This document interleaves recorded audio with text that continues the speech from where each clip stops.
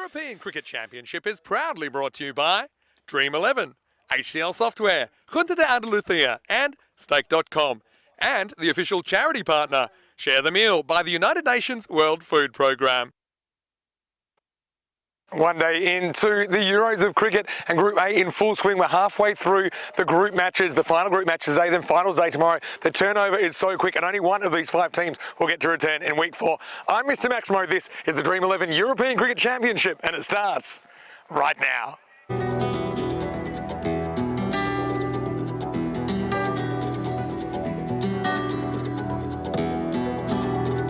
Ven conmigo su calle, a vivir su ambiente. Ven conmigo a vivir la vida intensamente. Conmigo ven, conmigo ven.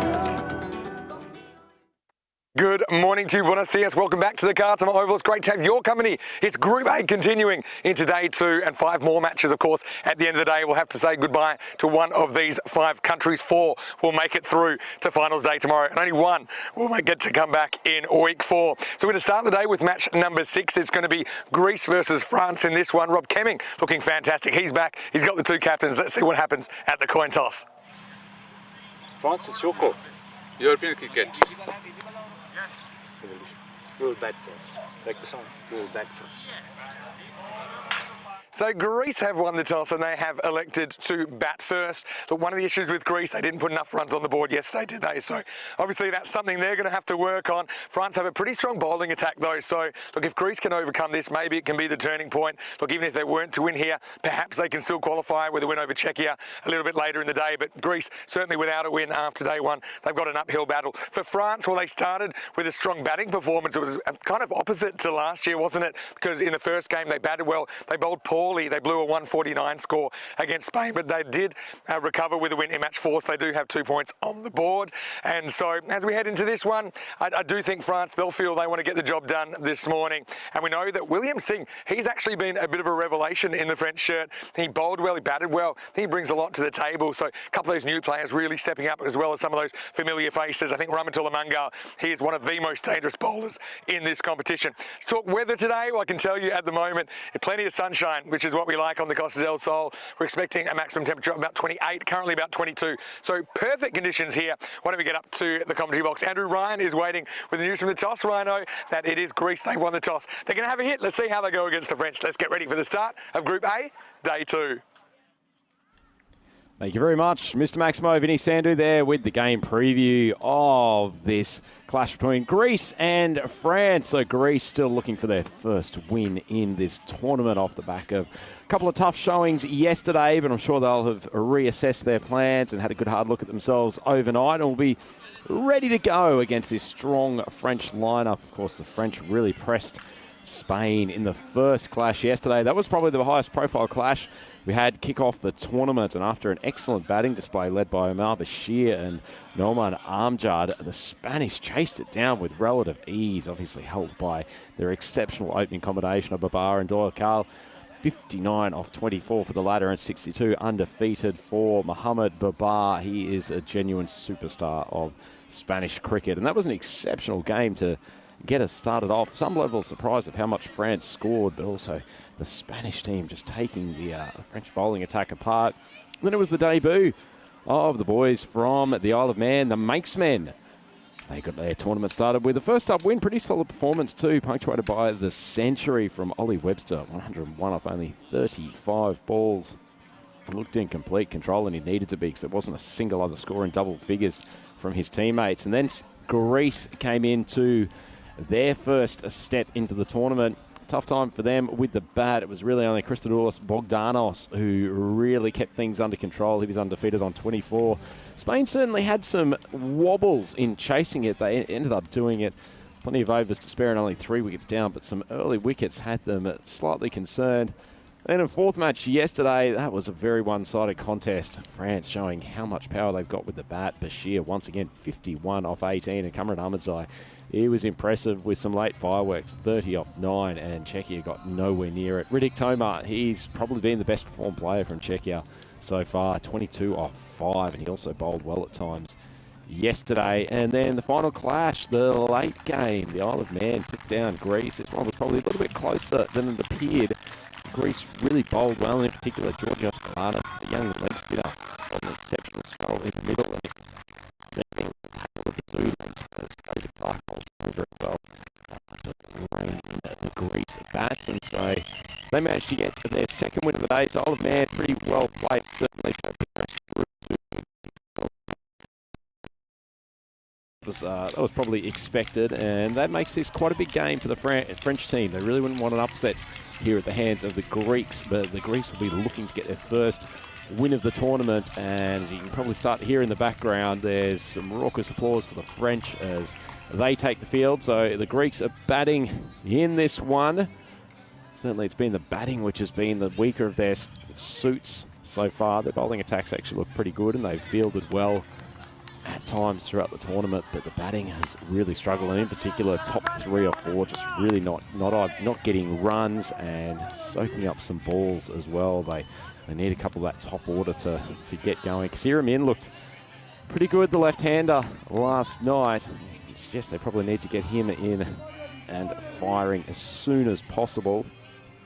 Certainly the supercomputer has probably not got the wrong match. Maybe it's had a bit of a snooze and a bit of a sleep in overnight, but either way, I suspect that the supercomputer would think that France are red-hot favourites for this, but nonetheless, the Greek bowling attack will give them some troubles. It's just a matter of whether or not the Greeks can put some runs on the board to get things started.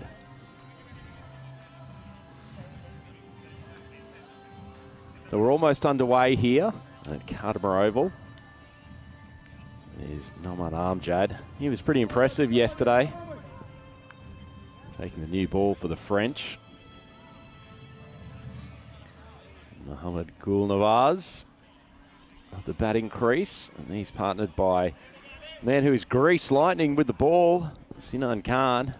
Shown some flashes with the bat so far, but getting the opportunity to face a new ball, get them off to a flyer. Nice in-swinging ball to start. It's just neatly turned around. It's actually a direct hit from the throw. And they scamper through for a second. So intriguing start to the game. Plenty of action on ball one. Gulnawaz would have been in his mouth for a moment. Didn't adjust to the in-swing particularly well. Popped the ball up in the air. No chance for the run out. It was a nice bit of fielding regardless, but alert stuff from the Greeks to take the second. Short ball with some pace, hooked around the corner, and it's going to be an easy catch. Great bit of bowling from Amjad. Short ball right at the chest, and Gulnawaz, it was half a shot, it was half evasion, and he is the first wicket down, and Greece continue this trend of losing early wickets.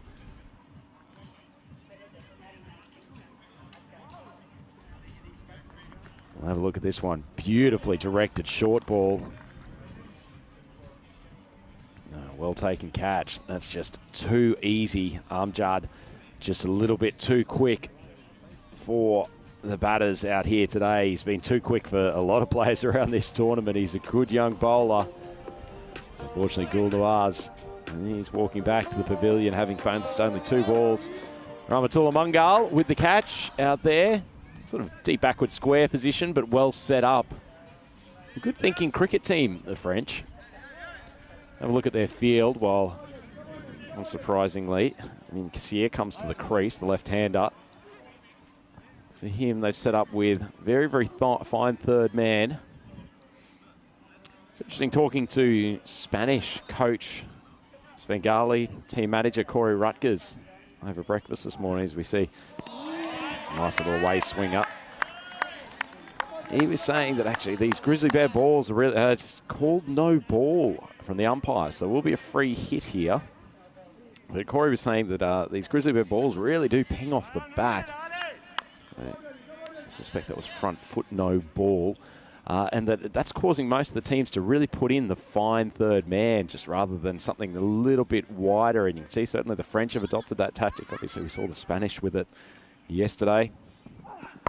Another short ball, it's a big swing. Ball pings off the willow, lands just inside the boundary. And Kassir's away, taking advantage of the pace from Amjad. Another short ball from him.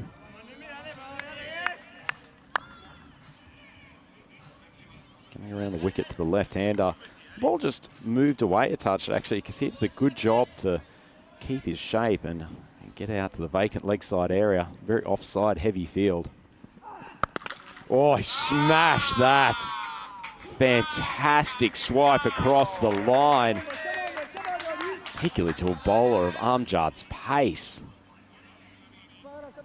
Almost Kevin Peterson leg flick off the back as he swivels and times it brilliantly. It's one of the shots of the tournament so far from Kassir. Pressure going right back on Amjad, and this is exactly what the Greeks needed to respond with.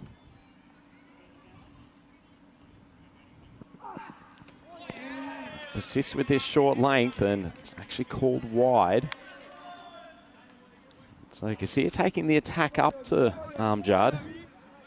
Just messing with the mind and the tactics of the bowler.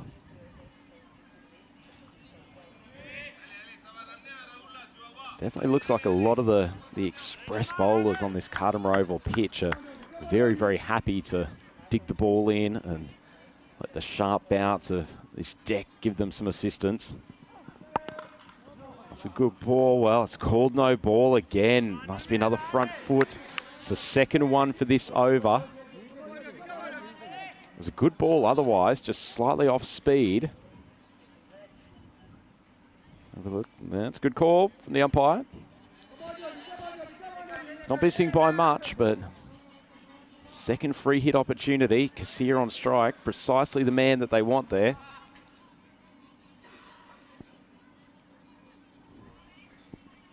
Amjad's gone short, almost every ball this over. Let's see if he spears this in at the toes.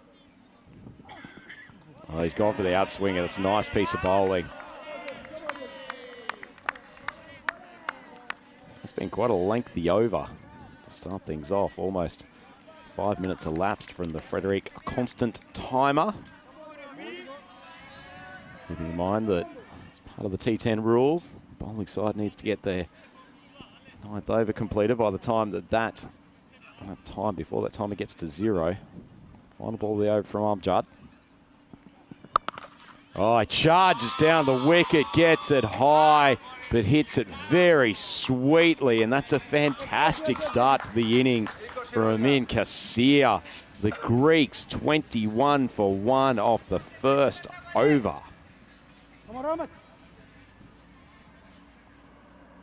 A luxurious swing of a cricket bat from Kassir. He showed us some glimpses last night that he's got both some style and substance with the bat, but 2 mammoth sixes off the spearhead of the French attack. That is a statement in the first over. There's a chance to look forward to, certainly we've got coming up later this week, so this group will conclude tomorrow evening, and then we get into Group B, Jersey, Guernsey, Belgium, Croatia, and Bulgaria. That is a mix of nations. 2 bailiwicks between the UK and France. And the Belgians, who probably play this format better than most. They've got some gigantic hitters in their squad.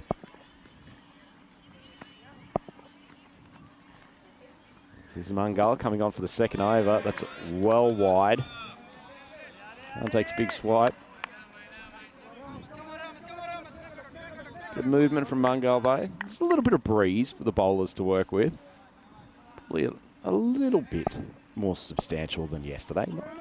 Not greatly impactful though. Fantastic day for cricket. There's a little bit more cloud cover than we had for day 1, but wonderful conditions. Oh, lovely ball from Mangal. Jags away off the seam. Catches the outside edge. Just a 1 down to third man.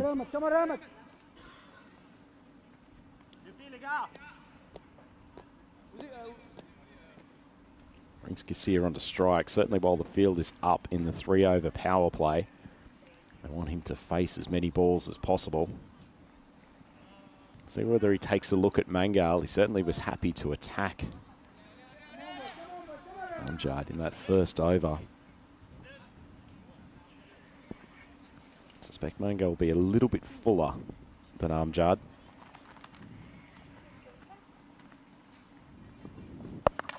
Well, he's gone short, and Kasira's punished him. A couple of clicks slower than his opening bowling partner, Mangal. Probably can't afford to bowl that length, and to be honest, I think the right thing for him coming over the wicket, but he's really got to try to get this ball outside of the off stump of Kasir. I think he's got a natural inclination towards the leg side. That's where all of his protection is. And unfortunately, bowling half tracker just on sort of middle and off. Duly dispatched. Kasir up to 22 off 7.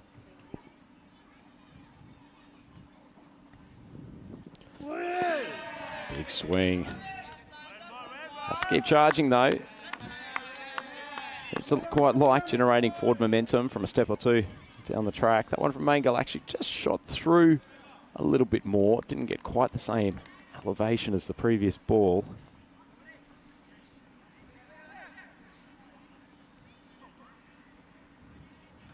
It's a good start for the Greeks. Some questions for the French as well. Skipper Amjad, does he bring himself back for a second or maybe change the pace up a little bit?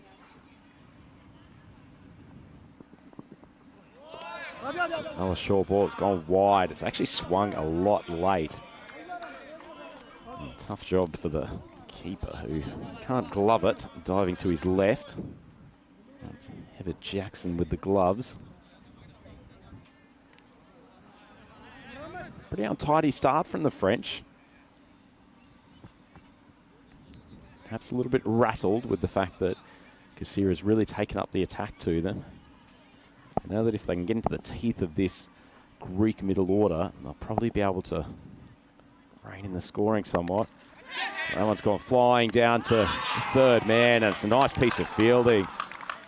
Rahul Mangal down there. Those balls that fly to third, never easy catches, but he kept his balance well, got into good position, takes a catch above his head.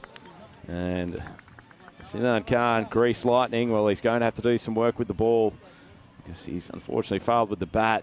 Just trying to swing that to the leg side, made insufficient contact, and fielder was well positioned down there at that fine third man spot, and a good catch in the end. Still a healthy start from the Greeks. Already 1 for 2 with the loss of Khan. Felt like he was out there for quite a while, but only faced 2 balls in the end. Kasir taking the majority of the strike up until that time. Brings Harmanpreet Singh Mehmi to the crease. He'll take the gloves during the bowling innings from the Greeks. The job now is to probably more so work the singles, take advantage of the fact that Kasir is really feeling it. Tries to go for the big shot, does nothing but pops it straight up to the fielder at mid-wicket. That's pretty poor cricket from Singh Mehmi, to be honest.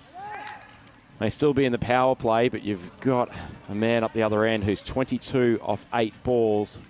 Instead of just playing a sensible shot to get him back on strike, you've lost a second consecutive wicket in 2 balls. And from a fairly poor shot. The Greeks showing a lack of technique for dealing with the short pitch bowling. That ball just got big on him. High off the bat and just blooped up to the mid-wicket fielder. It's pretty good bowling from Mangal. He's come back quite well after a few loose ones earlier on in the innings. And that does set him up for a hat-trick. We've already seen Lorne Burns from the Spanish side pull off a hat-trick yesterday. Let's see if we can have our second. Full ball, almost traditional cricket. Mohammed just drives it out to mid-off. And that ends quite eventful over. The Greeks up to 31. Healthy score, but 3 wickets already back in the pavilion. That's less helpful to them.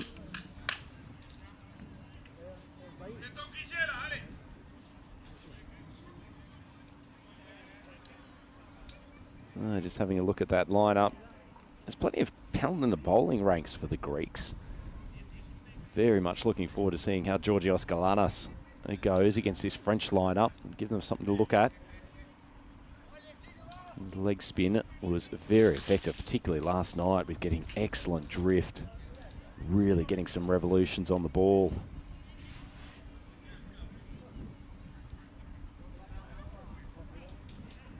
And speaking of a man who has created revolutions on many, many fronts, what a wonderful opportunity to introduce Vinny, Mr. Maximo Sando, back to the commentary box. Vinny, how are you? Hopefully not the criminal box. Good morning, Rhino. Morning, everyone. Great to have your company. And William Singh is going to bowl some left-arm spin here in over number 3.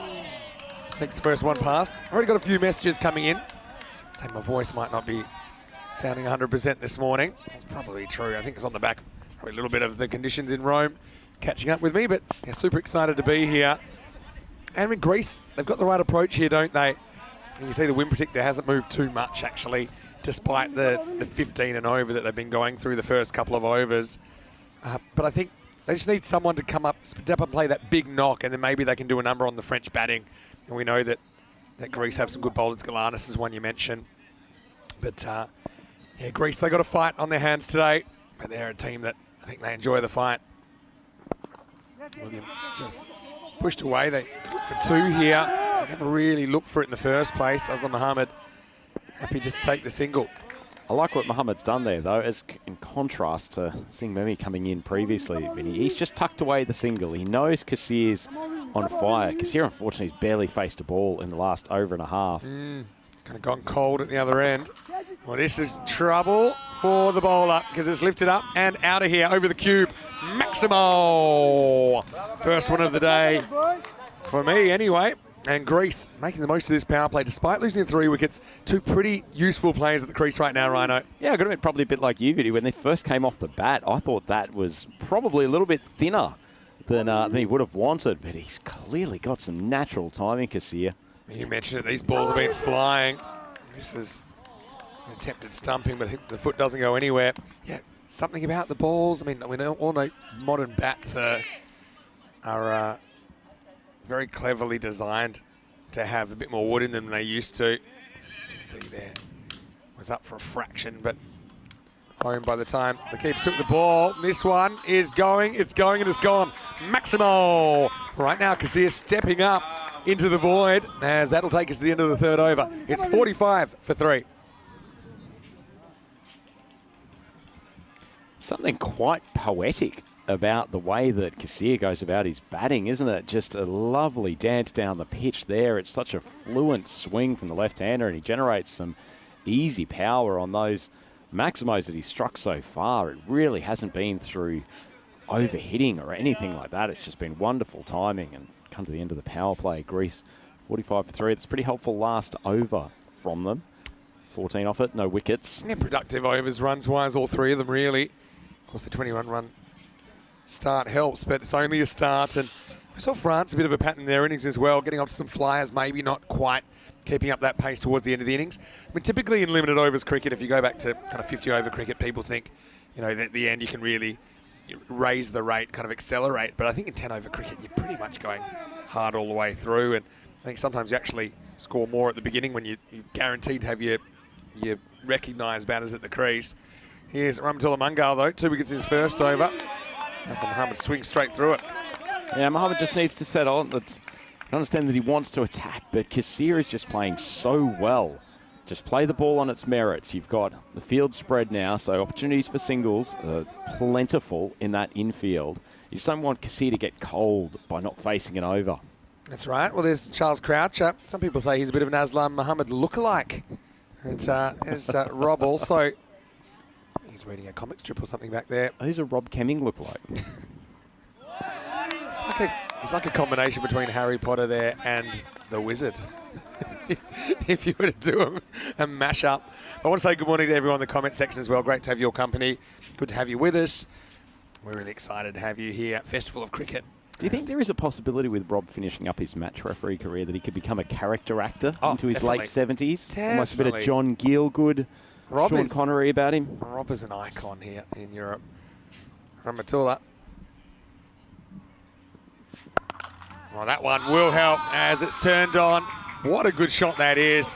And never the old and the young here because Aslam Mohammed, 53 years of age, just hooks away a man 33 is Junior into the cheap seats. Maximo as the 50 comes up for Greece. Well, love it. Aslam Muhammad doing it for those of us in the advanced age category. Fantastic shot, and that's one of the longest sixes we've seen so far. Yeah, that was really well timed. He tried it first ball, didn't he? I know that a lot of people talking about this pitch seems bouncier than ever.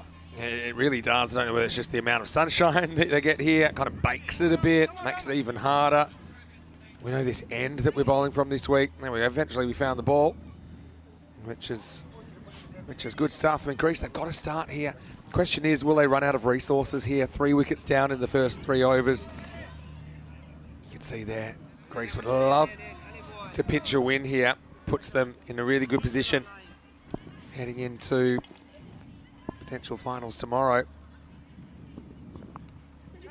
Oh, this was dropped. It would have been an absolute all-time catch from Kanasane there in the circle, but he couldn't quite hold on. Geez, he showed some athleticism to even get close to that, the big man, Kanasane. Fantastic dive to his right. Muhammad really timed this, and it was a pretty good shot. In fact, as you said, that would have been a screamer, Vinny. He's pretty athletic, actually, Kanasane. Don't be fooled by his... Rob Kemming-like stature? Yeah, I'll just say his nuggety stature. He's pretty quick between the wickets, and he's a pretty good fielder as well. Seemed to do some very good things. Looked very fluent going through the air. It was a great kind of goalkeeper stop, you know, for his football. But he did create a rebound. Kasia gets the strike back. And now goes straight down the ground. He nails it straight over the giant inflatable ball. Maximo, he's playing quite the innings right now. It's not often you see Ramatullah take him back down the ground like that. Well, he's making the folks back in Corfu and Athens believe in the chance of a big upset here for the Greeks. After a slightly shaky start, this man, Kasia, has put them on his back. 58 for 3. Haven't even completed the 4th over yet. Yeah. A win is basically stringing together a few small wins, and that's what Greece are doing at the moment. Gets to cut this one back and forces Aslam to hustle, but he does. End of the over. Reasonable spell nonetheless from Ramatullah Mungal. 2 for 24, his figures, and at the end of the 4th over, it's 59 for 3.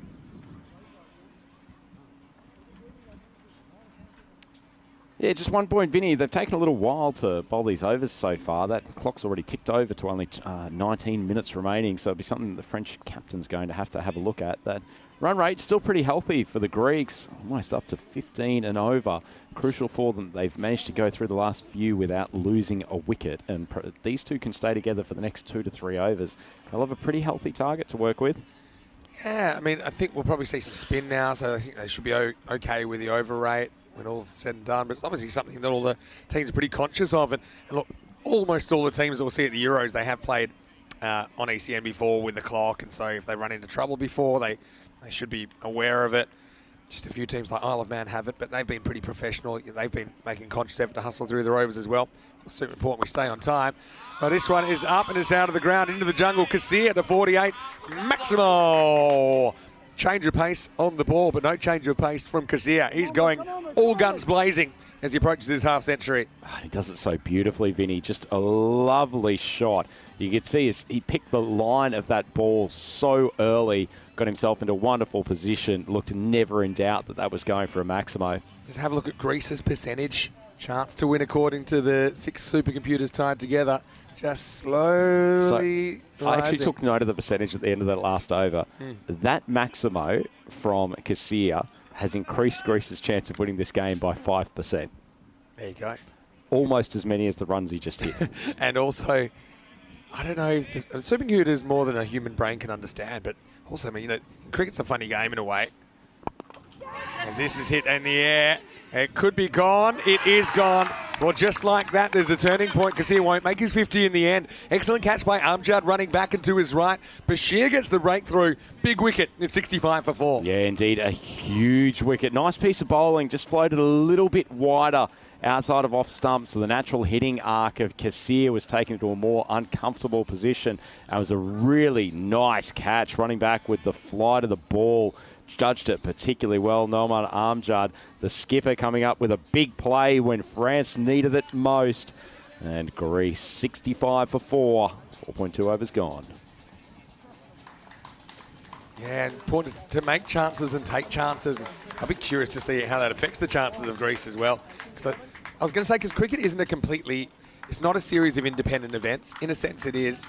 And what I mean by that is a batter who's scoring runs seems more likely to score more runs. So you know, if you talk about if you're tossing a coin, each toss is kind of unrelated to the next. So I wonder if the supercomputer knows that when a certain batter hits a 6, like Kassir did there, he's more likely to hit more 6s down the track. As it was, there was a miss hit there. It was gobbled up.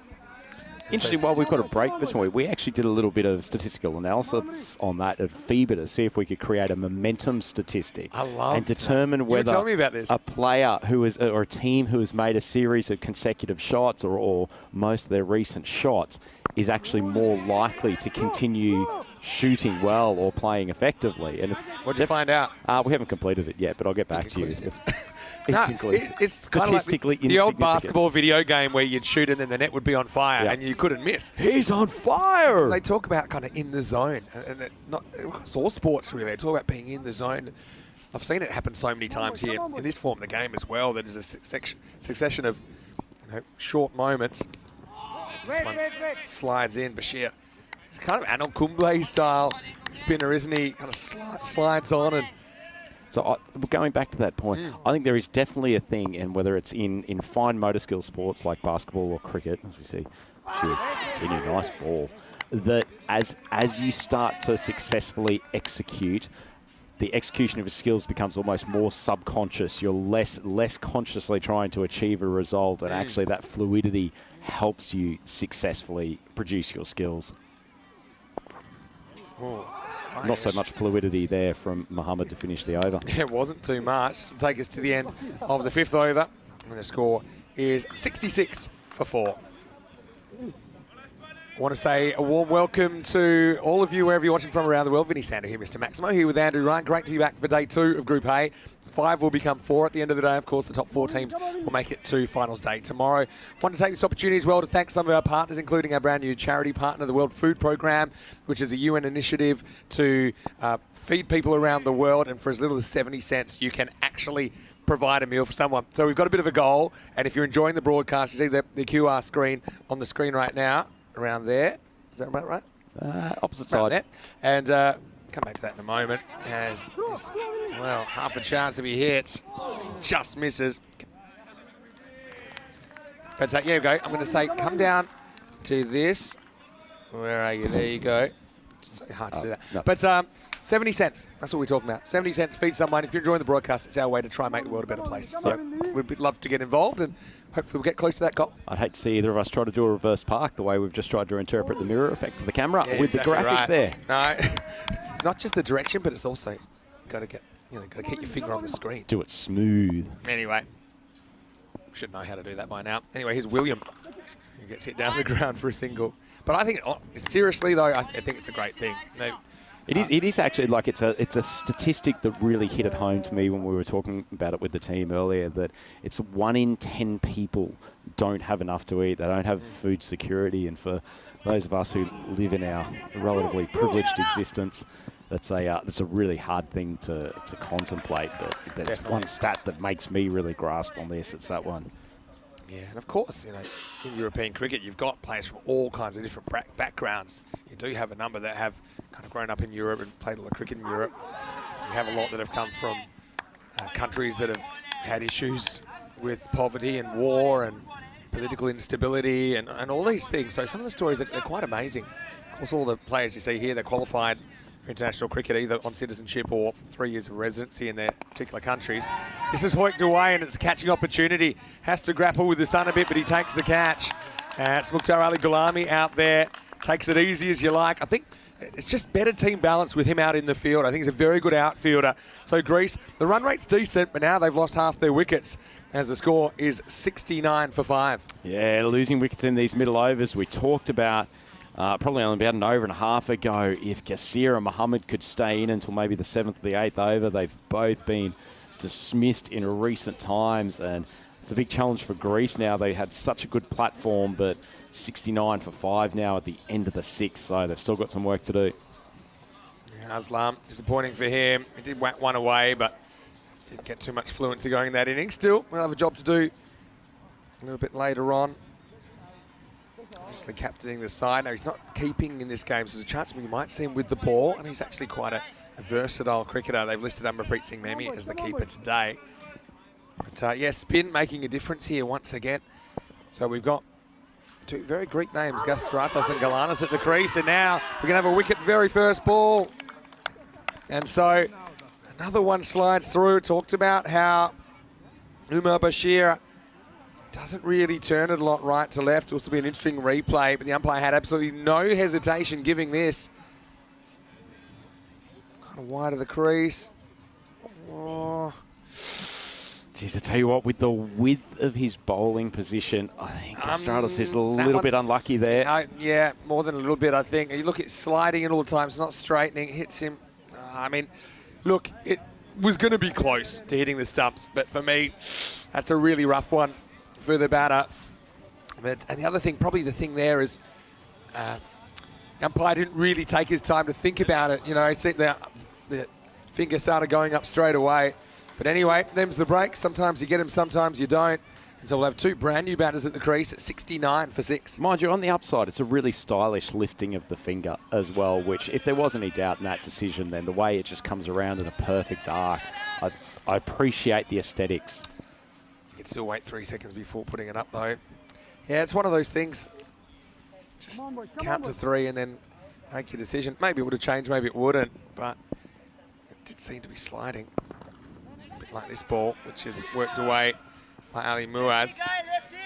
And certainly a wicket that the Greeks really couldn't afford to lose at that stage. Stratos showing a capacity for finding the boundary, particularly in the first game. Yesterday played a nice little innings. Just like someone that's got the hot hand in Las Vegas, Greece seem to have rolled snake eyes a few times over the last 5 minutes, haven't they? And now they're back in the doldrums, 15%. They're up in the 30s, I think, at one point. Anyway, let's see if they can pull something out of the fire. Need a big partnership. Galanis faces up, grabs a wide. Excellent keeping down there from Action Jackson. Do you like that technique? Got down on the sort of sliding one knee. It was almost like a bit of ice hockey goaltender. Stay low is just a mantra of keeping. Stay low and move early. That's what he did. Yeah, so, yeah, it just gives you the best chance of getting something behind the ball. I mean, you're always trying to catch the ball, but also in this form of the game, it's really important to be quite defensive and make sure you just block the ball, right? Those kind of stops. And just been a licorice all sorts over from Bashir, hasn't it? A couple of absolute peaches mixed in with some stuff quite wide of the crease. Yeah, Bashir's a handful, isn't he? And I think he's enjoying the bounce he gets out of this pitch as well. Oh, Galanis hits this right off the end of the bat. So he's just a bit early through that shot. So hit Bashir, probably hard to pick up on TV, but he's quite subtle in his pace variations. Plus minus 10%. Georgios gets a piece of this. And look, Georgios is a guy, I met him a couple of years ago now when we had the series in Corfu. And I was really impressed with his cricket. I think he was 17 at the time. I said, you know, I assumed maybe he had a family background in cricket. He says, yeah, my dad plays. I'm like, well, did he study in England? Or, you know, he just learned his cricket here in Greece and passed it on. And Georgios is a very good player. Well, I have to think about this one. And we've got half a chance of a run out. They go the long way. He's got a lot of cricketing now, Scalata. So even just on little things like that he's made an early call, he's gone hard, and obviously his partner didn't react so well. He's not the only one, though, as we get to the end of the over. This one's a bit high, 74 for 6 after 7. And so, yeah, I think you've just got to realise that it's one of these things, when more kids play, they play with other kids, and it grows kind of exponentially. Now, one thing that we're super excited about is the ECCW. And we had a bit of a countdown for this Euros of cricket. So I thought, why don't we start a countdown for the Euros of women's cricket? 82 days away now. We'll be back here at the Carnamore Oval. 5 nations will take part over 24 matches. For more information, you can go to europeancricket.com. It's the first ever Euros of women's cricket, Rhino. It's going to be a fantastic showpiece. I am legitimately and genuinely excited about that. I think it's a really exciting area of cricket development in Europe. Well, this is one of those top edges that flies, and it won't be 6, but it will be 4. And, well, this has been the story so far of the first day and a bit. Can I, speaking of women's cricket, can I take this opportunity to give a shout out to our Cosnay women's team who had their first ever victory in Swiss Women's Premier League cricket on the weekend. Fantastic. Came back with a raging last couple of overs to chase down the target against the A1 Sports Club. So fantastic effort from our Cosnay ladies. Well done. Rahula was wide here.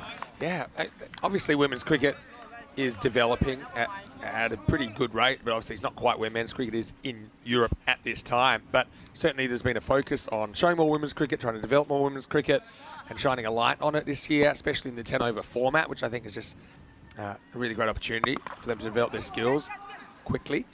And also, I know Estonia this year, they had their first women's 10-over match, kind of ECN style. And do you know what the result was? Golden ball. Golden ball. Golden ball. Golden Should ball. have known. Yeah, Should have so, known. yeah, hello to everyone up there in Estonia. I know that they'll be joining us pretty shortly for one of the groups coming up. Takes on the hook this time. Has he got enough on it? I think it's going to stay in the field. Great effort. I think it's going to be 4, but we'll have a look at it on the replay. If not, it might be a run.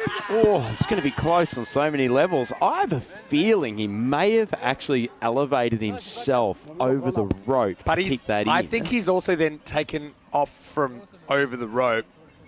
I think it's going to be tight. But his first contact's inside, right? Completely. Let's just get a really good look at this. Yeah. Does he then touch the grass before the ball? Do you want me to be technical here? It's touched the rope anyway. Yeah, so it was a super interesting one. If I was going to be technical, and it's a weird rule, it's one of the weirder rules in cricket, but if you first touch the ball legally inside the field of play, then from that moment, as long as you're never touching the line or over and the ball at the same time, then you're fine. So he was almost fine there because he did originally touch the ball going for the catch, right? But you couldn't come from over the boundary, jump, and then touch the ball in the air. What's the maximum? I feel like that rule. rule has been butchered so much to create a particular play that it's actually now defying common sense. Yes, definitely. It should be basketball rules, right? You can't jump from this third row and then, No, absolutely not.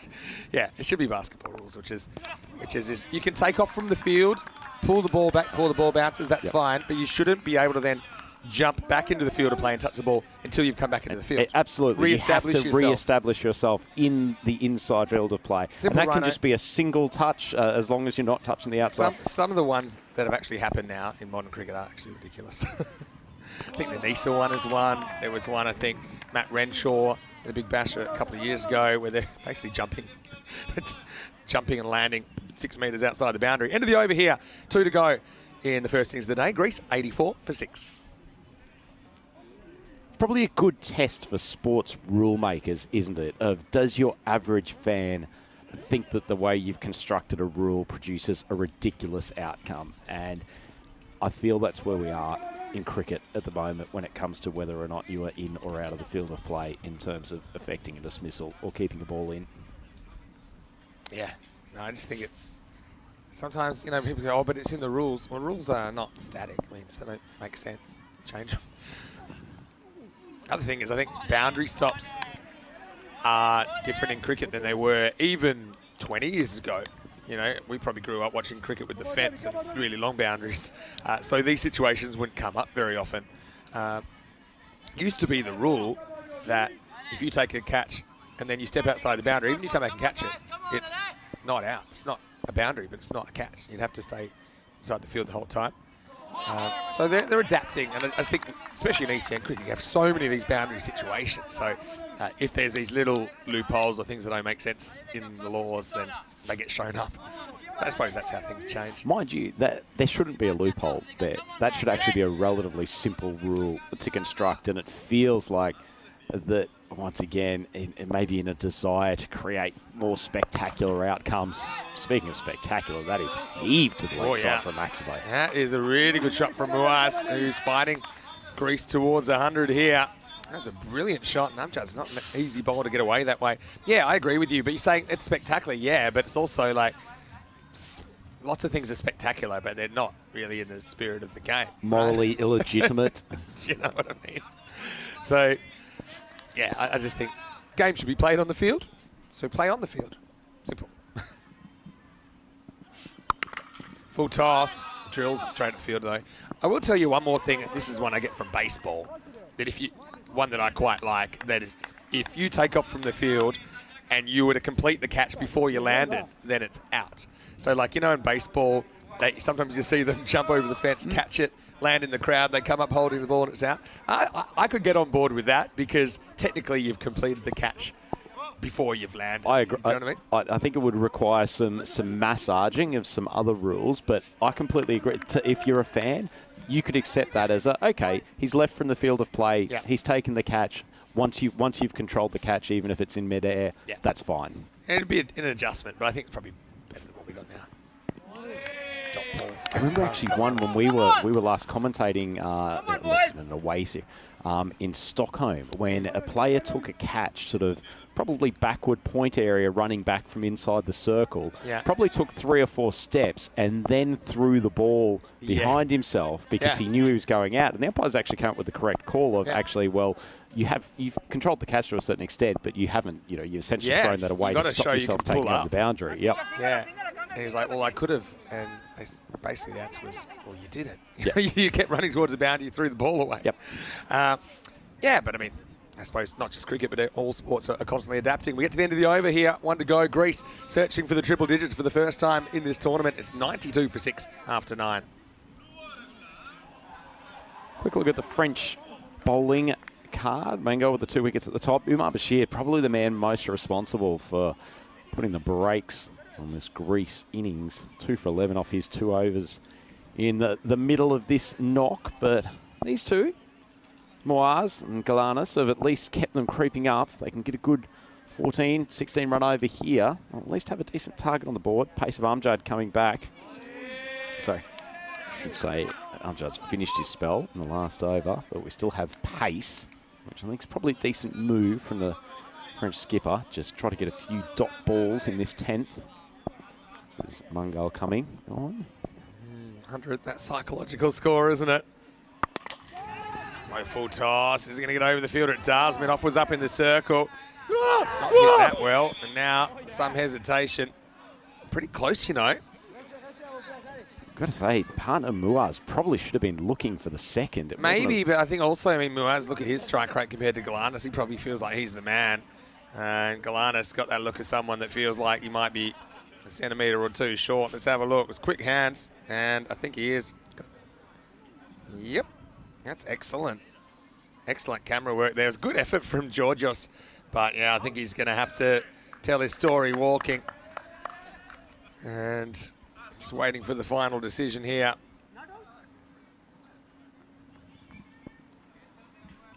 Pretty tight, but I think you're right. Cut. Maybe they're saying issue with the bails coming off.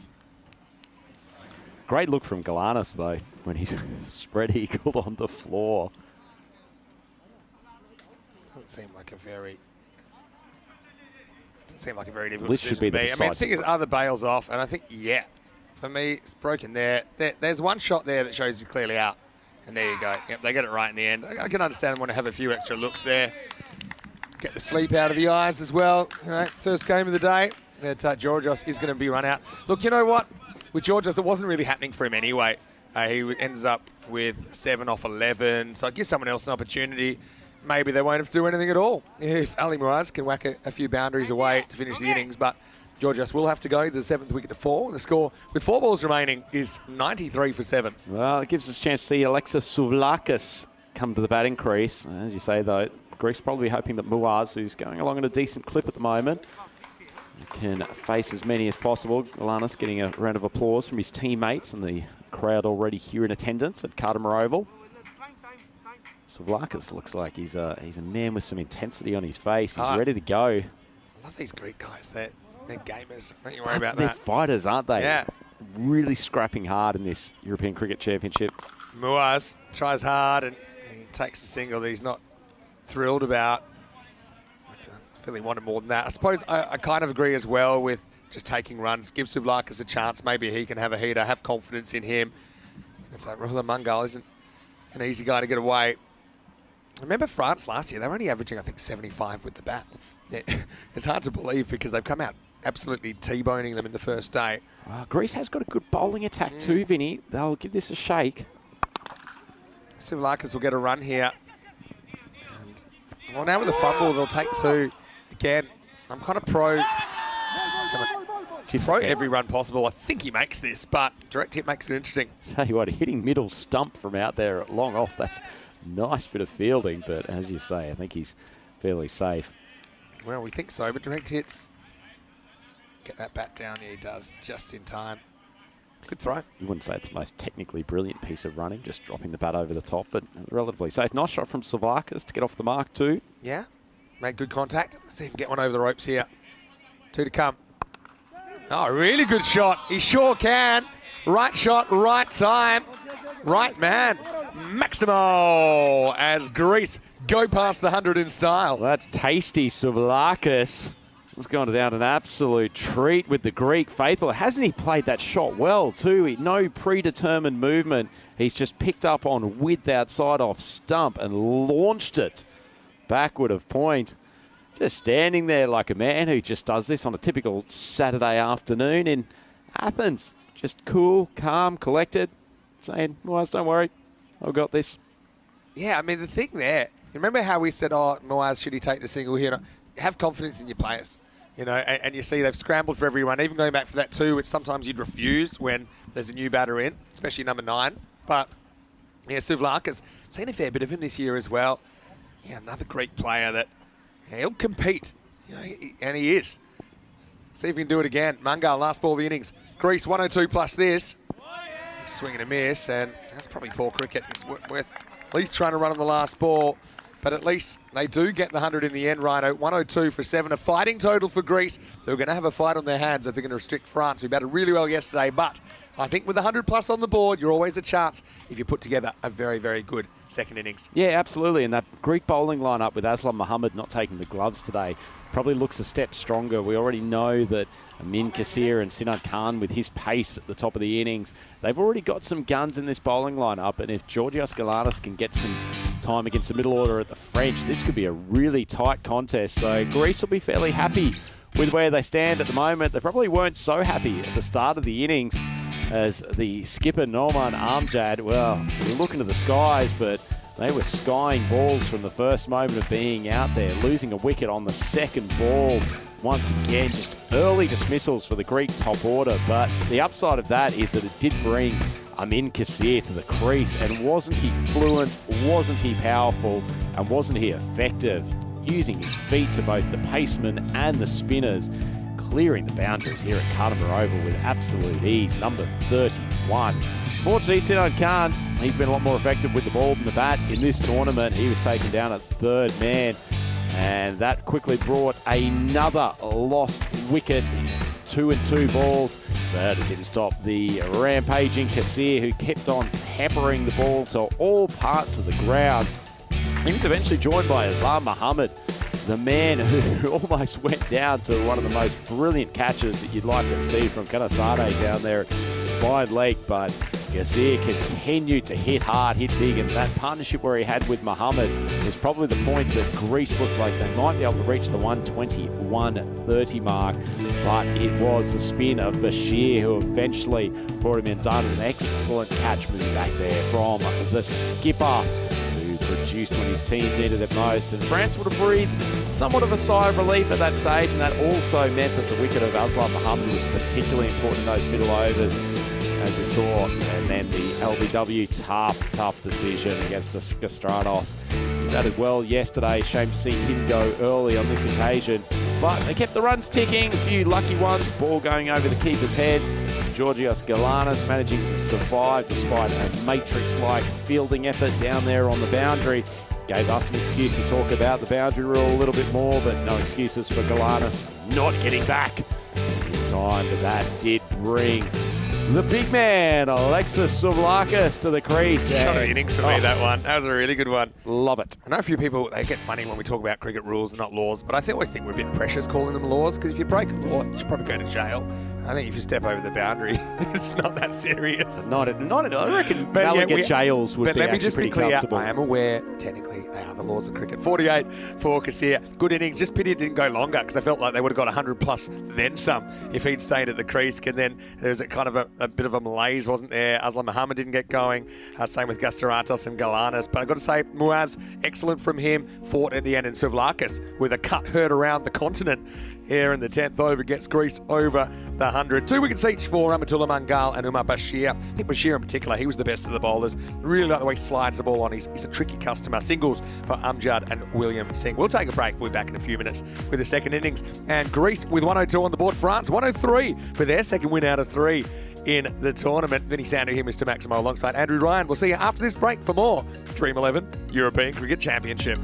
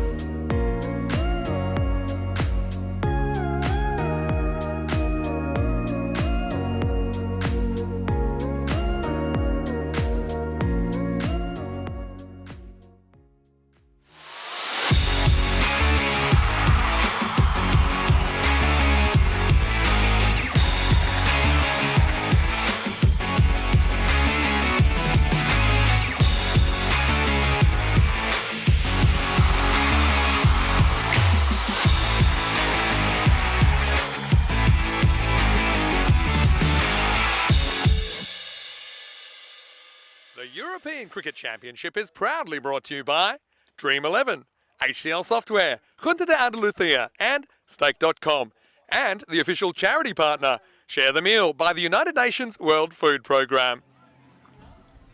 European cricket, family and friends, thank you for joining us back here at the Cartamar Oval for the first game of day 2 here of the European Cricket Championship. We are in Group A and about to start the second innings of this game. Greece have put a fairly handy total on the board in the form of an innings of 102 for the loss of 7 wickets across their 10 overs. They were led by the left-hander Amin Kassir, who played a fabulous little knock of 48 off 17 balls, and a little bit of support towards the back end of the innings by Ali Nawaz, and also Alexis Souvlakis coming in and hitting the penultimate ball of the innings for a Maximo. So they set France a pretty decent total, and given the strength of Greece lies in their bowling, if they get some early wickets here, they would be very confident of being able to defend this target.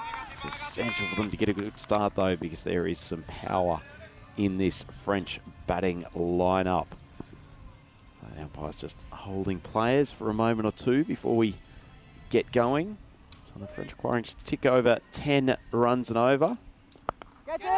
Wow, first ball wicket, my goodness, a lovely piece of left-arm orthodox bowling and an excellent catch from Mohamed Gul Nawaz, who is down there at the third man position. Amar Bashir, who's been very, very good for the French so far in this tournament. He departs first ball, and what a stunning start for the Greeks. I've said that it is their bowling which is their strength. It was a nice delivery, just pitched with a bit of flight onto leg stump. Bashir goes hard, a little bit leg side, and that is a massive first wicket. Amin Kassir is the hero with the bat. He's also an excellent bowler. Isn't this a turn up for the books? Well, after yesterday, France would have been very, very heavy favourites to win this game. Did have doubts whether or not the Greek batting lineup could put a substantial target on the board, but once again, thanks to Kassir, they managed to do that, getting up to triple figures. Now wicket first ball, bringing Zardashir to the crease. Another nice ball. Shear just conservatively plays it down to long on. I'm going to take the strike, so France off the mark.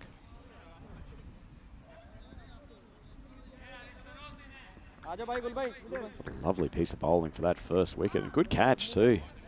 She went hard at the ball. Flew off to Gul Nawaz, down there in third man position, inside the circle. So you'd probably prefer bowling to the right-handers if he has his choice, but you don't have to deal with a right and left combination. Ahmad about to face his first ball.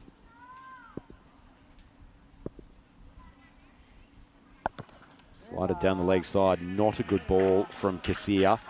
And it's flicked away.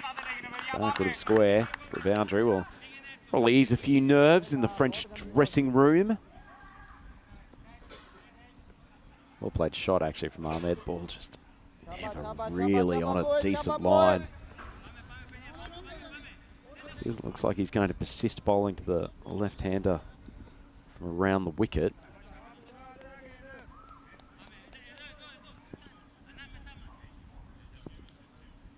Didn't even give the ball some air.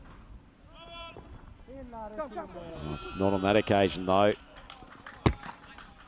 Poor comeback after being hit for 4 the previous ball, and he's actually been called for no ball, which just compounds the error. Keeper couldn't get down the leg side. Tried to go for the quicker one, but direction was off.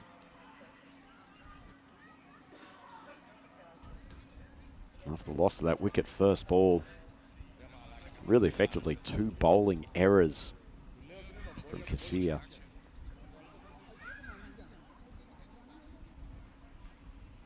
Well, the no ball's actually been called for illegal action from the looks of it. Bit of consultation between the skipper, Aslam Mohammed, and the umpire. So, some words between the Brains Trust. Certainly seems to be a periodic thing. So he's bowled the quicker ball on that last delivery, and that's the one that has been called. A lot of the orthodox spinners around the place do tend to have more concern when they do bowl the quicker one and try to generate some speed. The short run up, so he'll continue on for the moment, and it is a free hit for the no ball, and it has been dispatched, and dispatched with authority. That is a huge strike from Zain Ahmed, and after such a positive start, haven't things taken a turn for the worse for the Greeks? That's a mighty blow from Ahmed, just absolutely cracked off his bat. Not sure about this line continuing from around the wicket from Kasia. Clearly Ahmed has some power over that leg side. Floats that one at off stump, and it's just chipped straight down the ground, just carrying the boundary rope for a Maximo. Maybe reviewed by the umpires, but that's a lovely shot, very low risk. Kasia's finally found his line again, getting it onto off stump, but can't help but think that rather than having the ball go across the face of the batter, he'd be better starting over the wicket, trying to turn it back into the leg stump. So France, 22 for 1. That's another poor ball from Kasia. So after a wonderful start, the Greeks, France have completely turned the tables, taken 26 off his over. And then they have already knocked off 1/4 of the target needed just after the first 6 balls. And you can see already the energy from the Greeks has sapped a touch after that bright start. Great batting from Ahmad though. He goes to 20 of 5 deliveries, and you never know, could be the chance for a golden ball here. And speaking of golden, the man who is golden, whether or not he is wearing a jacket of that colour, Mr. Maximo. Well, I am today, if you've been watching the broadcast already. Yeah, Rhino, thanks so much. And let's see if Greece can get something going here. They've gone to the man that you affectionately dubbed Greece Lightning last night, Sinan Khan. He's their fastest bowler. Yeah, ducked first ball. It's disappointing for Bashir, but hey, if you're going to make a duck, make it a quick one. Leaves plenty of balls for your teammates. Yeah, I think, a bit puzzled with the no ball call there. Obviously they saw something, and obviously they're looking at everything really closely at this level. But yeah, France, of course, were involved in the only ECC golden ball ever, and that was against Belgium last year in the driving rain. France didn't win the golden ball, but they did win qualification into 4th place due to just losing, and you can't lose any closer than in a golden ball. That was probably the craziest game, I think, of 2022. And of course, since then we've had our second ever international 10 over golden ball, and that was on the weekend when Italy defeated Austria. All right, shake, rattle and roll. Here's Sinan bringing the heat. First one is chipped away, and great stop, great commitment out there. I'll definitely have a look at it. That's Chris Bogdanos at dives full length to stop that boundary. He's a good fielder, Bogdanos. Moves quickly across the ground. Looks like he's successfully saved a couple of runs with a great stop. That ball almost got past him. Excellent work. Chris is a very, very good fielder. Had a couple of really good improvisational efforts. I remember in Czechia in the ECI early in the year where, just flicked the rope a couple of times and just stood on the rope, but got really good fielding instincts. In the air, and Ahmed Aslam, he's out in the field today. Was thinking about running in full dive, but realised he wasn't going to get there in time. Just a little bit of a lucky getaway for the batter. That could have easily gone to one of the infielders. Of course, in the power play, there are extra infielders. Well, it's probably also lucky for the luscious turf here at Cardamom that his ripped abs probably could have chopped up the surface if he had gone for a full-face dive. You're not wrong there. Yeah, so that means Aslam's available to bowl if required today as well. It's just a handy little medium pacer. Bowl some off spin as well. Bit of a hybrid. Zayn Ahmed goes to the skies. Got to feel that this is a catching opportunity. Galanis is going back a long way. Gets hands on it, can't hold on to it. Doesn't go to the boundary. And this is a really tough catch. He does well to get so close, but Greece would have loved that to stick. Yeah, that's about the toughest, or close to the toughest catch you can take in cricket, isn't it? Having to run 15 metres back, track it over your shoulder. Galanis actually does a pretty decent job to get. So he has to turn slightly right at the last moment, slightly clockwise, and that's what made it even tougher. There's a bit of luck that had to go his way if that was to stick. Zayn Ahmed, though, it's a magical start for him, and he's a player that has now kind of stepped into that void. Gus McKeon, I remember in the Valletta Cup, the T20 Internationals earlier in Malta, wasn't available for the weekend. They were looking for someone to fill that void at the top of the order. And typically Zayn plays more as a left-arm spinner that might bat 7 or 8 for you, but he went up, he played shots, looked good. That's why they've kept him at the top. And also provides that left-hand, right-hand combination.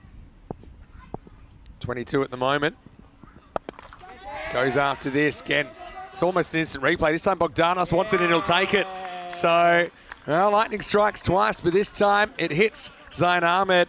Bogdanos with a good take, and he goes back and gets 2 hands to it. This time it sticks. It's 31 for 2. Yeah, handy wicket, and Sinan Khan, Greece Lightning. He's done another good job with the new ball here.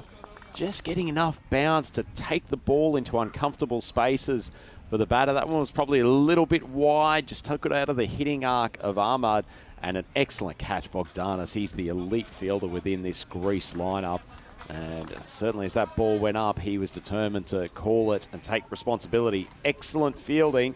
Second wicket down. We did talk earlier, Vinny, if the Greeks can get into the French middle order and get the leg spinner Galanis bowling to some of the batters down the order, Greeks are in with a real shot here. Yeah, it's a pretty interesting one, isn't it? So you've got both openers now. Zadasher's out there. Links one, Kanasane coming out with him. Galami still to come. He's a guy typically bats in the top 3 for them. Then you got Amjad. William Singh's in there. Pretty strong batting. We got guys, to be honest, they got no number 11 really. They got probably 5 number 7s, if that makes sense. They can all bat. Kanasane faces up. A bit of push and doesn't get a run this time, but then Greece, there's a certain air of enthusiasm about them at the moment. As we hit the end of the second over, the score is 31 for 2.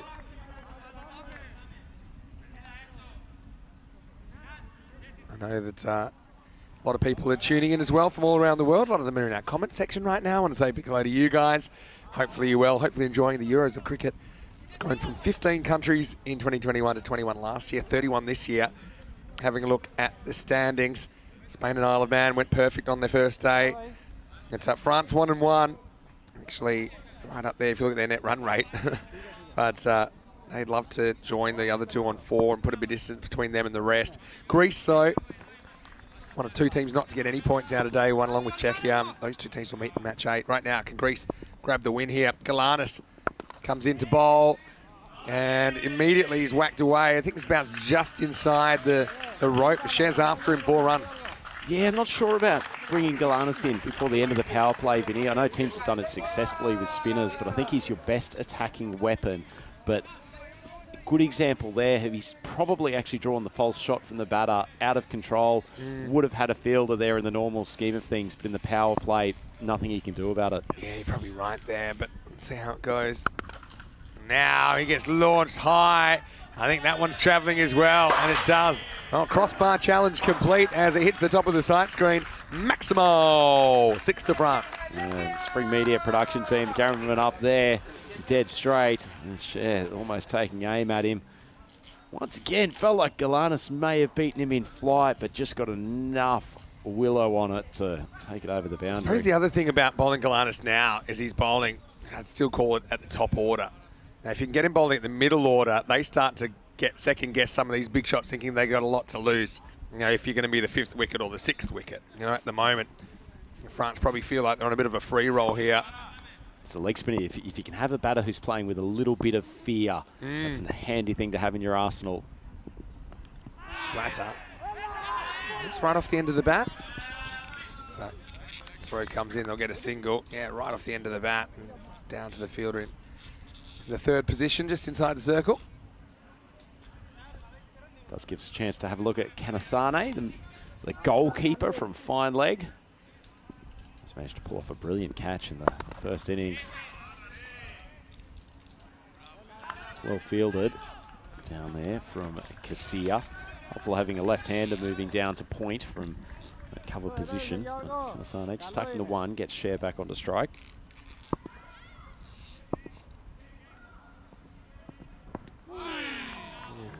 We're going to miss this time. Yeah, it's tough being any sort of bowler, I think, in this format. I often favour bowlers that's just a bit different. You know, whether you're a wrist spinner or obviously left armers, slightly different angle that they present. It's not all about blasting people out. I think some of the fast bowlers have been the most expensive in this series so far. And this is cut away, nice shot, sets the task with the fielder. Well, this is an interesting one. He's hurt himself. It must be 4, just going on the body language here. And the ball never actually goes over the line. Good effort out there from Casilla. Again, they haven't actually signalled anything yet. He did seem to fall over the rope. Yeah. And assuming he touches the ball maybe this time. So he's over the rope there, and it contacts him there in his shoulder, or maybe his lustrous head of hair. So there, 4 runs will be the result. That'll be the end of the over. It goes for 16 in the end. 3 boundaries in there. The score 47 for 2 after 3. Paul Casilla, he's had both ends of the cricketing experience spectrum so far today, hasn't he? Played a brilliant innings earlier on, got a wicket first ball.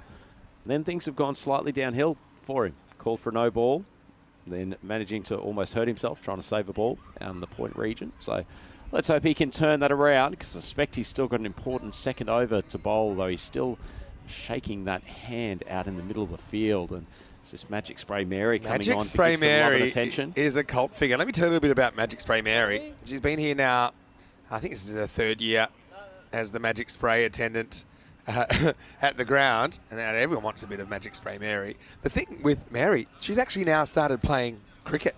Is that right? So she actually plays for the Costa del Sol women's team.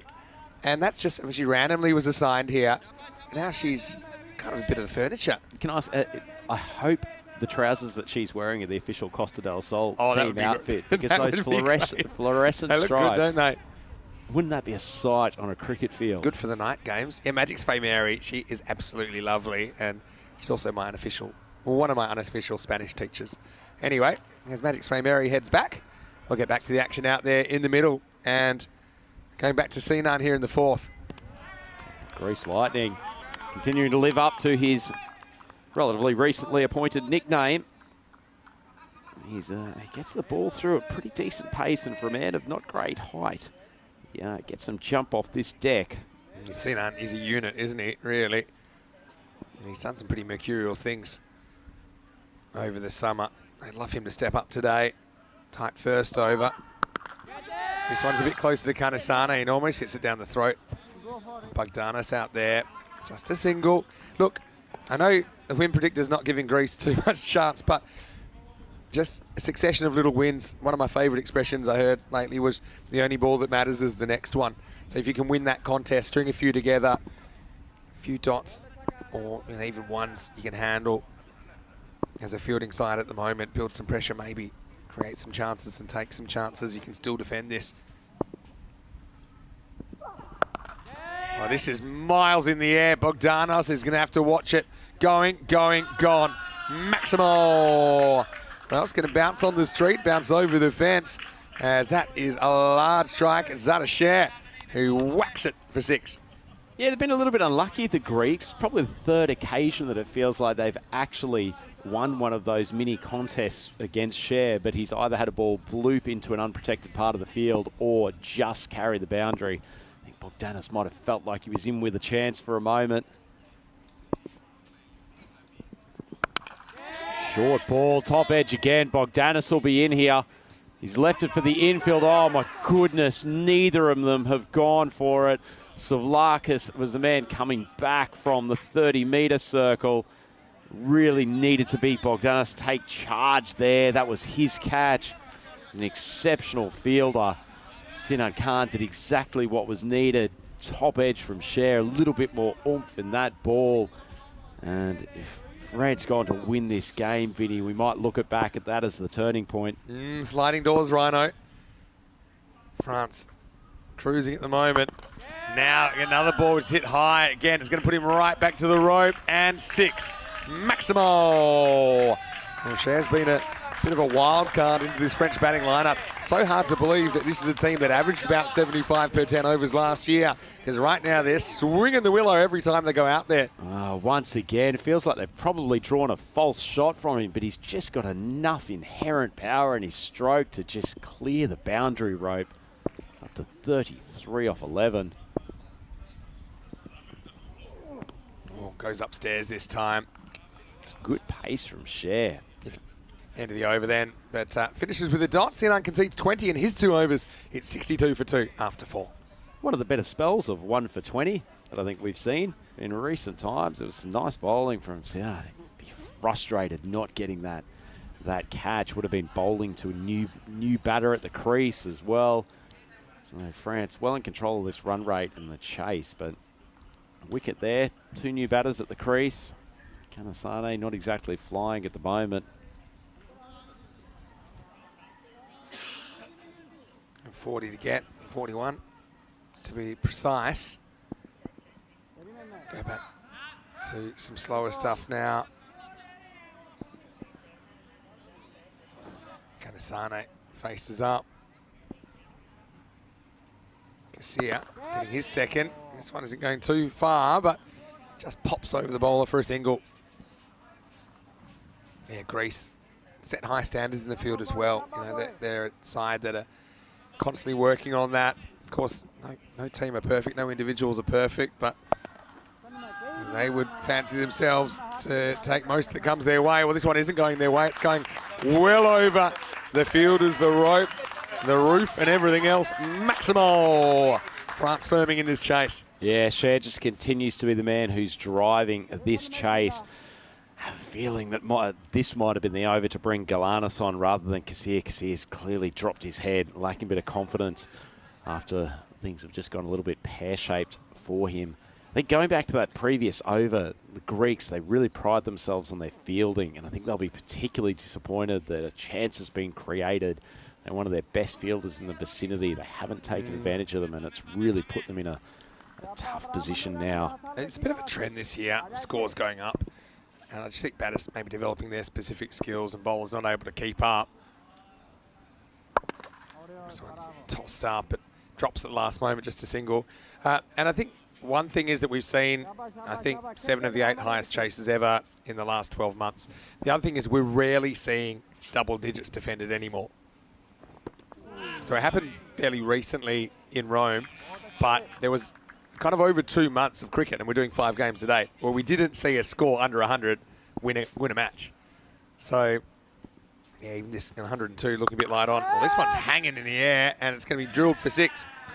Maximo. Kanasane got a gift and unwrapped it. I mean, it looked so high, but I mean, it was also dipping. So let's see what we see here. And it was creased like, yeah, it's probably not actually going to be waist high or higher at the crease, but still, just baseball that one out of here. And now he's going to be stumped, I think. It's an interesting one, because he almost gets his foot back, but I think almost is the key. Quick work by Amapreet behind the stumps to whip off the bails.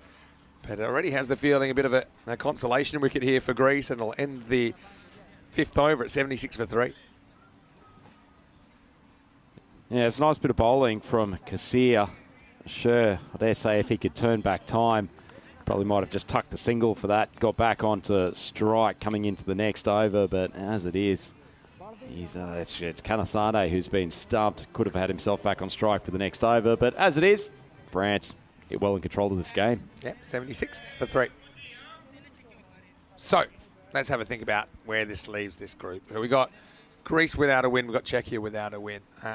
The way things are shaping up, and again, there's lots of different scenarios, but when Greece play Czechia in the 3rd match of the day today, that's shaping up potentially as a bit of a crunch match.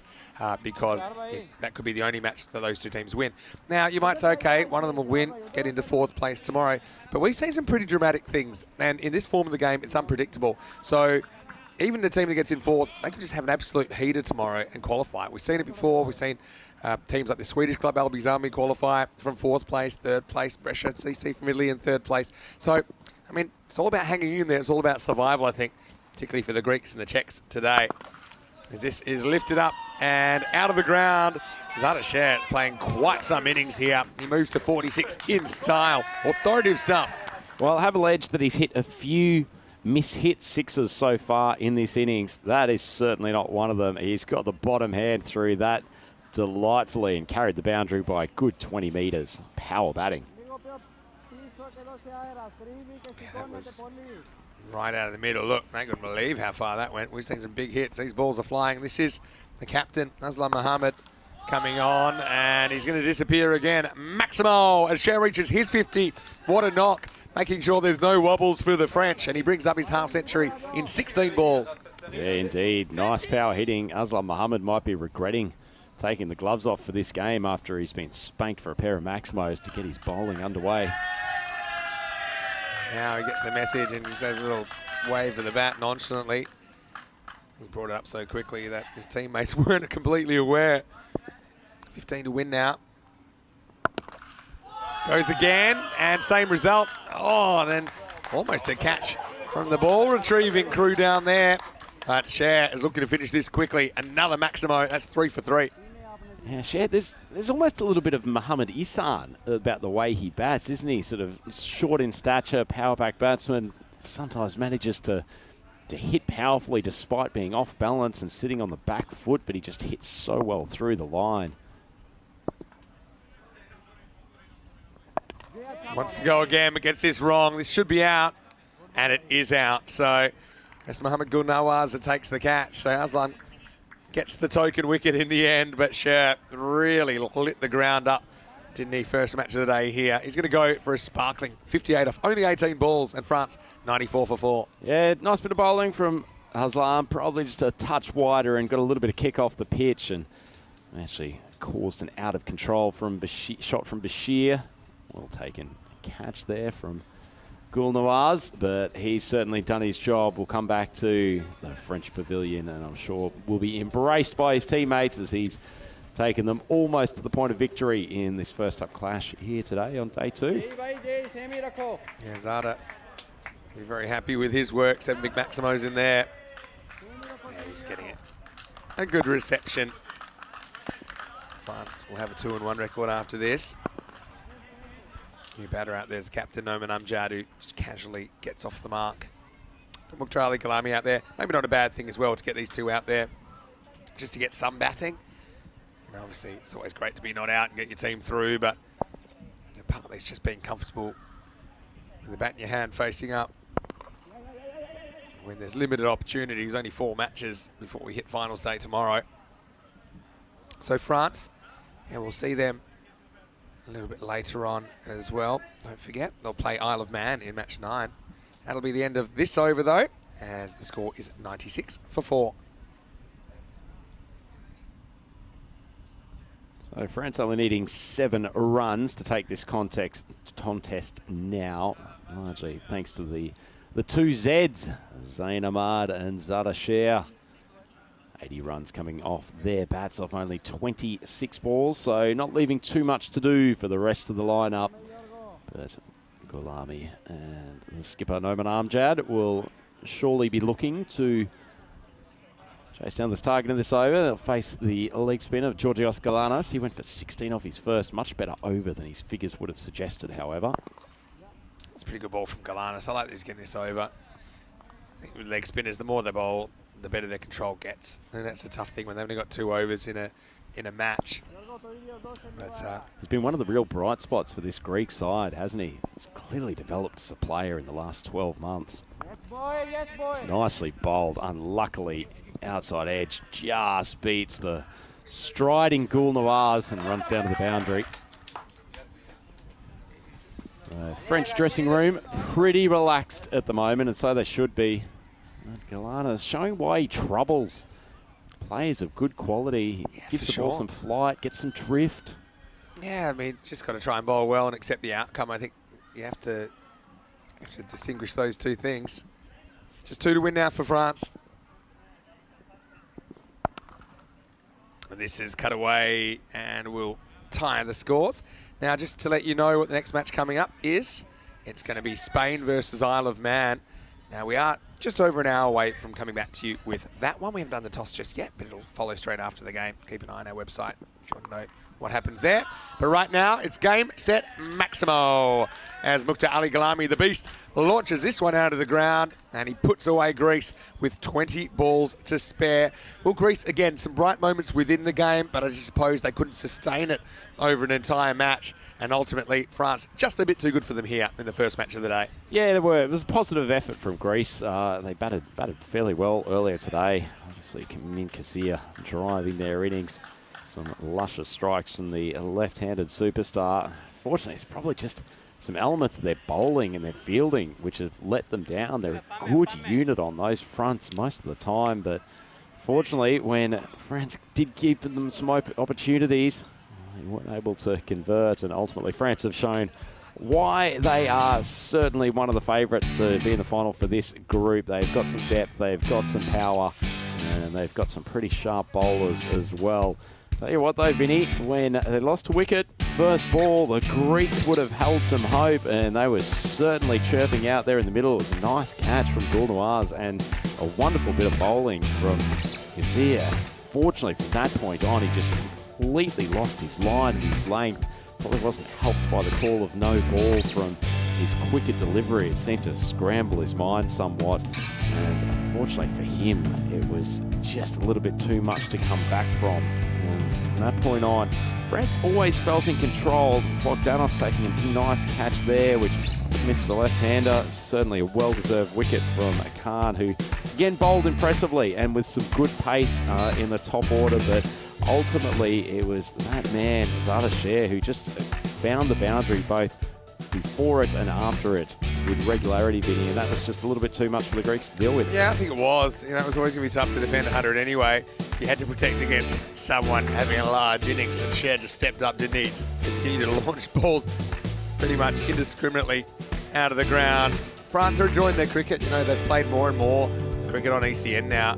Kanisane went down the track and ended up having to head back, but Aslam came on and Cher was after him, whacked him for 3 big Maximos before a token wicket late in the piece. Yeah, but I think France have come a long way in this form of the game since we first saw them 12 months ago. I think it comes from playing and playing, you know, with the cameras, with the pressure, kind of knowing their game.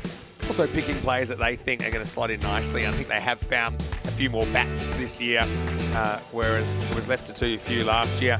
That was the last ball of the game. And there's Rico over there. I spotted him, and he'll be back with me pretty shortly. But here we have a slightly longer gap than usual, of course, at this time of the day with the scheduling of this tournament. So we'll be back in an hour with Spain versus Isle of Man. Toss details to follow. You can have a look in the comments section, or you can check out our website, EuropeanCricket.com, to see that toss news. 58 for Cher, half century. Pretty good innings as well, wasn't it? 7 big sixes in there, just 18 balls used up. Zain Ahmed also did his job at the top of the order, 22 off 8. And then Kanisane, Ghalami and Amjad making some brief appearances. For Greece, ultimately, again, it was a fighting effort, but just a little bit outclassed here by France. Certainly were, but I think the Greeks can take away some positives from this effort, in particular being able to put a decent target on the board. It was Kassir started off so well with a wicket on his first ball, but really went downhill for them afterwards. I thought Sinan Khan bowled much better than the 1 for 20 that his figures would suggest, and Georgios Galatas, I just think frankly a tactical error bowling him within the power play. He actually extracted a few false shots, but needs the fielders out in the boundary in this format to give him some support, but he will continue to progress and get better. But ultimately, that's another strong performance from the France. They faced a little bit of adversity in this game, but they came through it, and they'll be particularly happy with the way that Ardashir batted at the top of the order. So France end up beating Greece by 6 wickets in this contest. So that's the conclusion of the first match here on day 2 at the European Cricket Championship. Good one, Vinny. Yeah, still plenty to come though, Rhino. I know, Rhino, you're going to step out for a moment, and Rico will be back. We'll be 1 hour away from the first ball when Isle of Man take on France in the next match of the Euros of Cricket. Vinny Sander here, Mr. Maximo, with Andrew Ryan and Rico. He has arrived at the Cardam Oval, and we'll be here to bring you match 7 very shortly right here on ECN. You're watching the Dream11 European Cricket Championship.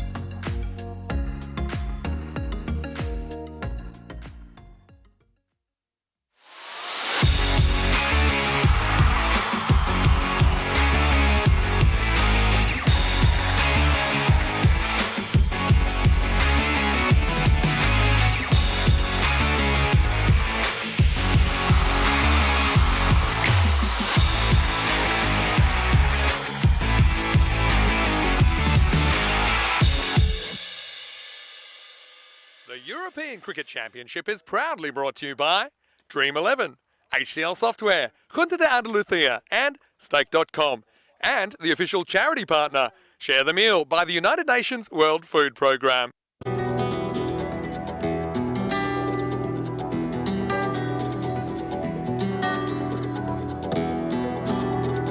Ven conmigo a cruzar su calle, a vivir su ambiente. Ven conmigo a vivir la vida intensamente. Conmigo ven, conmigo ven. Hello and welcome back. We are having a party here at the Cardamom Oval. I've got the kids from the Nova School. You guys having a good day today? Yeah! Oh, we're grooving. We're playing cricket. We're loving what we're doing. Coming up next, we have the host team España are here, taking on Isle of Man. Who are you guys going for in this one? Going for Spain? Yeah! I knew they'd say that, but they're going to have a task ahead of them with Isle of Man playing some good cricket yesterday. Two undefeated teams clashing in match 7. Time for the coin toss. Let's see what happens. Rob Kemming has the two captains. Your call. Crown. Crown is called. It is crown. We'll have a bet, please. You can have a bet. Good.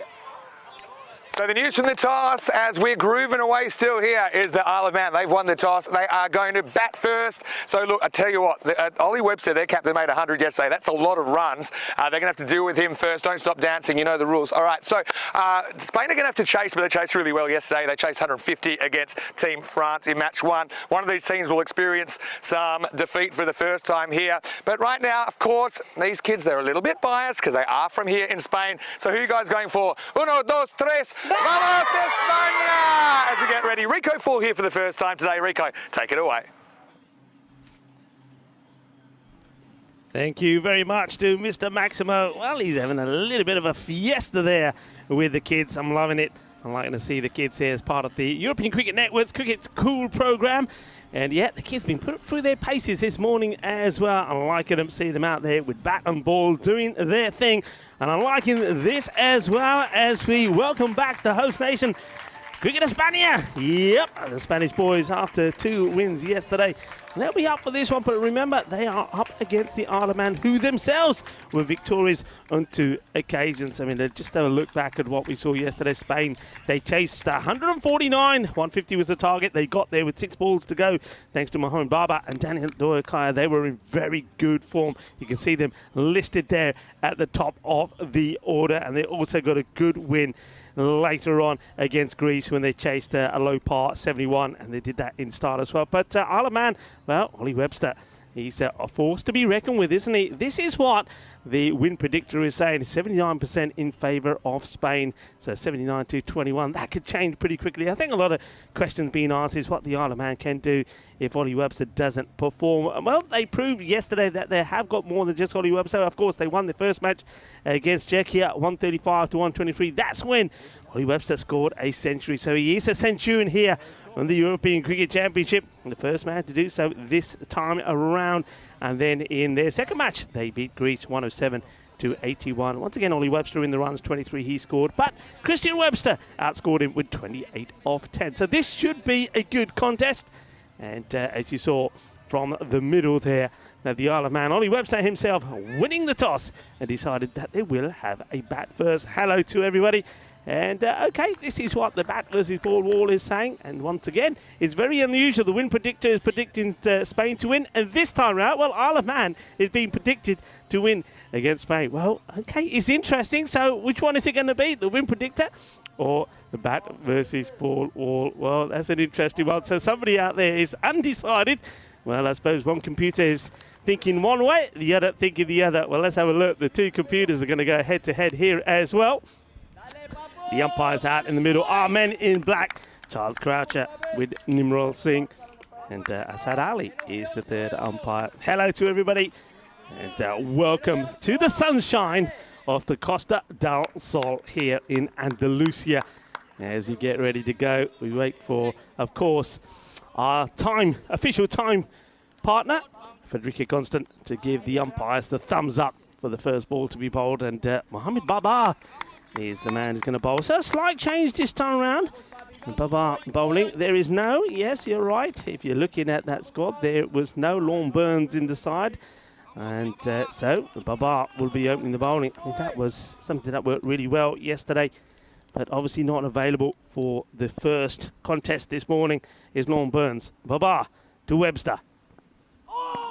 And Webster just trying to chop this down into that backward point area. Babar gets through. Plenty of noise out there, as you'd expect, from Team Rojo. And the Spanish boys were in a different kit today, I noticed. They've got a bit of the blue on the shoulders there, as opposed to the red and the yellow they were wearing yesterday. Short hit, but not out the middle. Doesn't time this well. But Ollie Webster will get off the mark with a single. Great area, Big Bob. Very good afternoon to a lot of people on our chat as well. Hello, Dave. Dave is probably ready to sing a few Sweet Carolines. Hello to Tim, Twilight, Kai Bai, and glad that you can all join us. Well bowled, good areas outside the off. A nice view there from behind the Spanish camp. That is, of course, the head of Corey Rockers, the coach, and also, of course, a fellow commentator. He'll be joining us in the box on Thursday, and he'll be hoping that he's going to have a big smile on his face because his team will be coming back in Championship week. Well, we'll have to wait and see. Still plenty of cricket to be played. Firm shot down the ground. He's going to have to rush here, you know. And, well, he goes down. There's a little bit of rock and roll and tumbling. Well, one man not to be having a little bit of a shimmy with is Babar. He's a strong old unit. And you can see there that Nathan running straight into Babar. Well, maybe that's why he's wearing number 13, because it's going to be unlucky if you're going in for a clash with Babar. Well, he is like the Spanish bull, I can tell you. We get the single. Tidy over so far. Down the ground. Remember, Spain do have this very straight field there. It's a lot of batters don't expect to hit the ball straight and find a fielder there, so it doesn't go to the boundary. It's just another single.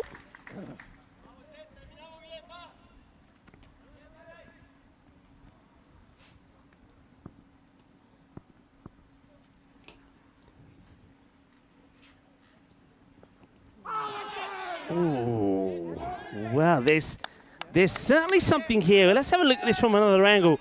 Adam Ajar is the wicket keeper. I don't know if this carries or this gets put down. Let's have a look at this again. That's Awais Ahmed there, who's normally behind the stumps. So whether we get a chance to look at this, there definitely was a sound. I'm convinced there was an edge here. Yeah, there was.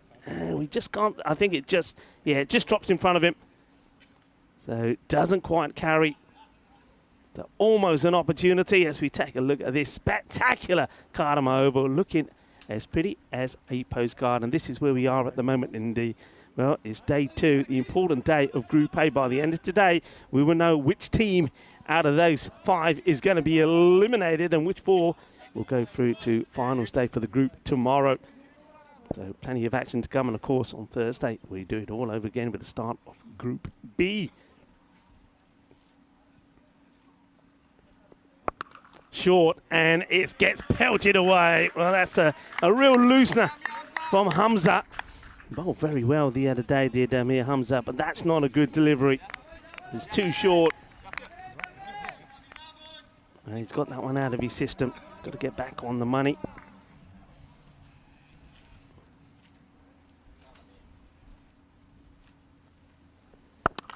This time it's too much width out than the off, and it's, well, same result with a different part of the ground. Well, he's gone leg side, and now he's gone on the offside 4 more. Nice shot. Both अच्छा shot sig, but ball थोड़ी wide सीगी. Belly ball short सीगी, leg side पे a wide, offside पे चौका लग गया. 2 boundaries.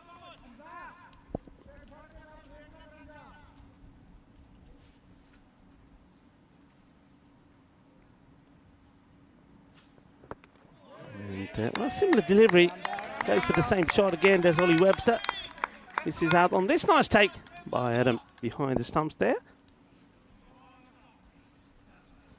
Hamza. Just trying to get his line right here. Slightly quicker, but he's quicker through the shot as well. Is Webster, and this one will go all the way. Bolle. In the zona, Shaka, Lugger. Nice shot, too short. He's got to get the ball fuller, hasn't he? He does go slightly quicker, but look, it's too short. And Webster, he's already waiting for it, isn't he? So unless he changes, either changes the line or he's got to get some more protection out there.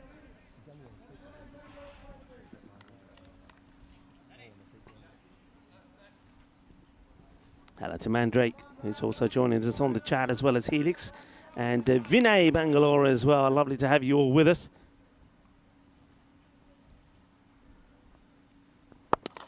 Smashed, and this will go all the way. Manos arriba, arbitro. Porque eso es 6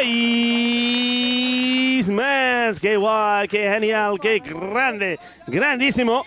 6 carreras más. He's just not getting his line right. And a fine time to welcome back into a spectacular commentary box here at the Cardamom Oval. It's the one, the only, the very bright-looking Vinny Sandhu wearing his yellow shoes today. Yeah, and the yellow jacket as well. It's a bit awkward when you turn up to the party and someone's dressed same as you.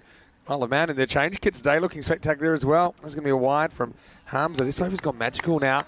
Yeah, what a great start. And Spain, they're going to be put to the test today. You've been partying too much. I saw you out there with the kids. You were doing the old partying and a bit of the old flamingo dancing. It's taking an effect on your throat. You're sounding croaky. Have you heard the silent disco? That's what we were doing. Okay, he goes for another, and he's going to go all the way. Well, I think the old tower was in danger there, up in the tower. Well, whoever's up there was shaking at the knees. 6 more. Yeah, and really nice shot. Takes it on. Absolutely nails it. This guy batted so well against Czechia yesterday. This will be the end of the over as well. It's 30 without loss after 2. What an over that one was. 27 come off it. Another magical one. I haven't quite seen a supersonic over yet. I mean, we call anything over 20 magical. Yep. Get to 30, 30 plus supersonic. Have a look at that table. It was a very brief look at the table. Oh, there, let's have another look at the table. Yeah. Case of the haves and have-nots right now, isn't it? So you've got Greece and Czechia.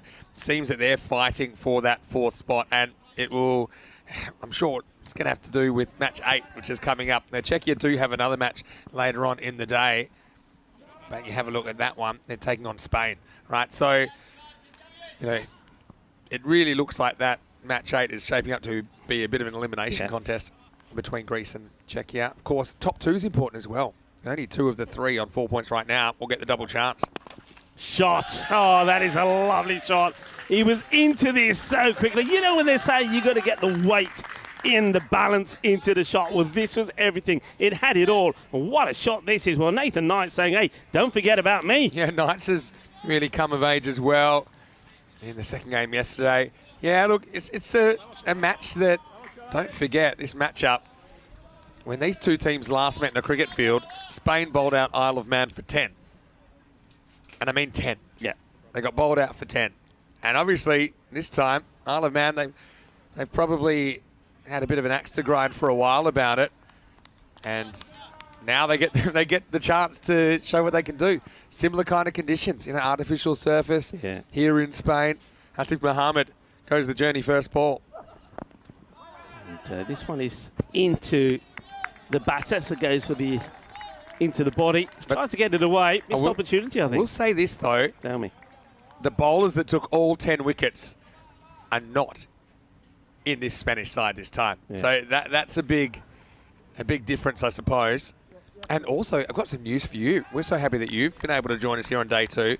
I've got the whispers that Derek's made it through customs now. He's got through? There's a bit of an issue with the fingerprinting. Okay. But that Derek, our duck here at ECN, might have made it to the Cardamom Oval. Won't be needed too soon at the moment with Webster and Knights going great guns here at the moment. Yeah, no, listen, I want to say to a lot of our viewers that are tuning in via Willow in the USA and Canada, I know that in America it's a National Family Day today, so enjoy your family day, everybody. That's beautiful. And of course, family can mean many different things as well. And you know what the good thing is about it? It's not only National Family Day, but you can celebrate that day with pancakes, because it's their pancake day as well. Ooh. I can do with some pancakes. Okay, I'm on board with both of those things. Yeah. Short, and this is top edge, but it will go all the way. Well, that's 6 runs. Well, that's why you knock in every ounce of the bat, even the edges. That flies to the boundary. Well, this is why sometimes you're better off playing some shots, even if you're not in complete control, because things can happen. And these grizzly balls are just flying so far. And obviously Knights wasn't intending to hit it there at all, but with the extra pace and bounce of Atif Muhammad, it disappears over the fence, 6 runs. Yeah, well, swing hard, and we often say that fortune does favour the brave. Well, it does in that case, doesn't it? That flies over for 6. Atif under attack. And he decides to go short, and that is not the right approach, as this is another one that will go the distance. Well, good nights to Atif Mahmood, because that one goes all the way as well. 6 more. Wow, this is some hitting from the openers from Isle of Man. And of course, we coined the term Maximo yesterday, which is something that we didn't think of until the game got underway. Of course, Max, the historical language of the Isle of Man. We had a pretty good chat last night when they were on about all sorts of things. They were playing Greece. We're talking about Greece Lightnings in Uncalm. We're talking about the Bee Gees are actually being born in the Isle of Man. Spanish supporters, well, they got some thinking to do, don't they? Yeah. Last ball, the power play coming up. This one could go magical, 20+2. Gets an inside edge, and it will go magical. A little bit of fortune here. Well, we have got the French with us in this group. Well, there's the French cut. And that also brings the 50 up. Well, amazing start, 52 at the end of 3 overs.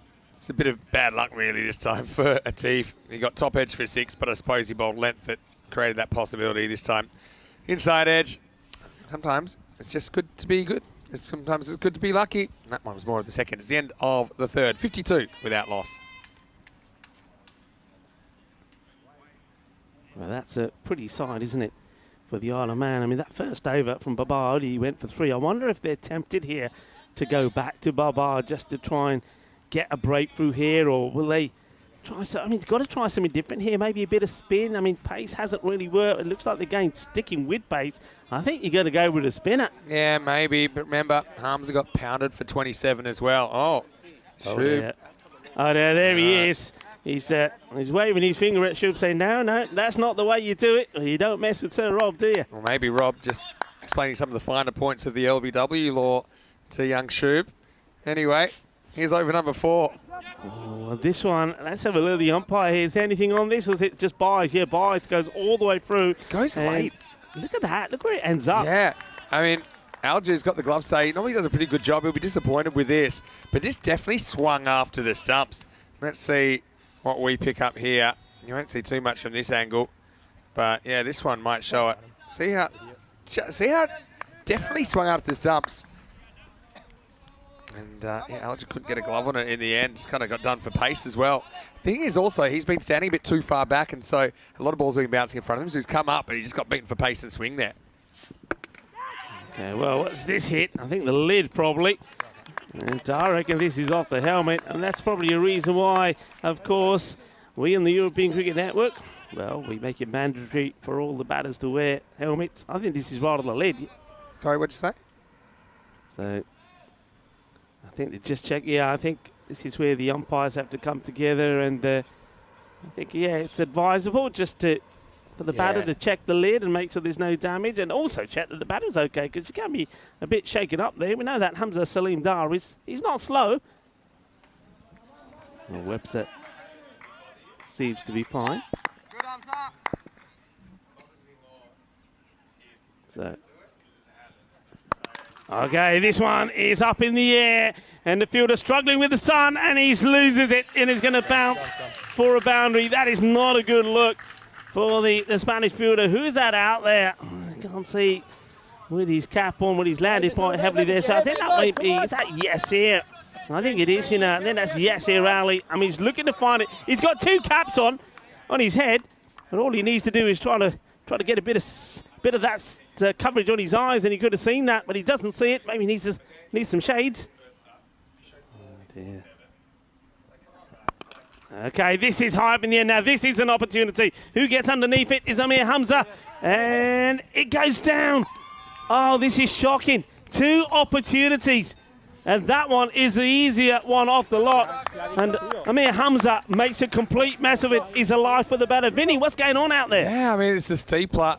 Not a lot of wind around at the moment, but Hamza had a long time to think about it. This partnership has been dangerous, and it's going to continue as Hamza doesn't get it right in the end.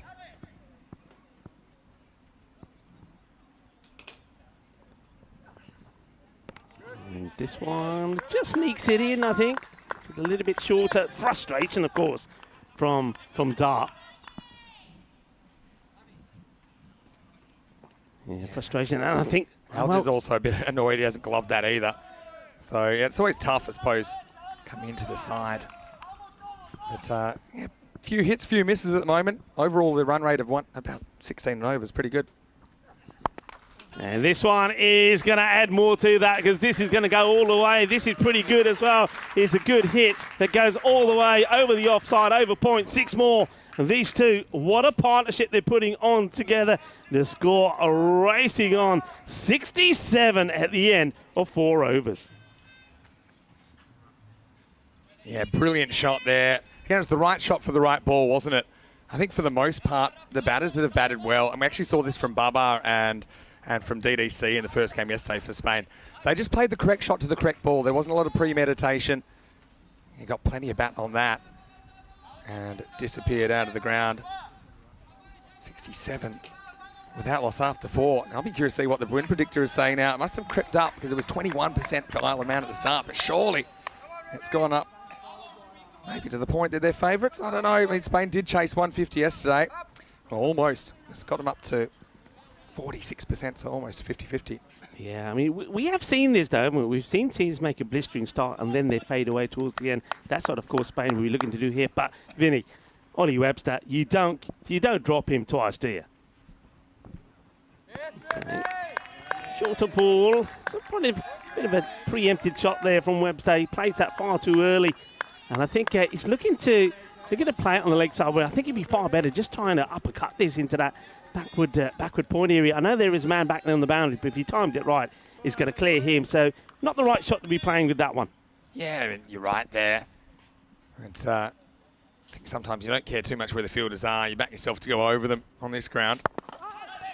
It's a nice-looking shot, and the timing and the placement on this is perfection. Kinna sona shot Maria both badiya timing placement with puri achhi se ki chauka lag gaya. And this is partly to do with the field that's been set. Now, because there's so much bounce in this pitch, they've elected to bring their long off up to a mid off and bring them in the circle so that they can have more protection behind. They've got the fine leg back, but that one was just hit too well. Got past the man in the circle, 4 runs. And this one is going to go all the way. Balle. Well, Rubal Khan decides he'll go short. As he pitches up, he gets hit down the ground for 4. Well, he goes short, and this goes all the way for 6. Gidda dosto, aaj da batting puri dekhi, jabardasti. Gidda swad aage ke nahi? Yeah, nice shot. And again, correct shot for the ball. And Robiel Khan, guy we first saw playing cricket on ECN when he was playing for Madrid United. Oh, nice to see the cartoons are back. We know that Spain, they do like their little drawings. Who's that, you reckon? With the old hat on. Anyway, let's have a look what happens here. Oh, that's a better delivery. Much better. I don't think there's any bat on this at all. It comes in a long way. It follows the batter. You can see Ollie Webster saying, what are you asking? What are you wanting from here? What are you begging? Yeah, you're right. And that was a little noise. I didn't really pick it up myself, but a good inseam there, wasn't it? Certainly cramped Ollie Webster for room. Yeah, good delivery. It's a good comeback. See if he can get a few more in that zone. Rubal Khan certainly got some pace about him, and it's all about the line that you bowl as well. Fuller. And slower as well. Oh, well, this one has gone through the 2 field. I'm not sure what's happened here. Didn't see it. Yeah, I was going to say the fielder is suggesting he doesn't see this at all. It's 4 more. Yeah, Atif runs the wrong way. He guessed looking at the batter that had gone to his left and then just didn't pick it up at all. I normally associate that with the ball in the sky or in the sun. Well, Webster going well here now. He's on 47. Just 18 deliveries. Just this partnership worth 81. Ball to go in this over. 14 favourites now. Only just Isle of Man. And this one is catchable. And it's taken, so they get the wicket. And, well, there's a little bit of spite there between the batter and the bowler. And Rubal Khan gets his man. And Ollie Webster probably had a thing to say to him when he was asking for the caught behind. And now Rubal Khan gets his say back. He gets the wicket. He's well held there by Mohammad Ishan. And finally, Spain managed to catch something. Yeah, didn't get enough bat on this, did he, to get it over the boundary. So, yeah, And you're right, the bowler went in for a little second helping there, I think, as well. It will take us to the strategic timeout, I believe. It is 81 for 1 after 5. A good innings there from Ollie Webster. I want to say a big hello to you wherever you're watching from around the world. Vinny Sander here, Mr. Maximo. Great to have Rico Full in the box today. Looking fantastic. Thank you very as much. well. You must be excited, of course. It's always exciting when you have your home team, Team Espana, on the park. Yeah, I am very excited. I mean, the boys have been playing well. They played some sexy cricket yesterday. I'm looking forward to some more sexy cricket. I'm really impressed with this Isle of Man side, though. I think they know their roles. They've got some very good cricketers in there. Obviously, Ollie Webster kind of stole the show yesterday, but the second time we saw them, more bowlers contributing. I've got to say, I really like Fraser Clark as well. He offers something different with the ball. Rhino had a bit of a cult hero in Chris Langford, which we worked out was a left-handed Rhino for them as well. Hope he gets a decent look in today. But really, at the moment, it's a case of 3 teams up the top in Spain, Isle of Man and France that are kind of competing for the top 2. And then you've got Czechia and Greece just kind of trying to survive. And those 2 teams will meet each other in match 8. Only 4, of course, of the 5 teams in every group get to go to the 3rd day, which is finals day. Yeah, and I think you're right. I think the match that's coming up later is the key one, isn't it? I mean, Greece, nothing's really gone right for them. Czechia as well, they haven't really clicked as well. So that's going to be a huge match. So we turn back to the action here. That's a wide delivery. And, well, the captain, Daniel Dorkaya, deciding that he's going to turn his arm over here for the first time. Yeah, it's interesting they're using Danny as a bowling option. We've seen him bowling a bit of off-spin before. I mean, he's obviously a pretty useful cricketer. He's going to get drilled, though, straight over mid-off. This is full, but too full from DDC, and Knights pounds him down the ground. It's good afternoon and good nights. 4 runs. Yeah, lovely shot this from Nathan. So what we're seeing here, I mean, I think the question that a lot of people were asking is, okay, the Isle of Man after that great first win, but it was all about Ollie Webster. Did they have other batters up there? Well, this guy is certainly showing that, yeah, he's there as well. That's a loose delivery. That's a really good take from Adam Alga, because this one, well, it was wide and horrible, and he does really well to smother it. Yeah, it's actually a very good take, because that's another one that just kept going. I think DDC, though, he's trying to bowl Yorkers at the moment. Just missed his spots a couple of times. Interesting that we can actually put Isle of Man slightly behind in the match again. Well, this one's worth an appeal, but I think there may have been a bit of battle on this. There's a pre-signal, though, from the umpire. Let's have a look. Just going down leg side for me. I think we'll see it straight on. Just had that feeling with that little bit of tail that DDC is getting.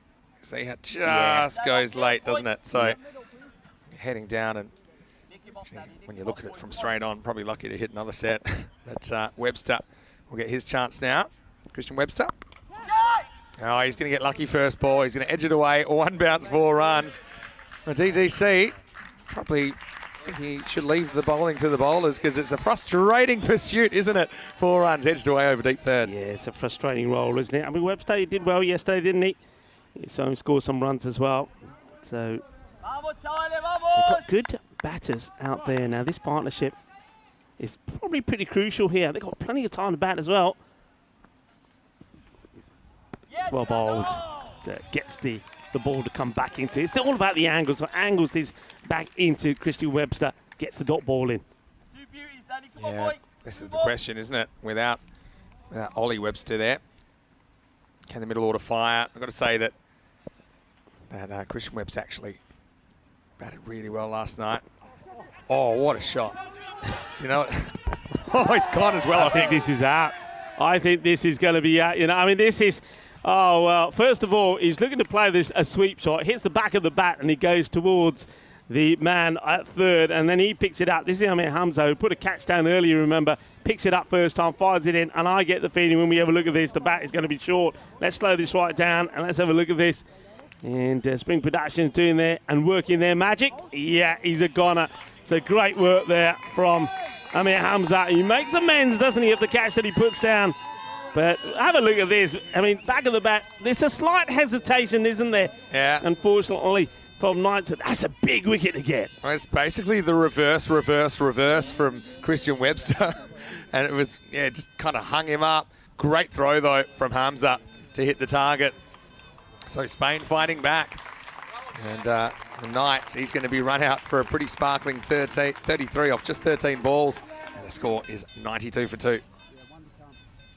Yeah, that's a fantastic bit of work, really is. And you know what? Sometimes we always talk about batting and bowling, but fielding is so important. That could change so much. I mean, he was batting really well, wasn't he?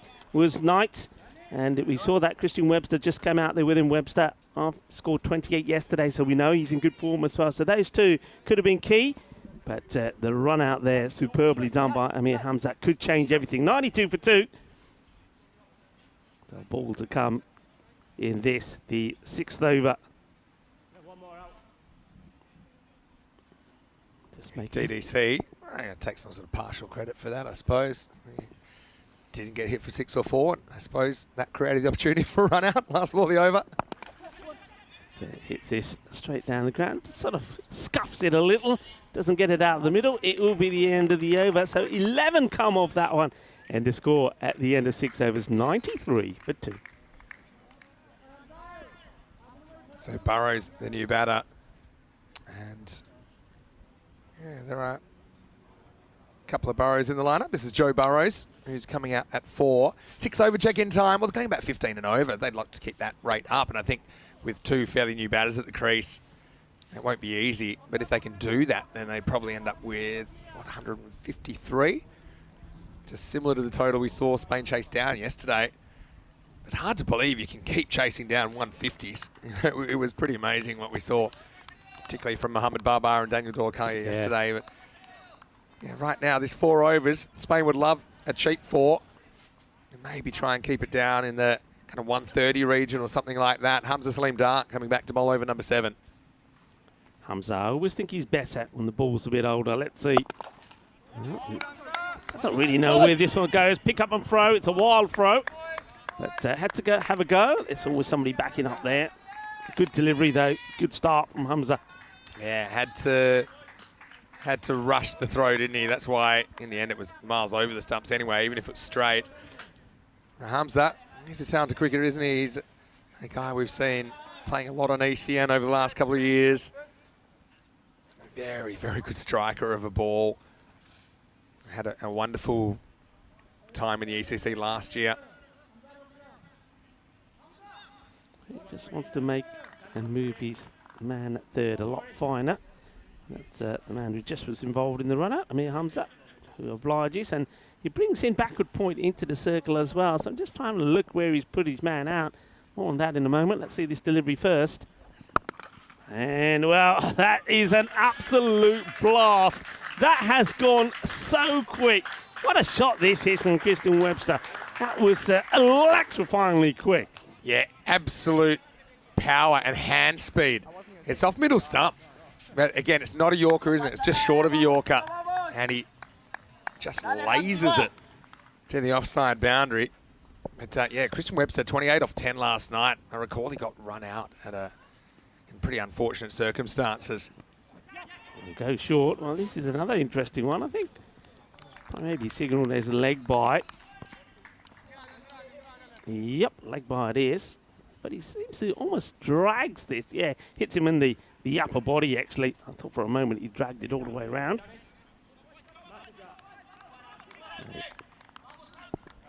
Hamza certainly bowling with a bit of pace. Now he's got to get it right to the left-hander. The field does change slightly. Yeah, it's a nice looking shot. It's going to be 4 more. Lovely hit, and that brings the 100 up as well. Nice shot. Hamza trying to bowl fast, but I think he needs to focus on that line a little bit as well. Yeah, really, I suppose a bit unfortunate because there are fielders set for that. It just kind of went in the gap, didn't it? So take nothing away from the shot from Burrows, though. Got plenty of it. Yeah, well, this is like tennis, and oh, if this hit, it would have been out. Well, this would have been 15 loving out. Yeah. Because he bounces him, he plays completely the wrong shot. I think he was expecting something different, and Hamza, well, he throws it back. If his radar was better, it would have been gone. Yeah, it's like when you throw a ball at a brick wall, but somehow it comes back harder, and that would have been out. Dot ball, gold dust, we say, on the European Cricket Network. Full of delivery, really well bowled. Excellent Yorker. And that's well bowled. I mean, that's the old party trick, isn't it? The short ball first, then he comes back with the Yorker and a couple of dots there at the end. 103 on the board, 2 wickets down, and that's the end of the 7th.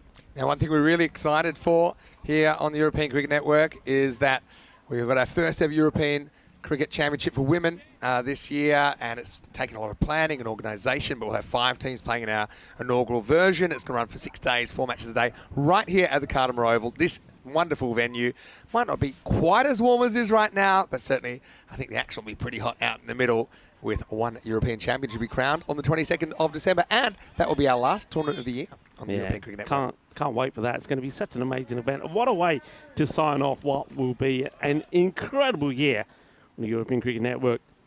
Okay, go back to Atif. Starts with the slower delivery. And watch the spin on this, and he does. Only just. This is going to spin viciously, and Amir Hamza does really well. Yeah, to Hamza. It's been a bit of a live wire in the field, hasn't he? Okay, he had the one, I suppose, mini blooper, if you can call it that, although steepling catches out here. I think they look a lot easier on TV than they are in the middle. Yeah. But yeah, the direct hit run out, and that was an important stop as well. So let's keep an eye on the current run rate, 145 pace. I think Spain would be kind of happy if they could chase something 140 or less with the batting that they've got. Okay, field has been set. 2 on the leg side now, so Atif, I think, will probably go into the body short. In fact, he goes out on the offside, and there's the throw. It was a bump. Don't get too excited. And they're taking the second on, and they'll get there. Good running. It's a very good running, positive running. As soon as the throw doesn't hit the stumps, the batters turn and go again. Good hustle from Webster to get back and recognise it. You always have your wits about you, especially when you get in the last 2 or 3 overs.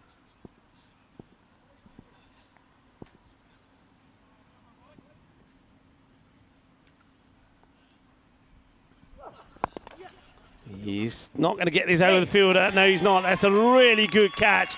And that's Ravi Panchal, who leaps into action, takes a good catch, to the delight and the screams of joy from the Spanish supporters. Very good catch. A good wicket to get. That's the end of Burrows. Yeah, excellent catch. It was kind of slicing away from Ravi Panchal.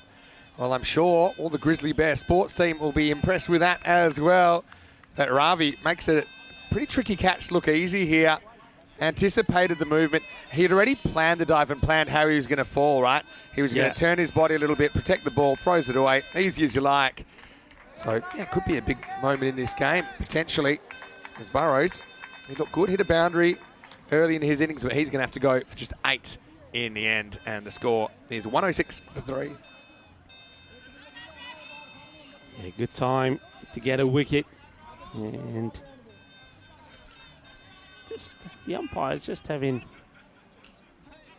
a little chat with the other officials, the third umpire. I'm wondering if that ball needs changing here.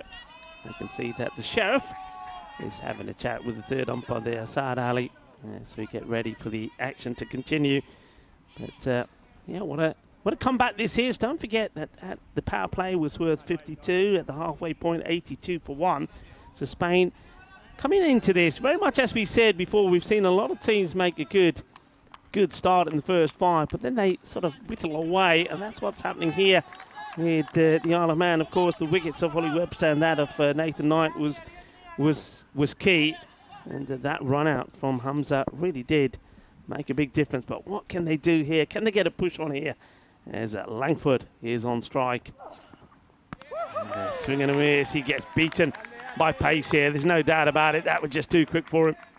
Yeah, it was a good start. Well, Langford actually hit the last ball into the night last night. I'm not even sure if it's landed yet. That was a cracking shot. So, yeah, can hit a long ball. Batting a little bit higher, I think, than he batted last night as well. Last night, from memory, it was about 7. Anyway, let's see what he can do here. Left-hander to left-hander. Well, he gets a thick edge on this, and it will just be a single. No mistakes there from Mohamed Babar. So, liking the line that's being executed here by Tiff. He normally would come back to bowl the 8th or the 9th, and he's doing this well. And Webster back on strike. He's been off strike for a bit, so he'll be looking to get into the action straight away. That field now changes as You go from a left-hander to the right. Latif just pushing Hamza back on the boundary there at third man. So you've got third man and backward point on the boundary. And we got that very straight man behind the umpire. Well, he's not going to be called upon because it's not the right ball to bowl. It's almost like a bluff. It was almost like he's saying, yeah, I'm going to pitch it up and I've got my field set here, but he goes short and he gets put away. And, well, Deanna Oro's there. He's taking the pictures, part of the European Cricket Network that you can see on the social media. Doing a bit of fielding there as well. End of the over, and they finish with a boundary. And the score 113 for 3 at the end of 8 overs.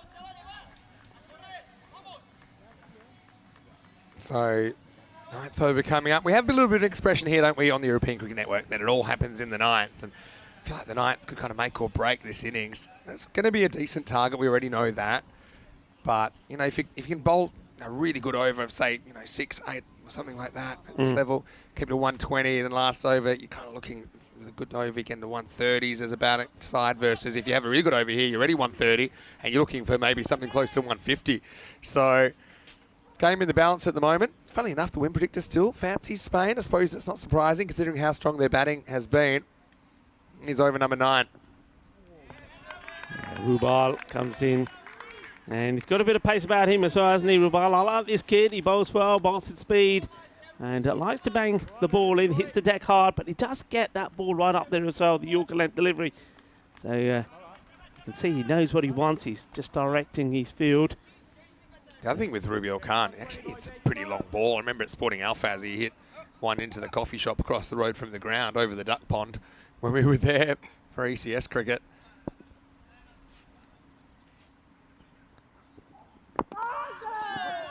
It's a good delivery, and that's what I'm talking about. Is the ball before the short one, quick and fast, and this one right in the block hole, goes for the Yorker. And, well, Langford does well to get a bit of the wood on it. Saves him. Now, this is the wicket, isn't it? This is where the runs could come. So Webster has got to stay there, looking to hit some more boundaries. You can see Spain saying, come on, one more wicket, one more wicket. Yeah, Webster can hurt you. You know, he batted so well last night. They had too many. They had too many out for a moment, and now they had 6 out. One's come in. Yeah. Corey with the one finger saying you got 1 too many out. That's what he's saying there. There's probably don't need close-ups that extreme with Corey. Anyway, this is hooked away. This will be 4. So yeah, Webster right shot for that delivery. Gets inside it. Fairly risk-free shot as well because of his quick footwork and body position. 4 runs. He plays that shot really well, and one thing I think Spain and other teams also in this group will have to learn is that you don't bowl short to this guy. He likes it short, and he plays it really well. He gets right on top of it, doesn't he? So hits it clean, hits it to the boundary. 4 more. So Rubel, maybe he'll have to go to the fuller Yorker length delivery. Let's see what he goes with here. It is fuller. It hits well. There is a man out there, but he can't do anything about it. Well, that's the plan, isn't it? Have him there, have him straight, right behind the umpire's TDC. But when it's hit that well, you can't catch him. 6 more. Yeah, and look, it's just the length. You see, it's probably an intended Yorker, but it's not quite, and it gives the batter an ability to get under it. And yeah, still had to hit it really well, but he did. Webster the threat. Webster delivering at the moment. Yeah, Webster's the key, isn't he? Now he goes all the way across his line and he gets this good. Oh, what a shot this is. Well, that one could be right up there as the Andalusia shot of the day. Absolutely plummeted to the boundary. 6 more. Yeah, and so Webster winning the 9th over. We talked about it as an important one. Rubial copying a bit of the treatment here. This has gone for 17 now with the ball to go, and they're at that 130 that I said. You know, if you had a really tight 9th, then maybe you're chasing 130s right now with 7 balls to go.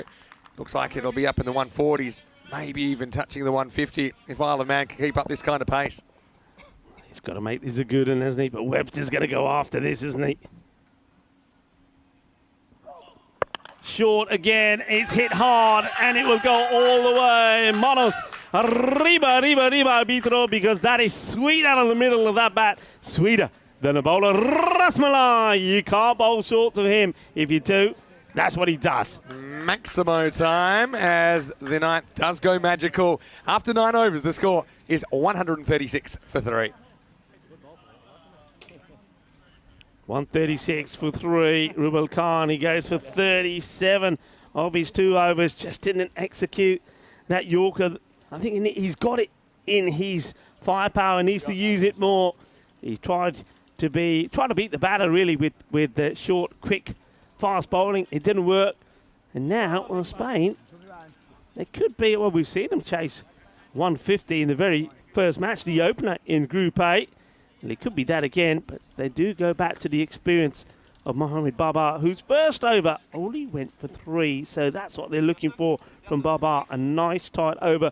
The Isle of Man, I think Langford, whatever happens here, I think they're going to be trying to get the single. There's going to be some running going on here. I think Webster's going to try to get to the other end of this very first delivery.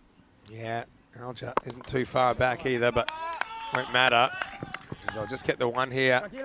Langford's turning for 2, but you get some quick communication from Christian Webster saying, no, I'm fine at this end. This is where I'm doing the damage at the moment. Now, Isle of Man, with that strong night, they are ahead just in the game, according to the 6 supercomputers tied together, which basically, it's a super-duper computer that produces that. I'm not going to say where it comes from, but it's pretty accurate. It changes ball by ball. That's what I like about it. It reads everything, doesn't it? Reads everything and makes the changes. And Babar making changes himself. Nothing against our original supercomputer, but it still gives you like a printout on that dot matrix paper, you know, after you feed in all the information. It makes a big sound, like a 90s internet connection, and spits out its prediction. Oh, he's going to try and take 2 on here. I think he does, yeah. And it's a slight misfield, and he's going to get there. That's shabby, got to say, from Spain. I think Corey will make a note of that. You knew he wanted 2 straight away, and I think what it was is the fielder himself, I think it might be the captain himself, is knowing that, and he just wants to pick it up and get it through to the keeper. But it doesn't pick it up cleanly. Webster gets back on strike. Southern Cross field in place as well. Slower delivery, well bowled. Will they try again? This time, just go 1. As DDC gets there and gently underarms it back to Mohamed Babar. So 140 on the board. It's still 3 deliveries to come in the innings. Will be still eyeing up, trying to get to this 150. Langford, can he hit one big? Hasn't hit a boundary yet in the 5 balls he's faced. And he clips this pretty well. And once again, the fielder is there. Good stop. Just a single. Now, this is where I'd normally say I'm not running a 1 here, just because I think Webster, I wanted to face both. But I also watched Langford smash the last ball into the jungle last night for 6. So maybe you do take every run here. I don't know. 50-50, a bit like the match right now. 2 to come. Baba to bowl. And he gets him. That's the length. That's the delivery. That's the Yorker. Jog de parte. Qué guay, qué genial, qué grande. Qué grandísimo es ese hombre. Porque eso es fuera de campo. And Mohamed Babar does it again. What a good delivery. But I've got to say, what a good innings that is also from Christian Webster. Yeah, he's batted well in 2 out of their 3 games now. Christian Webster, 40 off 14. I've got to say, though, haven't seen enough balls like this. Yeah. It's full straight, and I know it's the 10th over, but I just think there's a lot of balls here. Maybe bowlers getting carried away with the short stuff, a lot of balls flying. I know it looks great for the cameras to see the ball flying past the shoulders, but a lot are also flying out of the ground. Yeah. Full at the stumps, effective stuff, but Webster, take nothing away from his innings. Webster's having a very good tournament so far. Ollie with 47 in this game, Christian with 40, and the score with the ball remaining 141 for 4. Yeah, quality bowling. I love to see that. You know, bowler myself, fast bowler. Yeah, okay, you do like to beat the batters with the quick stuff. You know, you like to give them a few to sniff, but you've got to be able to have that in your attack, the Yorker, because that's what's going to get you wickets, especially late on at this stage. And that's exactly what Mohamed Babar does. And if you're looking to execute the same delivery again here, I think to the new batter, as is Burrows that comes in. This, of course, is George Burrows. Last ball then, or not. It gives me a chance to say, though, it just shows you how remarkable it was that Spain bowled out Isle of Man for 10. Because one thing if you do that against a team with very limited cricketing skill. But Isle of Man are no bunnies. You know, and so it's just, I think the 10 all out, which I'm sure they won't live down for a while. It just shows it's just a huge collapse. But Isle of Man potentially getting some revenge here. Here's the last ball. It just gets bad onto it, and then, well, the batters almost collide into each other, both watching the ball. They'll take the single. It means that they'll take the score to a very respectable 143 for 4 of their 10 overs. So, once again, Spain are going to have to go at some rate to get a victory. They're going to have to chase, and they're going to have to chase 144.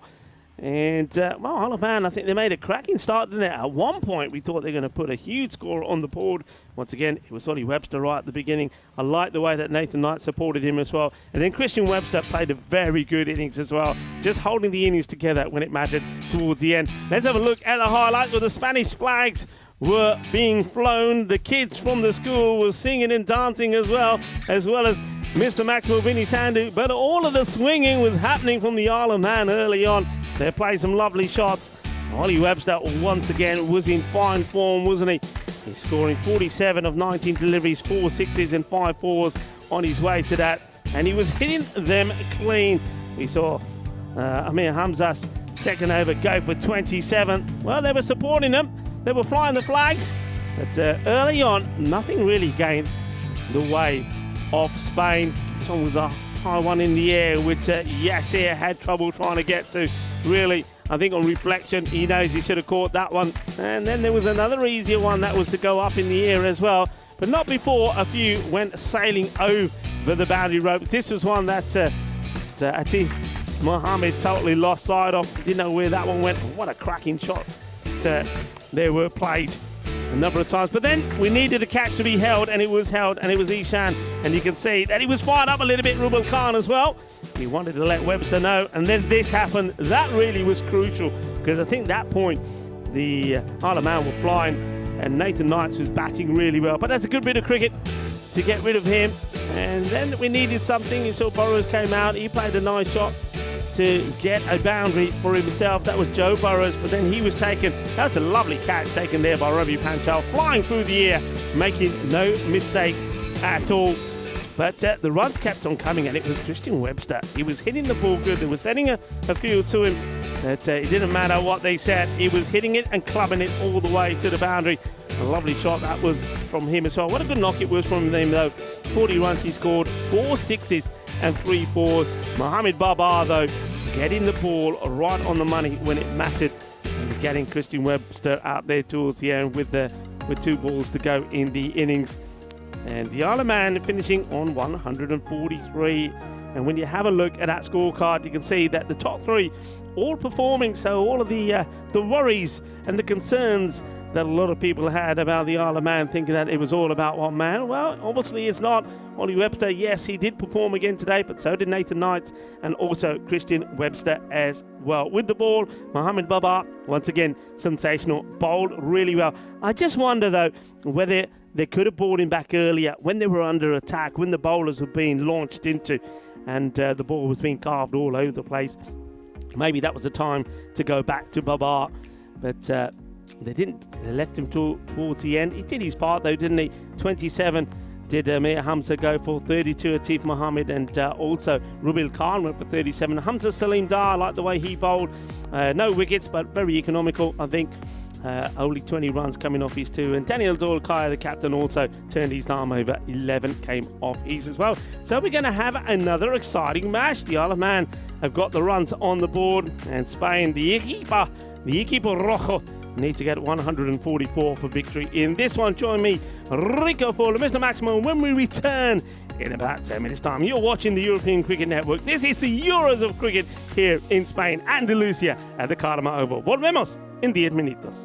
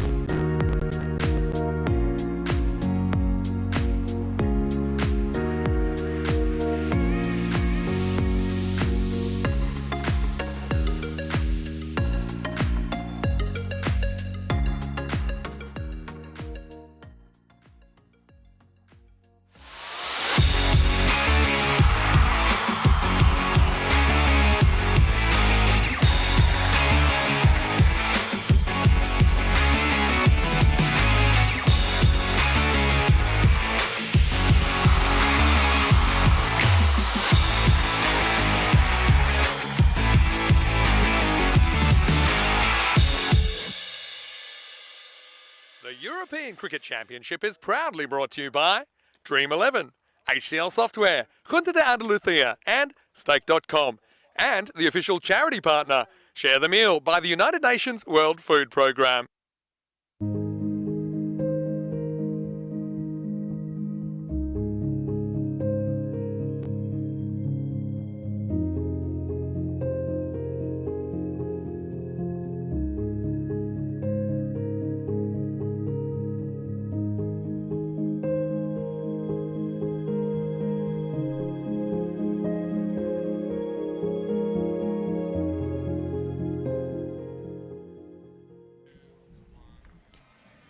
Hello cricket lovers and welcome back to the Cartama Oval here in Malaga, the Andalucía region of Spain. It's great to have your company on the European Cricket Network and all of our international broadcast partners. Host nation right now on the park in match 7 of Group A. Spain got a task ahead of themselves, chasing 144 for victory against the Isle of Man. Isle of Man 143 for 4 off their 10 overs. Pretty good effort by them. Top 3 getting the job done, the 2 Websters and Nathan Knights. Now this, I would say it amazed me, but raised an eyebrow. Spain still narrow favourites despite this hefty target of 144. Having said that, we saw 150 they chased down yesterday. In fact, it's already crept up to 55 with a bit of extra info, and maybe it'll keep creeping up with Baba just turning the first ball away to the boundary. 4 runs. Langford, the big left armour, comes on. And just a fraction too short to Mohamed Baba. And the Spanish supporters, they're making a lot of noise. They're very, very passionate here. Could see so many kids as part of our cricket school project as well. They're taking interest in the cricket today. Oh, this is just worked away behind point, no run. So the thing with chasing scores like this is, if you have a couple of overs where you start to fall behind the rate, it can really spiral out of control pretty quickly.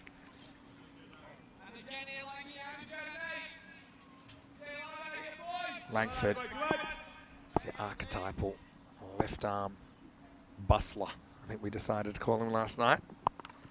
Oh, this is in the air, and it's got to be catchable. I think it's a keeper's catch. Oh, he just can't locate it in the end. It's Hartman, who recognised it was his, but these are a lot more difficult than you think. It just curved back to his right, and he kind of zigged when he needed to zag, didn't he there, Carl Hartman, who I think is a very good keeper. But this was so high, and I don't want to get into the physics of the situation, but the higher it goes, the faster it's travelling when it comes down back to earth. And that was really motoring. And he couldn't make the adjustment, realised he was out of position, but the ball was just falling too quickly. Drop a penny off a skyscraper and it'll probably act like that cricket ball did. So Baba gets a life on 4. Here's Daniel Dorcayo, the Spanish skipper. Oh no. Well, no one's recognised what's happened here. Well, this was actually a complete barbecue, and it was almost like Baba tiptoed in. There wasn't a lot of shouting or anything. I didn't even hear anything in my effects mic, but have a look at this. It's a yes-no, and he takes the ball. I don't know whether he knew that the run out was on or whether he just fumbled rushing to get to the stumps. That was a strange one. And, well, this is a bit more normal from Baba, who got dropped on 4. He had 6 here. Maximo! What a shot. It's picked up. Baba could have been out twice in the first over, but the big man's still there. Takes this from 6 stump and sends it over mid-wicket. Last ball of the over coming up.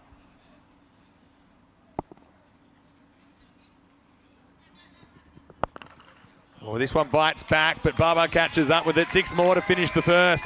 Maximo! As Langford goes for 18. Spain off to a flyer. 18 without loss after 1. Yeah, opportunities created. I've got to say I'm a big fan of Carl Hartman. I loved his keeping last night. See there, the golden ball counted 10 matches since we've had a golden ball. We had one on Saturday night. So there was a bit of the Saturday night fever about that. And hopefully we get a golden ball, maybe even more than one golden ball during this tournament. 109 matches, and golden ball's probably one in about 100 shot. Vinny Sandu here, Mr. Maximo for the European Cricket Network. Welcoming back into the commentary box, Rico Fall. Now, Rico, what a first over. Couple of chances, couple of big hits, Spain. And they're no strangers to chasing down a big target. Yeah, I mean, Isle of Man, 2 opportunities to remove the big and the dangerous Mohamed Babar. And, well, on both occasions, they weren't able to take it. So 18 came off that first. And just look how quickly that win percentage changes. Yeah, exactly. We'll see, it's always constantly being adjusted. It's always checking itself is how I describe it. Anyway, ready for over number 2. Court is going to continue. It's a good delivery, isn't it? I mean, it's a good length. And that one is swinging in to DDC. So it's not too many that get past his bat. This one does. So it's a very well bowled. So dot ball, Court. Nice start from him. Good length. Line, maybe lucky to get away with it. The length was there though. And this one has been dispatched. Oh, that is a biggie. That is a Bizway Super 6. That goes a long way. Manos arriba, arbitro.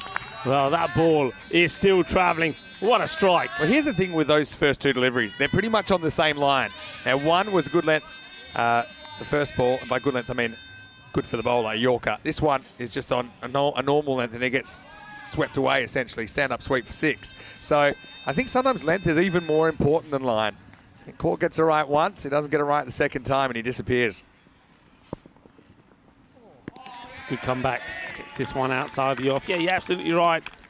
And after gain, I think the other thing was he was a little bit predictable. I think DDC knew where that last ball was going to be, and he was ready for it. This time around, it gets something different. And that's why I think as a bowler, in this short format, you've got to be trying to do something different with every ball.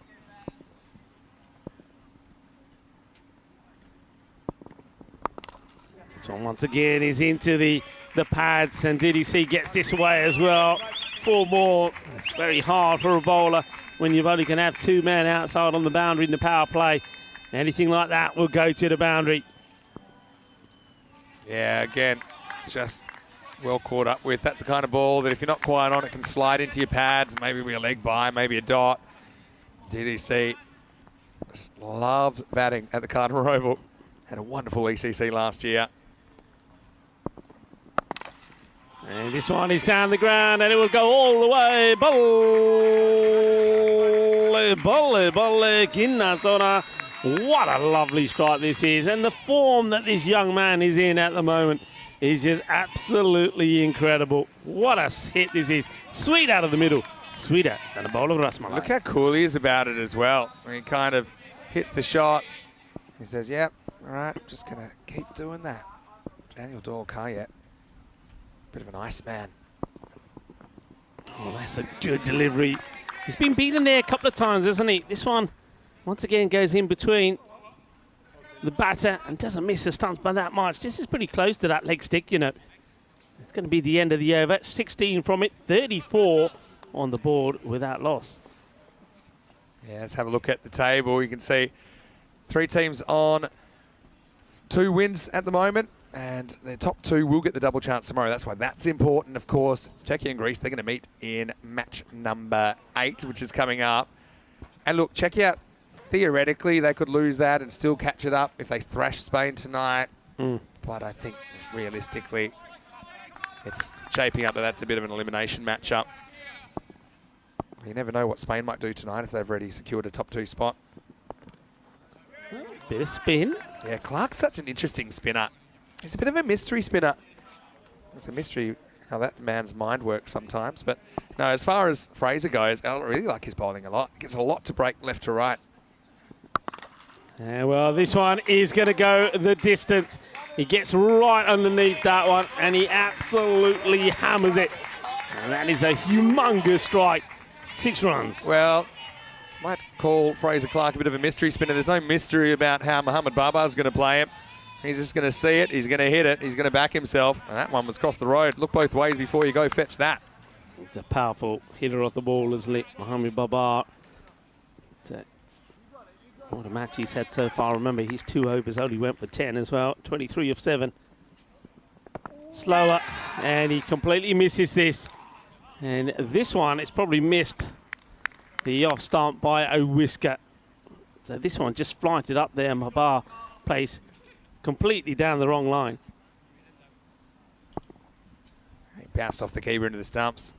Didn't quite get a chance to have a look at that one again. Similar ball, full toss, and it will go all the way. It might even have a look at the height on this one, you know. Because I think this is high. They're Yeah. going to look at it. He's saying it's shoulder high. That's probably less than an exaggeration, but yeah, for sure. yeah, it was. I think this is going to be too high, you know. I get the feeling, yeah, that for me is a no. If I'm looking at this again, I think that's a no ball, and it does get called Yeah. as well. He's That's spot the on. right call. And of course, they're quite strict on those for safety reasons. I mean, you don't really have a lot of padding above the top of your pads. So Bubba's saying, hey, do I get a free hit for this? It's a 7-up, you know. Yeah.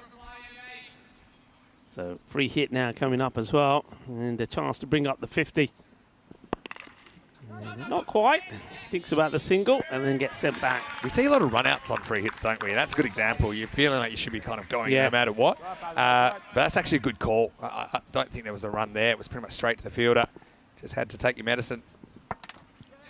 This time there will be a run. It gets the quicker one through there. This is another one which I think just catches a bit of the lid of Yeah, it does. Babar. I don't know whether top edged into his lid or whether it was straight into the head.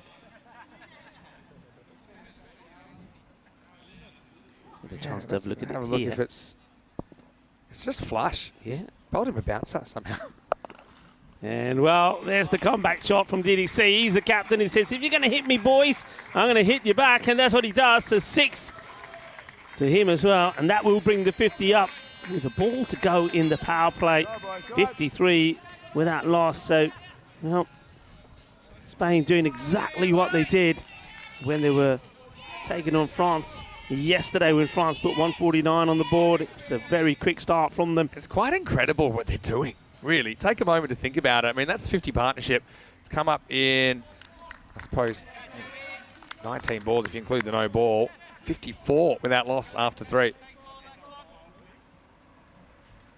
Yeah, that was strange over. I mean, Clark, just his quicker ball surprised him so much. It would have hit him in the face. I'm so glad. And Bubba, it's good to see him wearing the helmet more and more. Yeah. But otherwise, you know, it wasn't going to be a pretty result.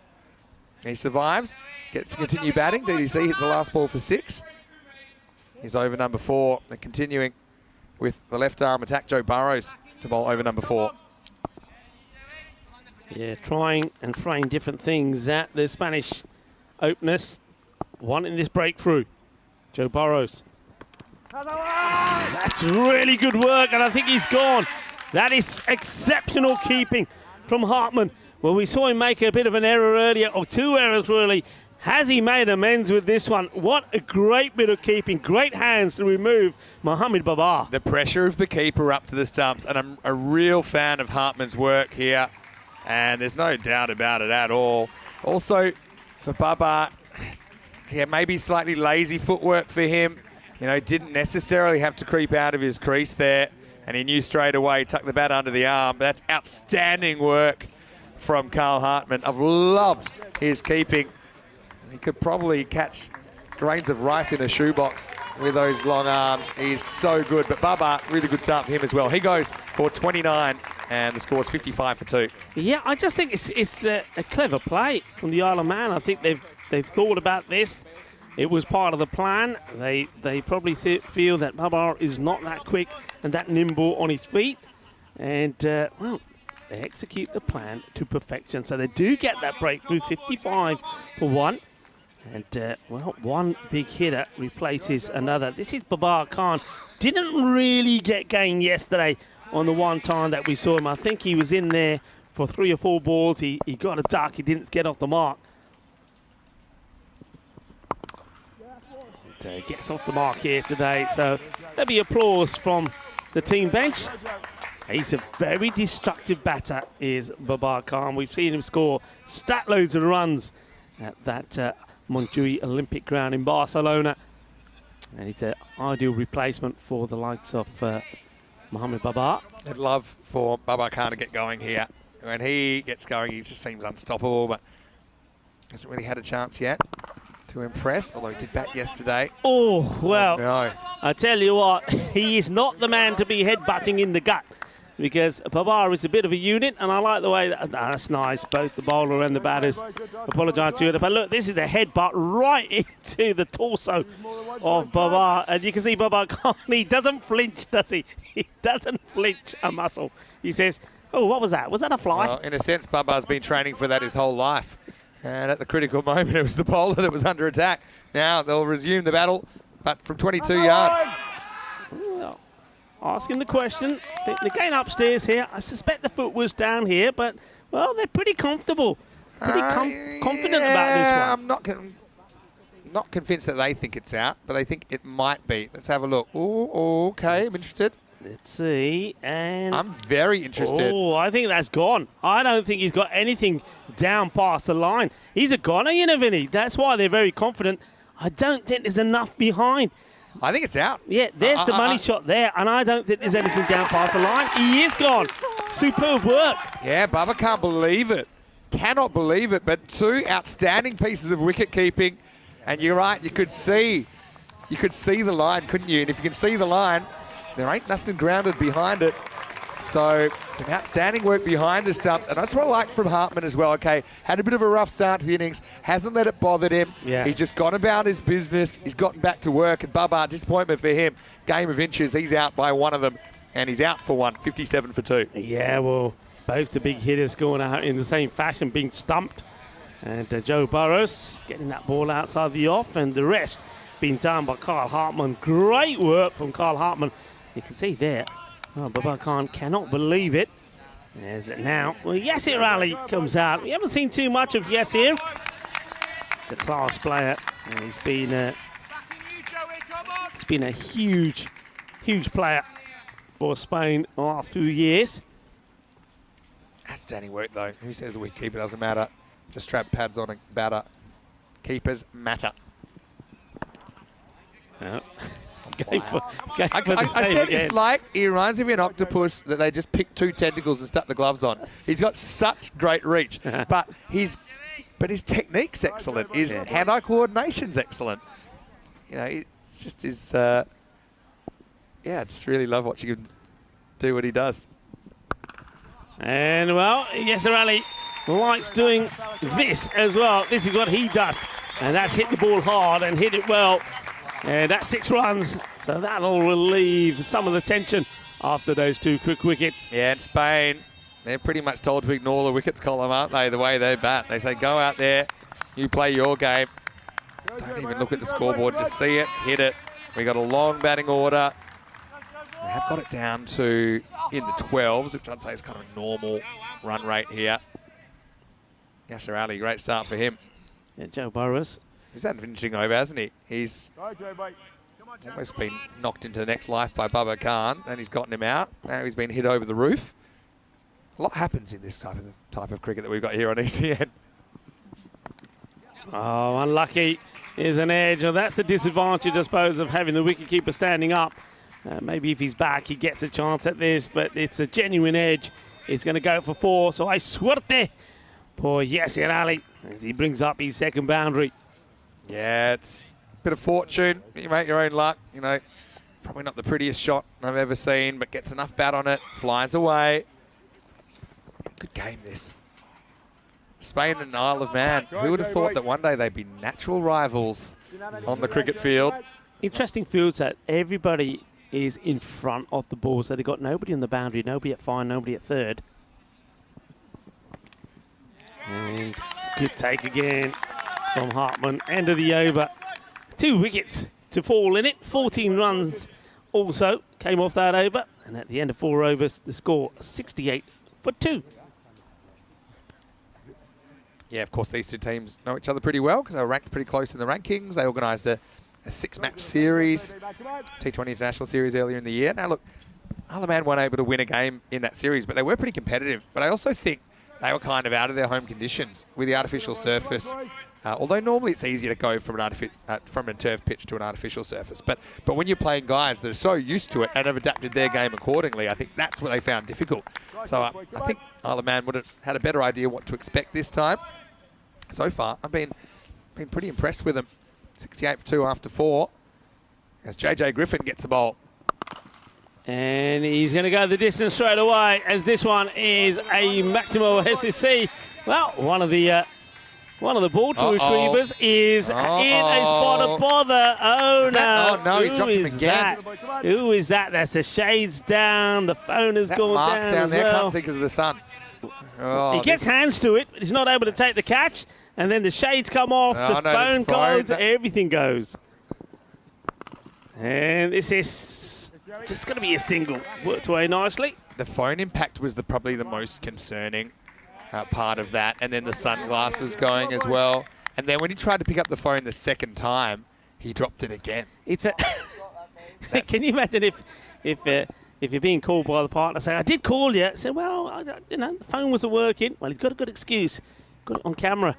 I'll take just a single. Yes, here, not in no real hurry to get to the other end. It's a gentle trot. Yeah, why didn't you pick up your phone? Well, you see what happened worse. On the list of excuses, yeah, from someone trying to get hold of you, you're not answering. Yeah. I dropped my phone twice trying to take a crowd catch at the European Cricket Championship. I wonder where that ranks on the list of excuses. DDC on strike. And he strikes it well as well. Well, this one is way over the ball. Well, that's still going. Look at that ball. It is travelling. It's going the distance, isn't it? That's going downtown. Downtown Carlton with that one. 6 more. Yep, that's what it was. 6. Hold it up and wave the flag. We probably won't see this on the replay because we're so far away. But it was like, like a half pipe. Look at this. It hit the tents. So, when they're skateboarding, it hit the downslope, then went up and just went up in the air again. Like it started going up, and then last I saw it, it was headed into the trees. That is gone to the other field to the left of us. It's a humongous hit from Daniel Doyle-Kayet. Slow ball. That's well bowled. Good comeback from Griffin. Yeah, it's just a single. Griffin, good to see him getting a ball. He's not quite had his 18th birthday yet, but yeah, they called on him last night, and I think he did a pretty good job. Took a wicket first ball. This will be a great learning experience for him as well, I'm sure. Last ball, the 5th coming up. It's a dirty full toss, which will get put away. And that goes all the way. The 2 umpires just having a look at each other on the height. They agree that it's okay. So it's manos arriba from the Sheriff. As the score moves on to 89 for 2 at the end of 5 overs. And a good time to welcome you into our box. Great to have you here in the Dream Box. Vinny Sandu here, Mr. Maximo for ECN. And hello to Rico and on behalf of Andrew and on all of our crew here. I mean, a lot of work goes into making this this happen. Of course, you can see now the ball retrieving crew, and they're also helping in setting up. And really, I don't think people realise what it takes to put this on in a country where cricket is not really an established sport. It's a huge effort, and I think the other thing is that all of this doesn't happen overnight. The planning that goes into this, I mean, this all starts weeks ahead of time. So big shout out to all the crew that have worked sort of night and day getting this set up, and it makes it look absolutely outstanding as well. So well done to all the organisers. Field of Dreams, whether you're in Europe or whether you're outside Europe, hopefully you're enjoying this tournament. It's a different sort of cricket, really, but I think when we're trying to get the game into markets where it's not really an established sport, I think this is the perfect form of the game. I know we talked a little bit before about, one day if cricket's back in the Olympics, I think this is the format to engage more people, okay? We're looking at the 90% of countries where cricket is hardly known or not known at all. How can we engage them? How can we inspire them? And I think, just when you see the faces of the kids that get to come down every day as part of our cricket school project, they are inspired to take up the game and to play the game with their friends. And I think that's where it all starts. I think it's a very, very important tournament. Yeah, and listen, it's not just all about the cricket as well, because today is World Refugee and Immigration Day. Okay. And I like the fact that we on the European Cricket Network, we're doing our bit as well with our partnership, of course, with the United Nations and the Feed the World Fund as well. I think that's very, very important. Yeah, I think that the World Food Programme is very, very close to our hearts now. We've got a partnership with them, and for as little as 70 cents, you can help and provide a meal for someone in need. And we're always getting close to our target. Right now, this ball is going to fly, and it's going to go all the way. Maximo! Daniel Doyle-Kayet. Well, this won't be one for the pool room, but still, he gets the result as the 6th over starts with a Maximo. Yeah, well, each is on song at the moment, isn't he? moves on to the 44. So yeah, the ECN, we are partnering the United Nations in the World Food Programme, and we can all do our bit to help those millions of people around the globe that go without food every day. And of course, we've got share the meal, and of course you can do that. You'll see the QR code come up a few times, so you can find that on our website as well. Yeah, it's true. EuropeanCricket.com, and well, if you can, do your bit as well. If you're enjoying the broadcast, that's a great way you can help, and 100% of that money goes to the fund. Langford's back.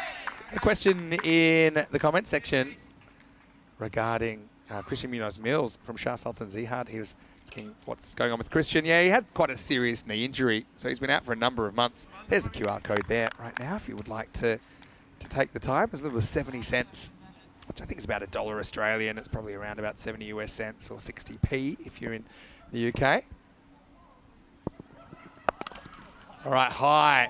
And this one is going to be touch and go. They come together, but they have to watch Maximo. 100 up for Spain, who look to be cruising in another large chase. Yeah, and also that brings up 50 for Daniel Dolkai. The captain brings up another half century. We saw him do it in match 1 of this European Cricket Championship, and he's done it again, hasn't he? What a player, what form he's in at the moment. Yeah, and look at where he hits the ball as well. He's very strong over mid-off, shows he's got quite a correct technique, doesn't get lazy, and this is probably a good example.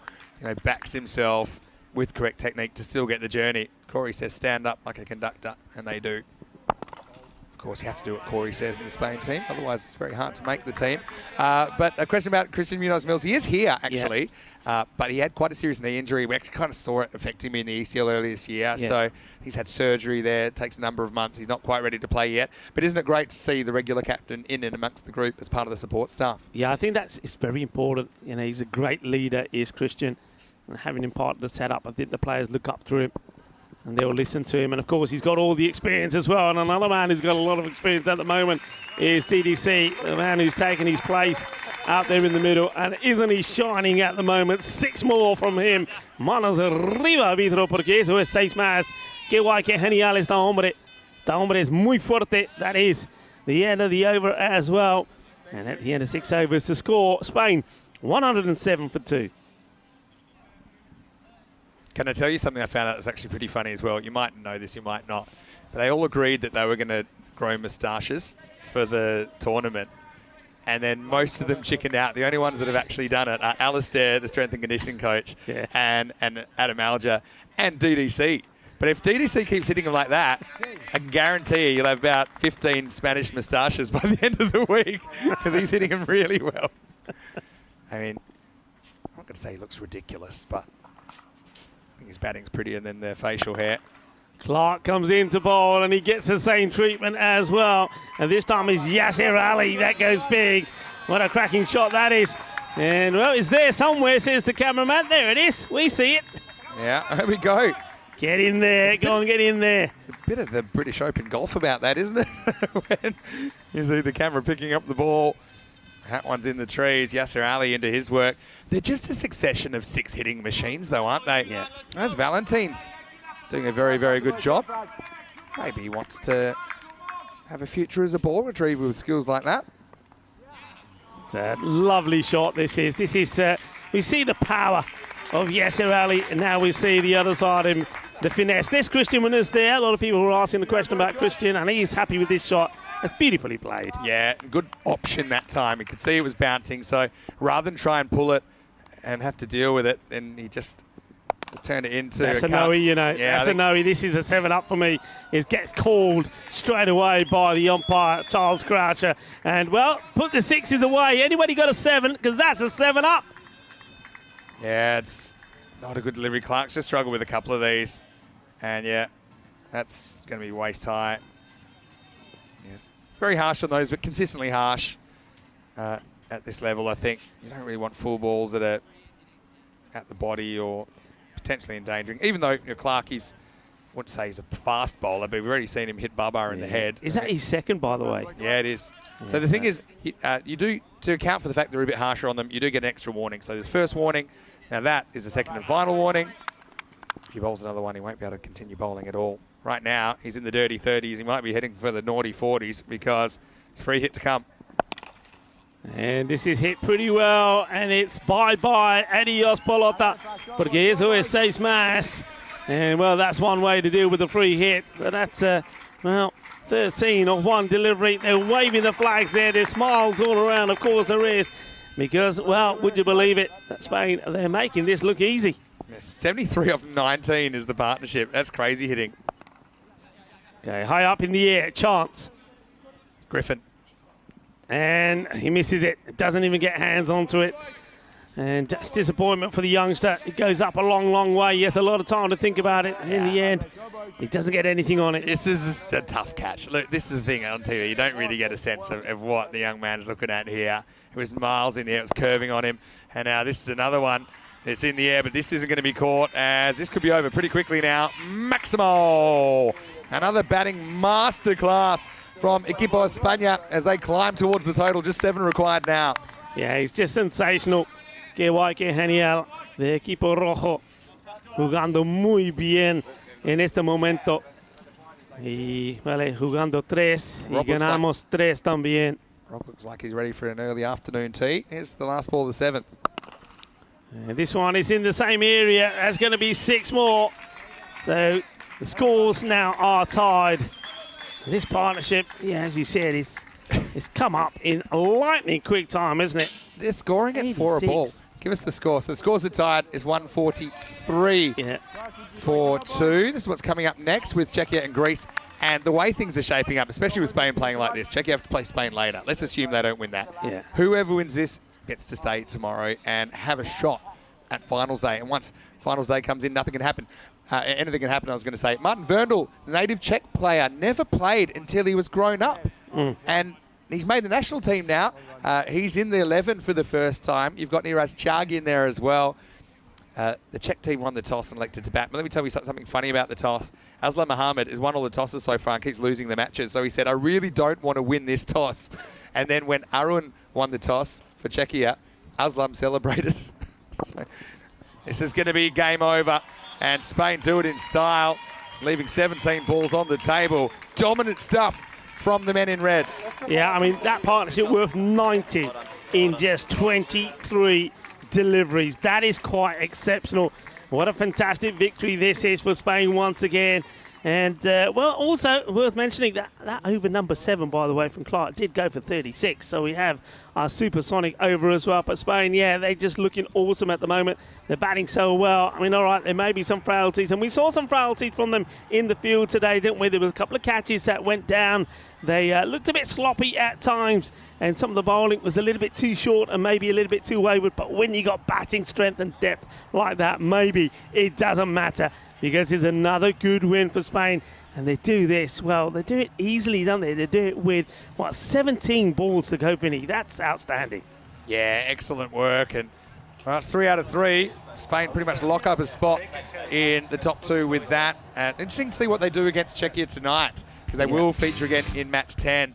And it may be a chance to give a couple of other players some roles. But they've already tried to mix it up a little bit, haven't they? Yeah. I don't think you'll see DDC opening the batting tonight. I guess we'll see what happens when the lights come on later. But really, with Spain shooting the lights out, another strong opening partnership, setting up a big chase. There's a bit of the cricket zombie about that from Hartman, but he was a bit of a star behind the stumps as well. But a lot of these were uncatchable unless you're in the crowd. Yeah, there was some really good hitting. And once again, Daniel Dorkaya and Mohamed Baba. I mean, these two are exceptional. But they needed something exceptional, really, to break the partnership. That was what we were saying. Who was going to do it? Well, Joe Borras was the man that came on to try and do it. And, well, he was assisted by some fine wicket-keeping. You have to say that Kyle Hartman, though he had a few issues early on, he came back strong towards the end. And this is what we're talking about. Sensational stuff. Really quick hands, brilliant alertness. Great work. Yeah, gotta love the octopus. And he doubled down here, didn't he? But just wasn't able to get the heel down in time. And so they were the only 2 kind of highlights, because that just set off a chain of events where Yasser came out and absolutely smashed them. He finished 44 off 11. And this partnership, that was the kind of strike rate they were going at. They were going at essentially 4 runs a ball on average. these balls, they're really motoring off the bat. You speak to all the players as well, they're saying there's something about these balls that they're just travelling. It's Christian Munoz Mills there, actually. We talked about him a little bit. Spanish crowd, they were happy, and they've got a bit of extra time to appreciate their team because they finished early. Up you come, and it was all over. 7.1 overs. Yeah, stand up, applaud. Interesting to know what you were talking about the match later tonight when he went Spain, played Czechia. You were saying that maybe they make some changes. I'll be very worried because don't forget, it's the first time, right, they're going to play in the night. Actually, that's true. And I reckon they need that experience there. I don't think they should change it.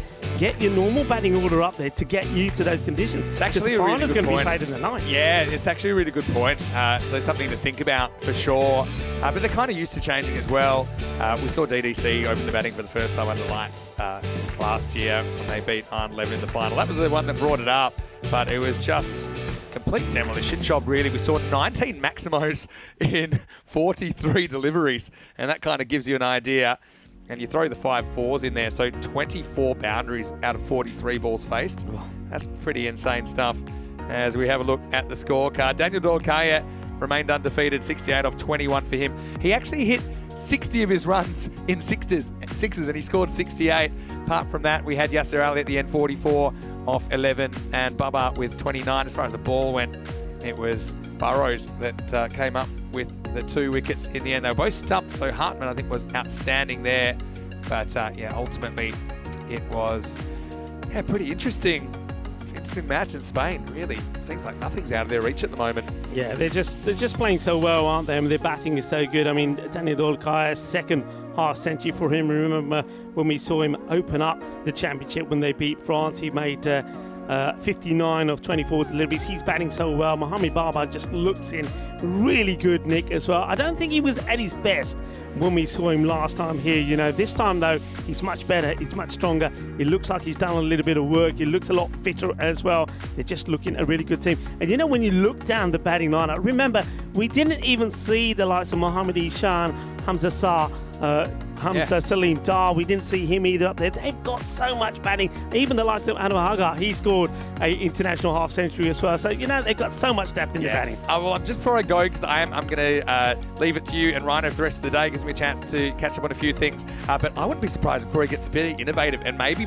people retires them out and treats it as a bit of a training run as well tonight against Czechia. We'll have to see. That's just the way he thinks. And we'll take a break. We'll be back in about 20 minutes to take you to the next game. Czechia versus Greece. Crunch match for those two nations. Vinny Sander here, Mr. Maximo with Rico Full. Rhino will be back to cover me, and we'll be back shortly with more Dream 11 European Cricket Championship.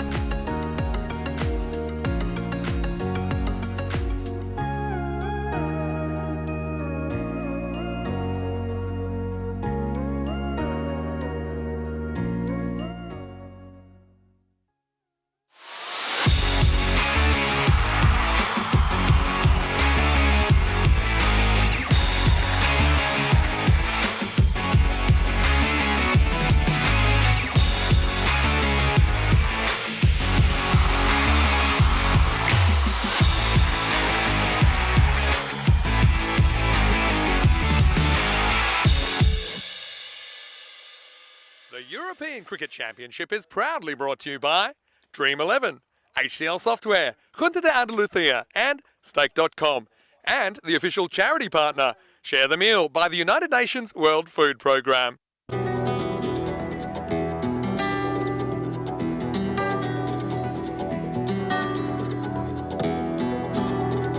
Ven conmigo a cruzar su calle, a vivir su ambiente. Ven conmigo a vivir la vida intensamente. Conmigo ven, conmigo ven. Hello and welcome back to the Carlton Oval. It is the spiritual home of European cricket, and now we're going to roll into a really important match. I think two teams without a win meeting for the first time in match number 8. It's Czechia versus Greece, and look, it does seem at this stage at least that whoever wins this match will get that fourth qualification spot. Having said that, if Czechia lose, they do have another chance to earn some points against Spain later on tonight. So it's a big moment, it's a big coin toss, and let's see what happens. Rob Kemming is over there with the two captains. Let's see who wins the coin toss for Group A, Match 8. Your call. Your opinion. Yes. We'll bat first. So it is Czechia that have won the toss and they've elected to bat. Bit of a funny one because Aslam Mohammed, the Greek skipper, said, well, I keep winning the tosses, but we're not winning the matches. So I think secretly he didn't want to win the toss. He gets his wish here because Czechia win the toss, and that means that we'll see Czechia with the bat first. But Greece, I don't think it's a bad thing for them to be chasing, to be honest, because I think sometimes batting first, they've struggled a little bit, I think, just losing some key wickets and not really sustaining their efforts over the 10 overs. Maybe to have that target, to know exactly what they need to do, will help them. For Czechia, though, I wonder what they'll do with their batting order. They've got to say that Buyan has been really good at times. The tank looked good, Ritik Tomar as well. Davisi has scored a few runs, but he has also kind of eaten up a lot of dot balls as well. So a bit of a quandary as to how Aaron Ashokan develops his team and works out his order. Also, you know, we've got some really good quick bowlers to look for as well. Riaz Afridi for Czechia. You've got Sinan Khan, Greece Lightning for Greece as well. Well, I'm going to take a breather here, guys, because it's a long tournament. I'm going to leave the rest of the day to these two gentlemen, and they're going to do a great job. Rico Full and Andrew Ryan ready to take you into match 8. In this huge clash, it is Czechia. They've won the toss. They're batting first. Over to you guys. Have fun. Thank you very much indeed to Mr. Maximo Vinny Sandu as we get ready for the start of this match. And I think as you heard Vinny say there, I think this is a big match, both these sides. I think it could really be the one who wins this is the team that we're going to see back here again tomorrow in the group finals day, because both these two teams haven't managed to get any points on the board as yet. Yes, as Vinny said, Czechia, they do have another match to play later today, but they are taking on Spain, who are looking in awesome form. So really, I think both of these sides will be looking to try and get off the mark here. Some good performance. I think Arun Ashokan, the captain, he has to be key. Sabulun Davitsi, I think also will have to be. But I think somebody like Wicket Toma could be the key player here for Czechia. Over to the other side, I think Aslam Mohammed has to make a mark in this one with the bat. I think Kasir Amin has been their top player at the moment. Interesting to see what our win predictor is thinking. Is going for Czechia here, 65% to 35. So that's interesting. But really, I think it all depends on how well the power play goes here. I think Czechia really have to get going here with the bat, winning the toss and having a bat first. I'm Rico Full, and joining me in the commentary box is my good friend Andrew Ryan. Andrew, welcome and good afternoon to you. Thank you very much, Rico. And I can sense the excitement in your voice at the moment, and I think all of our fans watching across the world, both on the European Cricket Network, on YouTube, and our many broadcast partners, are really likely to be sitting on the edge of their seats, because this is a huge game and very much in line with this format where sometimes the biggest games in the preliminaries are who can scrape their way through to the final. It is certainly the case with these two. Both yet to register a win in this tournament. This game is almost the decider of who will take that final place. Rico, you've set it up beautifully. Sinan Khan coming in for the first ball. Nice delivery too, just played through the offside by Davitsi. Called him Grease Lightning throughout the tournament, Rico, Sinan Khan. He's pretty nippy, and he's got the odd one that can really climb into the batter's chest region. He's bowled it efficiently too. Yeah, we liked his bowling yesterday, didn't we? I think he bowled really well in that, well, you know, only posted 70 against Spain, but he gave him some hope, didn't he? He bowled with a bit of pace. He caused a few problems. I'm liking this guy. Let's see if he can get the early breakthrough. Bowling hit to Bhuyan. Oh, it's just drifted on to middle stump. Bhuyan has hoiked it around behind square. The umpire's arms go up. That's the first to Maximo over the game. Well, Bhuyan goes booyaka as he sends this one big. Booyaka, shaka, lagya, he says. And it's just pure timing, isn't it? Once he picks this up, it just stays hit. And he's timed that to perfection. His name does lend itself to almost an adjectival description of a power shot, doesn't it? It does. Well, that ball, they're trying to hunt it down. Somebody does throw it back. And to be examined, no doubt, by the umpires as well, because that's taken a few dents on the way through. Having a quick look at the YouTube chat, Rico. Good to see some folks wishing Vinny well for the rest of the day. A lovely message from Mandrake. And Dave welcoming me to the commentary box. Great to be with you, Dave. Sinan gets that one climbing up. This should be an easy catch. It's well taken.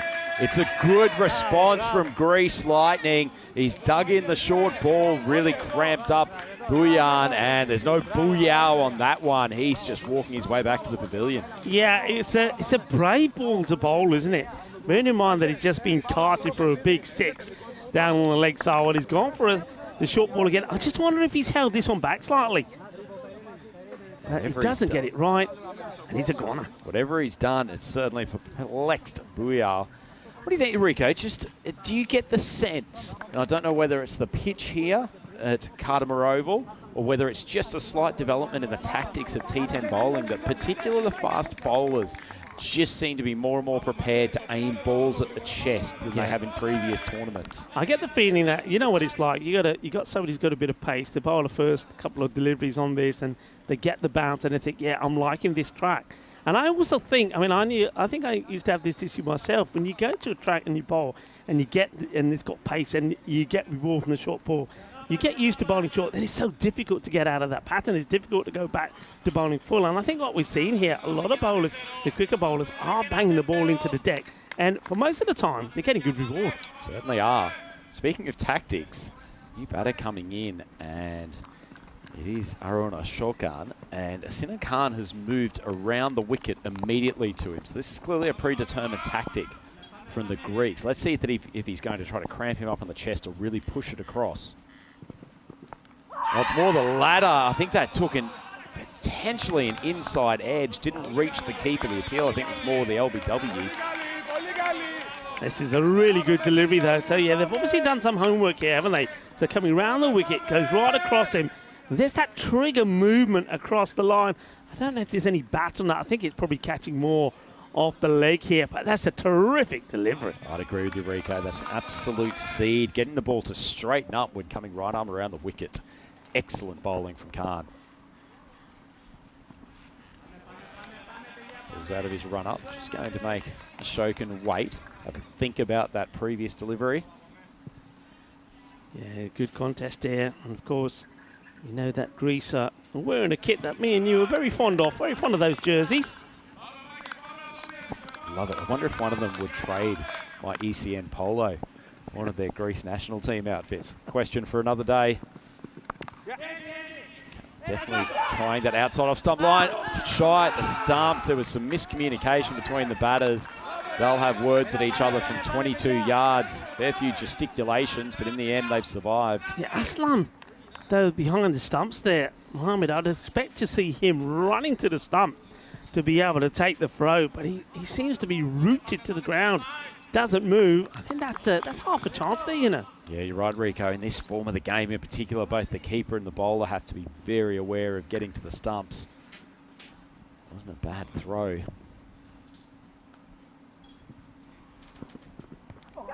Short ball. May have came off the glove. We'll have a look at the replay, but in the end, it's just a dot and an eventful first over from Greece Lightning, and the Czechs, they are 8 for 1 after the first. Yeah, once again, another one that's into the bodies, that shorter delivery, but he cramps the Vitsi there, doesn't give him any room. You can have a look at this now. Of course, we are in the middle of Group A, but on Thursday, Group B will start. The likes of Jersey, Guernsey, Belgium, Croatia and Bulgaria all in action. That's going to be an interesting group because only Belgium have played in the European Cricket Championship before all the other 4 teams on debut. And it's exciting times. This heavily expanded European Cricket Championship. Some very, very good teams. And I think, if anything, this tournament, by the time it's concluded, will have demonstrated both the depth and the breadth of quality of cricketer that exists across this wonderful continent. A bit on show here in Group A. This is Asar Ahmed coming in. There's quite an opportunity at the keeper's end, but he bowled actually quite an effective couple of overs yesterday. He's actually very, very slow, but comes with this nagging length around the wicket, and I'd call it infuriating more than difficult. Yeah, I think if he gets the line right, then he will cause some issues because he's very difficult to get after. He doesn't put the pace on the ball either, does he? Interesting to see what he does with the left-hander here. And it's good bowling, wide outside off, but Davitsi, as Vinny's mentioned before, he's basically got the carve and the hoik as his 2 shots, so he's used the carve to perfection there. Just take the ball from a foot outside off stump. Just floats over the man at the 45. Yeah, he gets that away, and that's it. Let's see a bit of the Maximo just running there behind the boundary marker. It's fairly hard fairly hard to spot, isn't he?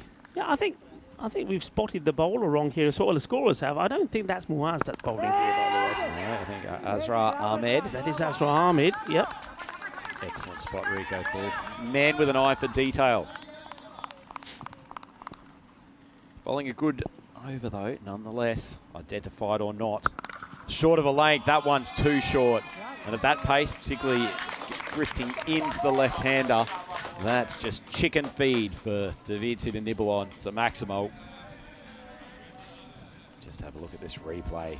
Short, drifting in, just outside off stump. Davitsi has to do all the work, creating the pace, but he's got good natural timing, hasn't he, Rico? Yeah, it's a good timer off the ball. He's, I mean, every time that I've seen Czechia play, he's always been one of the outstanding batters. He's always been the top run scorer, Sabun Davitsi. It's a better ball, more challenging length. He'll have a shot at the stumps.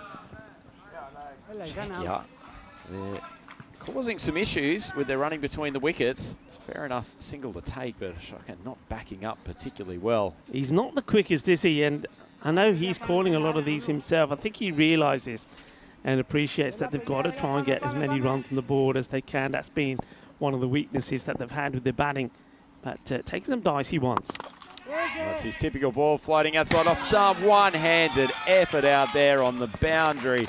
I think that's Georgios Galanis out there. He's a tall young man, probably precisely who they wanted out there, but the ball just skips through his hands. Goes for a Maximo. Yeah, I think when we look at this again, Andrew, I don't think he sets himself up right for this. I think he's a fair way away from the boundary rope. I think if he's on that rope and he's jumping up with 2 hands, I think he gets a chance on that. But anyway, it's a chance that goes begging. It is the end of the over, and the score 26-1. It's a lively first couple of overs here, Rico. The Greeks have created a few chances. We've got one batter already back in the hatch, and as we see, this is genuinely the foot of the table grudge match, and an important one because it'll essentially determine who gets through to finals day tomorrow. Yeah, huge match.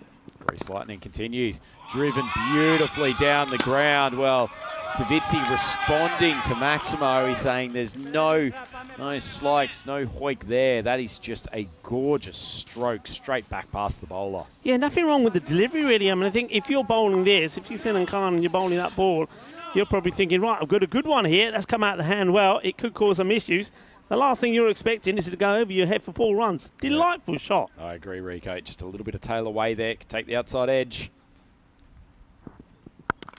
Full ball. That's not a good delivery. And Davitsi down on one knee.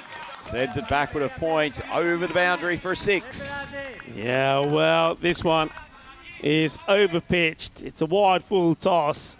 And Sabawoon says, boom, shakalagya. And it goes all the way. So cracking start here for Czechia. They need this win, don't they? Back in your playing days, Rico, did you have an internal dialogue when you hit a good shot that you'd say to yourself, boom, or yeah, love it? It was just a little bit of this. You just go, oh yeah, because you know when it comes out wide, you know when it's going the distance. There's a bit of oh yeah. Well, the double teapot here from Sinan Khan. Well, there he is. We knew we'd find another job for him. Look at the agility. Look at the technique. He's got the right colour on, hasn't he? He doesn't need a bib. Sure, if the bus came past at that point, they'd spot Maximo from a mile away. But lovely batting from Davidsi. He's enjoying the extra pace from Khan. Surprised Khan's coming around the wicket to him. If anything, try to cramp him up, get that short ball, maybe just angling across the top of middle stump. Well, he has gone for the short ball, and Davidsi probably tries to overhit that one. Yeah, you can hear the aggression, more frustration there from Davidsi, because I think he plays this completely wrong. He rushes into the shot and ends up being the dot ball. So Khan probably would have banked on him being somewhat less expensive across his 2 overs. He hasn't bowled badly, but a couple of boundaries from Davidsi this over. Certainly putting some blemishes on his figures. 2 balls to rectify it. They'd love another wicket. Oh, good ball. Some late movement too, just past the stumps, but Azhar Mohammed had to adjust late. Good delivery, good little battle this, isn't it, between Sinan Khan and Sabahun Davidsi. Davidsi, well, he's trying to send that one to the moon, isn't he? But he gets beaten proper, and you're right, look at the movement after the ball goes past the batter. Good take there in the end from the captain, Aslam Mohammed. It's a little bit like that one you were saying was a good ball on the first ball there, Rico. He just got a touch of movement. To beat the bat.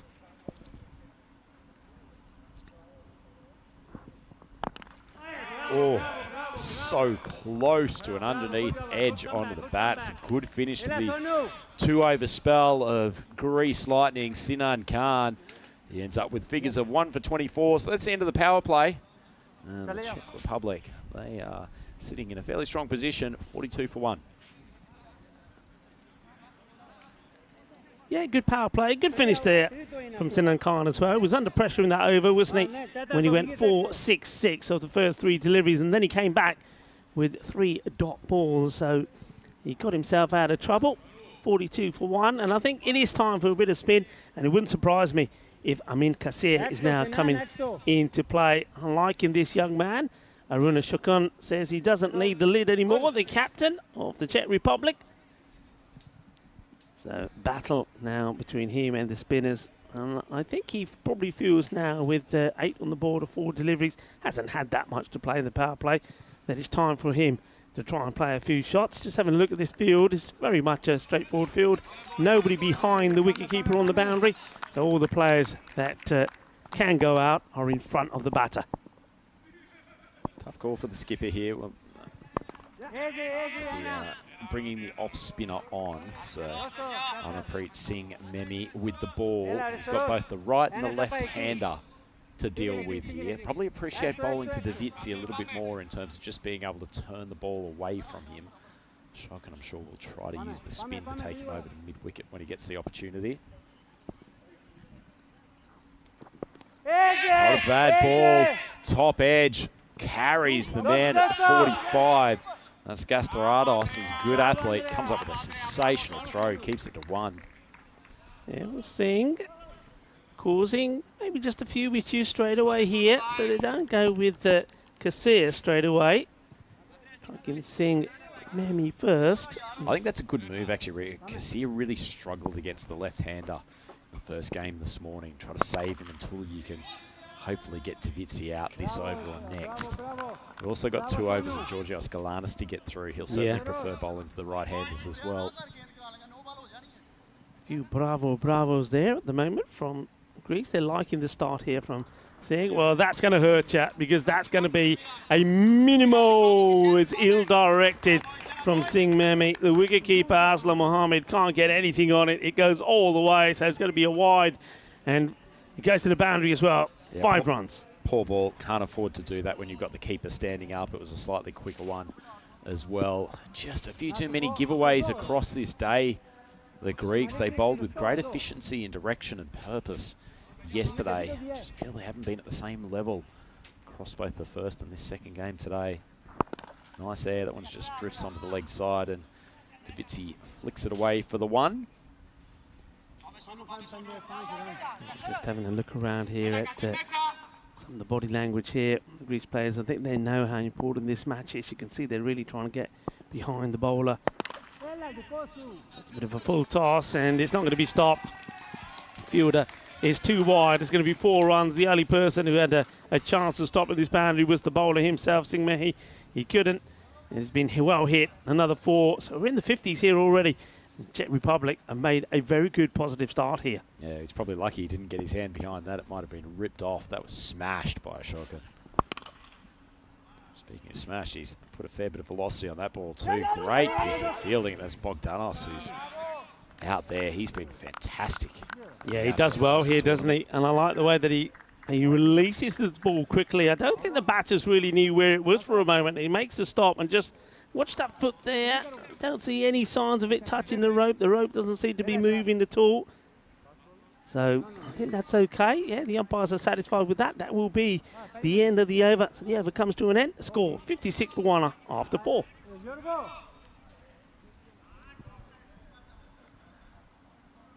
Umpires just reviewing that last shot, but as Rico Fuller's correctly called, it'll just be the single. Excellent work out there on the boundary by Bogdanos.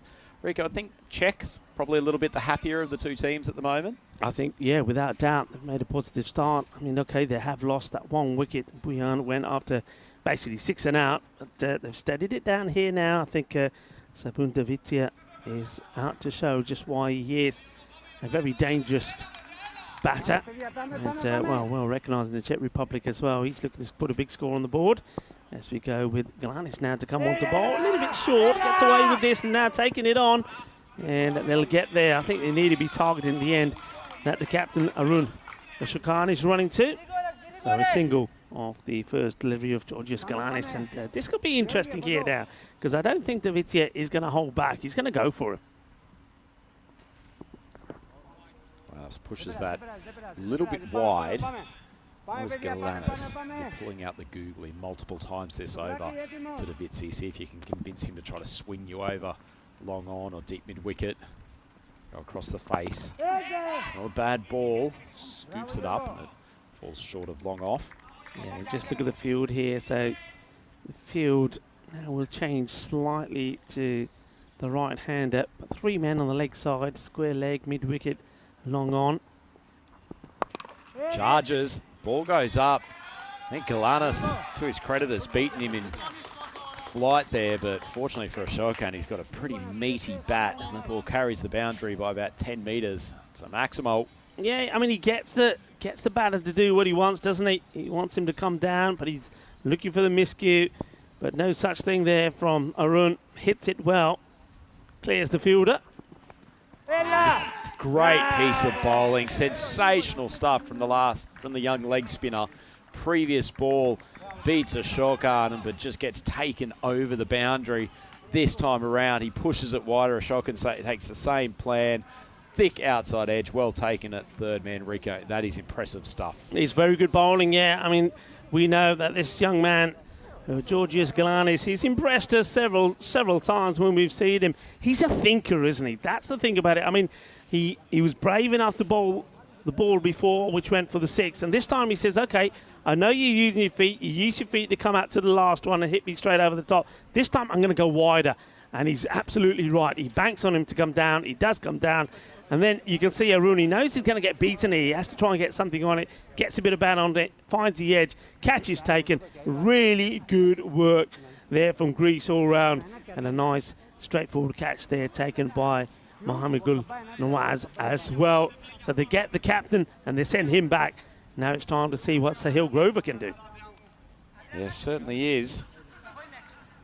Thinking to myself, I think we both agree that Galanis is a very, very studious young man of the game of cricket. Wasn't there a famous bronze statue called the Thinker that was based on Greek mythology or something of that ilk?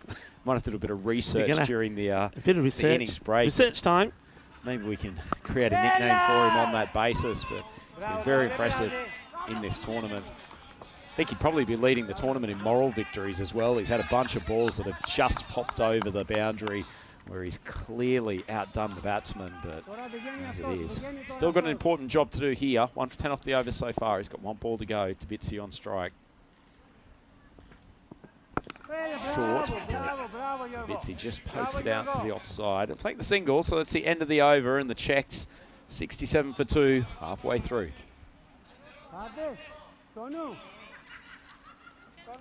Yeah, Rico, good start to this game from Czechs, but I think it's probably these 2 overs from Galanis that is really going to determine whether or not the Greeks have a total that they can chase down. Yeah, I think the pace attack didn't quite work as I think the Greeks would have expected. I think Sinas Khan wasn't quite on the money, but taking the pace off has worked, and I think they're going to stick to that. But yeah, I think at the moment, Czech Republic probably on top, but I think it can change pretty quickly. I think a lot relies on the way Sabahun bats here. I think he's going to be pretty key, the left-hander. And he almost puts this one into the hands of the fielder. Doesn't quite carry, just dips down. I think that's going to be the key. I think he's the man there. I think Sabahun Davizzi. Because one thing I've noticed from them is this one is played away, but well fielded. Good work from the fielder. Good bit of footwork as well. Staying inside the field of play. Nicely done. Nice little stop there from Martin Woodnell. Yeah, tiptoed around the outside. Nifty bit of work on the boundary. And just goes across the off stump. Poked away, could be an opportunity. That's not a bad bit of work from Aslam Mohammed. I suspect they'll review this. I also suspect that he's probably gotten back safely. Yeah, I think that the throw was too high. Had a lot to do there, did Aslam Mohammed. I think you'll see here that he probably makes it, but a better throw above the stumps would have had him. Has a lot to do, and you can see he clearly does get himself back in, despite the efforts there of the captain, Aslam Mohammed. Yeah, one thing I've noticed, I mean, going back to what you're saying about the way, I've noticed that all the other batters, so whoever's been out there with the Davizzi, are just keen to get singles. You can see there, they're just trying to nudge the ball and get Davizzi on strike. But it puts a lot of pressure on Davizzi because basically he's like the only man who's looks to be scoring any runs. Well, Grover's trying to rectify that. Pretty poor ball from Singh Memi. Drifted onto his leg stump, basically gave him a free swing at the ball, and he's got enough bat to take it down to the boundary wide of fine leg. Yeah, needed that, and I think that's probably what Sabahun Davizzi is saying there. He said, hey, look, you know, you can hit a boundary to yourself. Give me some support. I can't do it all by myself. It's a better line, drifting out to the off stump. They've got the coverage there out at deep cover. Just coming back to your point there, Rika, I'm also not sure that Davizzi is going so well that you focus solely on getting him on strike. Yeah. Could understand if he was sitting there at about 60 off 15 balls, but not the case, as that one is floated up. Thought that might have been a bit of a gimme hit at one stage, but it dropped trajectory towards the end. It's just a single. Just gets a single through. That will be also the end of another over. So ticking away quite nicely here. They're into the 70s to score 74 for 2 at the end of 6 overs. So if you're Czechia here, I would suspect that you'd try to get Riddick Toma in for somewhere in the last sort of 2.5 overs. He's been very, very good at finding the boundary, possibly their most effective boundary hitter. Yeah, this is the one thing I was saying before this match, that I could see this being his match. We'll get Toma, I think, you know, with the bat and also out there in the field, he could be the one that makes a difference. And that's why I think that you've got to be just the likes of Grover here. He's got to be super aggressive and play his shots. If you're out, you're out, because you still have other batters to come. And let's see how he plays here, because he's going to get on strike here now. But yeah, you're absolutely right. I think Rickett Toma, you want him to have at least the chance of facing probably at least 18 deliveries, you would want, wouldn't you? Certainly would. So Galanis on for his second. That's a nicely flighted ball. Goes up and easily taken. Another excellent piece of bowling. That combination of Gul Nawaz down at short third man and Galanis. They've been a pretty effective pair during this tournament. And the Czechs lose their third wicket, 75 runs on the board, and another excellent piece of leg spin bowling. Yeah, good bowling. He's not afraid to give it a bit of drift as well. That's what I like. Look, he's giving it a bit of flight, and he's just making the batter. He's got the batter in two minds. Don't know what he wants to do. Do a come out to it, do a wait. In the end, you're sort of stuck in middle ground. It doesn't get the right connection, loses its wicket. But maybe we'll get our wish. Maybe we're going to see somebody like a Ricket Tomar come out there now. Maybe he could make a difference, get a flurry of boundaries for his side. We'll have to wait and see as we see the departure there of Grover. Goes for 6. And it will be Ricket Tomar that comes out. So this is going to be an interesting little partnership here now for us. Certainly is. Georgios Galanis, we saw him a couple of years ago, a few games for Corfu, didn't we, in the European Cricket League? And you could see that he had some style, he had some talent, but he also copped some tap. His improvement, both in his control through the air, the amount of drift that he's getting, it's been really good to see.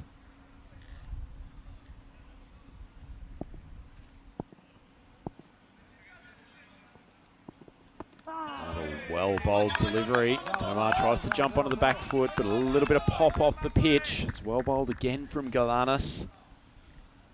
Yeah, he really has matured into a very good cricketer and very confident as well. He believes in himself. He's beaten Tomar again. Wonderful piece of bowling. Strike 2. Love to see the back of Tomar before he ends his spell here. He's got 2 more opportunities.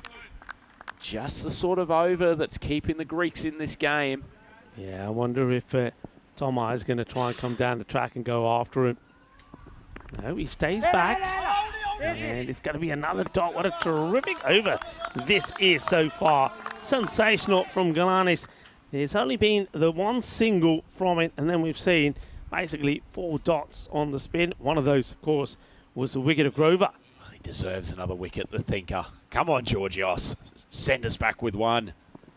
On short of the leg, Tomar tries to cut over the top of his flashing blade. Sensational bowling from Georgios Galanis, the young superstar of Hellenic cricket. And that's a sensational over. Check out 7 overs down. 75 for 3. 75 for 3, as we once again take a look at all the groups here of the Euros of cricket, this European Cricket Championship. And of course, that's all the action that we're going to see in the first 3 weeks. Week number 4 will be Championship week, starting on the 16th to the 20th of October. And that's when the reigning champions, the Netherlands, come into play as well. So we're looking to see who's going to be the winners of the first group. Only 1 team will go through, and we'll know who that is tomorrow for Group A. Short, not a good delivery, but it gets put down, and, well, worst case scenario is that it also gets dropped over the boundary. That's Sinan Khan, and he commits a bit of a sin there because that's a wicket you really, really needed. Daviti gets lucky. Oh, it's potentially a game-turning moment there, Rico. Dreadful ball from the left-arm orthodox spinner, but Daviti loses control. Not an easy catch, but geez, Sinan Khan is a quality cricketer. He's got to be able to take that. So you can see he goes for a boundary first ball. Bit of loop, ball really ballooned off the pitch, and Daviti couldn't make up his mind what he wanted to do with it. Yeah, good bit of turn there also from Kasir, but this is what you were talking about. It's a bit of a gamble because he didn't bowl very well to the left-handers, did Kasir? He's flighted, drilled by Daviti, but it'll just be a single. It does seem like Kasir, who you might have seen earlier this morning, Rico. He was called for a throw bowling his quicker ball, and it just feels like it's put him out of rhythm. It's certainly not the same elegance and loop that he had bowling yesterday. That one's short. It's come a bit slowly off the pitch, and Tomar with his head going up. He's 0 off 5. Yeah, you can see the frustration from him as well, because he knows he's not helping his team's cause here at all. They did get off to a good start, but now gone a little bit slow. Well, this will help. It's a short one, but has he got enough off this? Yeah, he has. He clears the fielder by a long way, so all of a sudden, a big hit like that, 6 to his name, will give him the confidence. And, well, it looks a bit better now. At least he looks like he's going to run a ball, if nothing else. I'll tell you what, if you're a Riddick Tomar and you were none off 5, getting a half tracker from a left-arm orthodox coming into middle and leg, couldn't ask for much better ball than that to get off the mark. He's tried to heave that as well. It's just a single, and that will take check here to 87 for 3. It's the end of the 8th over.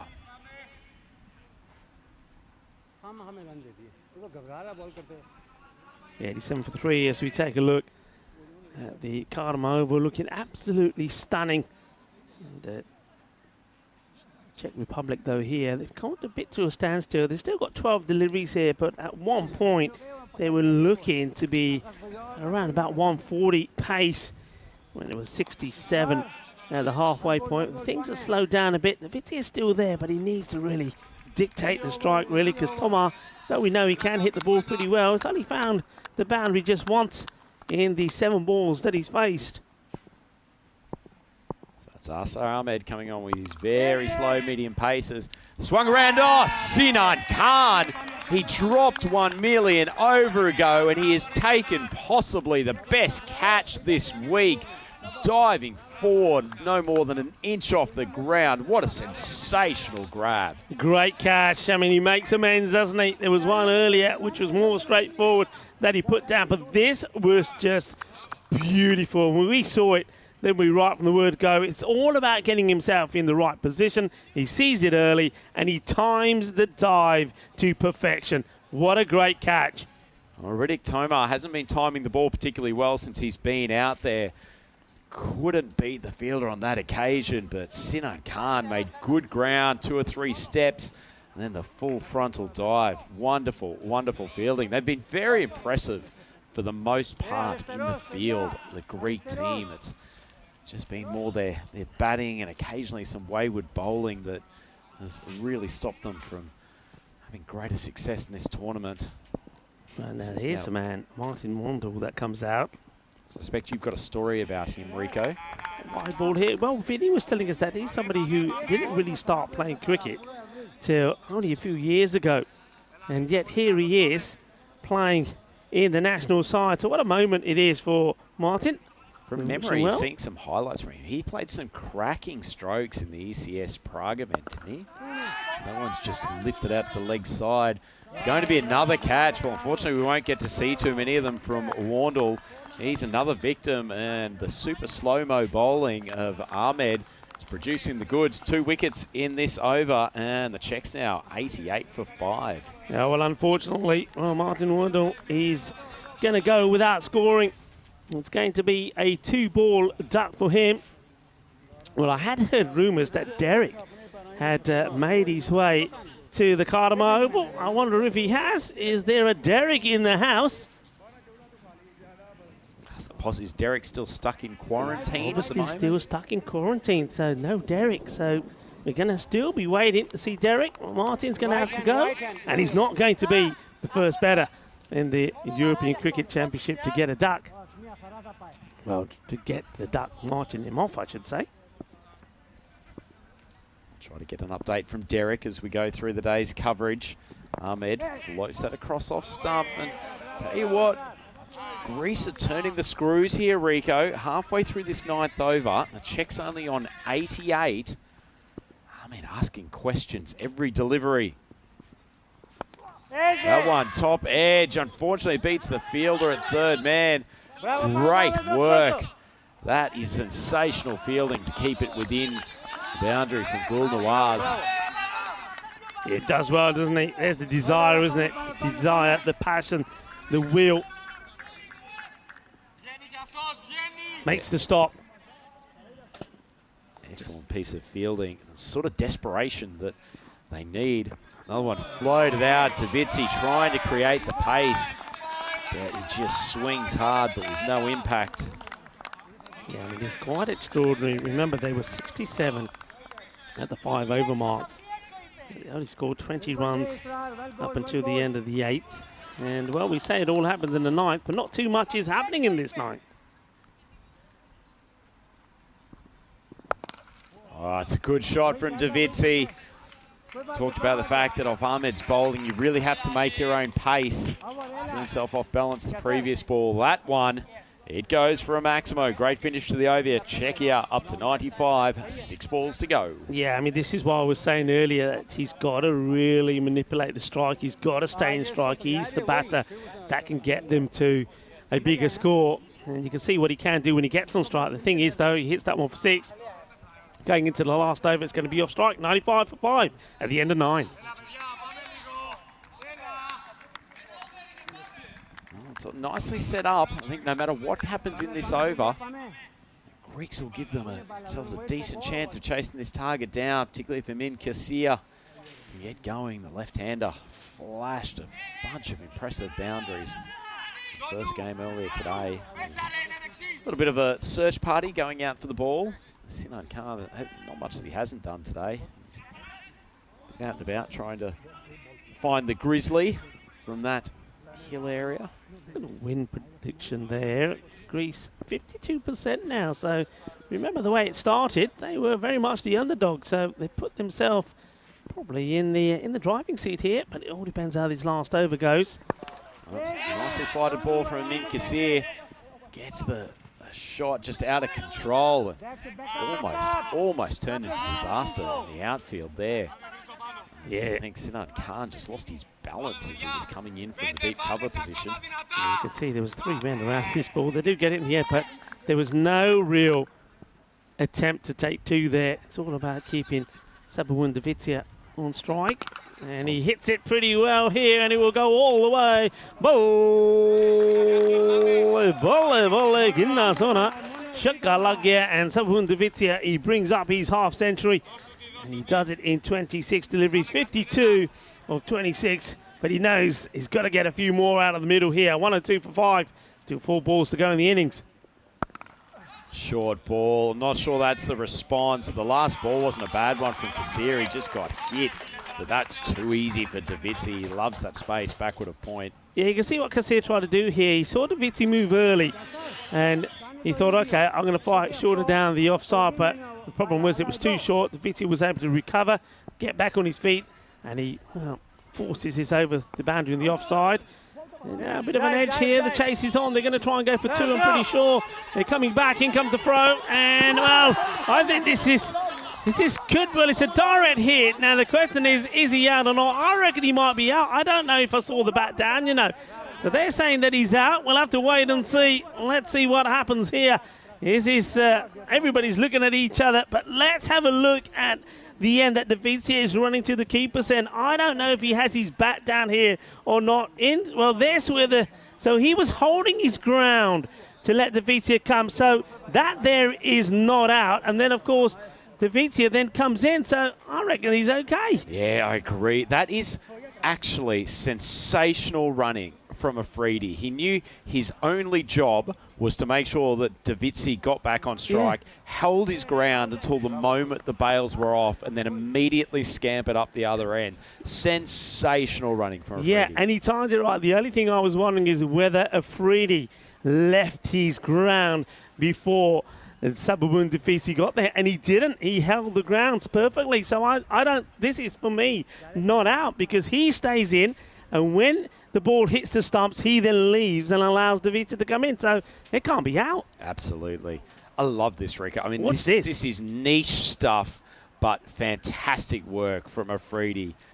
Gets his bat back in, holds, bails off, then scampers up the other end. Wonderful work. Great cricket. We don't see a lot of this, do we? I mean, quite often I know that I've found myself, and either Maximo, we call for this sometimes, say, look, just hold the crease, let the other batter get there, let them break the stumps, and then you go, then you leave. That's exactly what they did. How important could that be? How important? Look at the personality types too. It's Riaz Afridi who's dishing out the chat to his batting partner too. You'd think with Davizzi, 60 off 28, he's the batter, but it's actually Afridi issuing the instructions.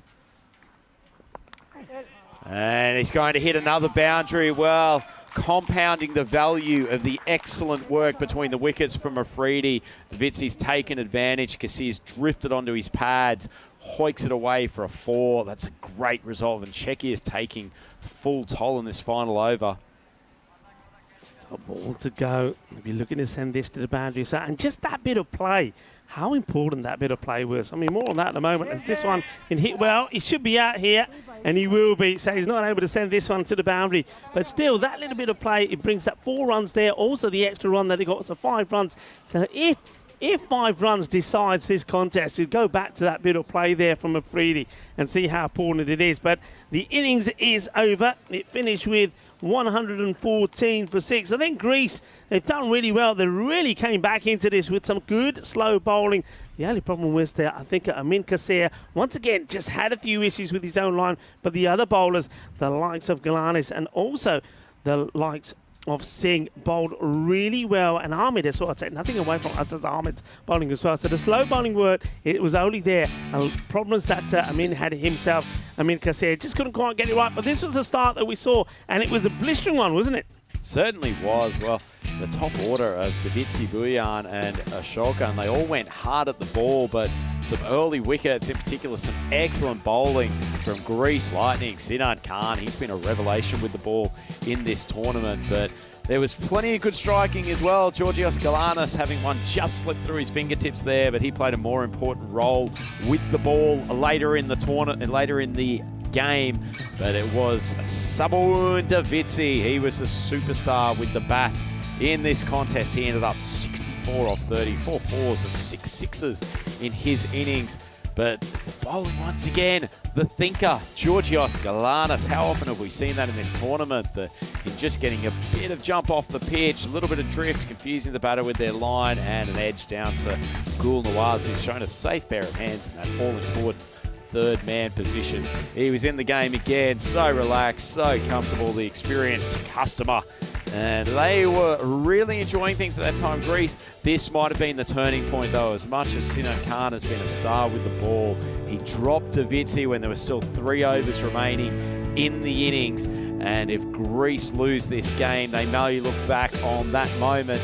He did have a starring moment in the field though. Fantastic catch to get Tomar back in the pavilion. That ball dropped short. He had to dive full length forward. Probably the catch of the day, but some of the shots of the day coming off the bat of Davitsi.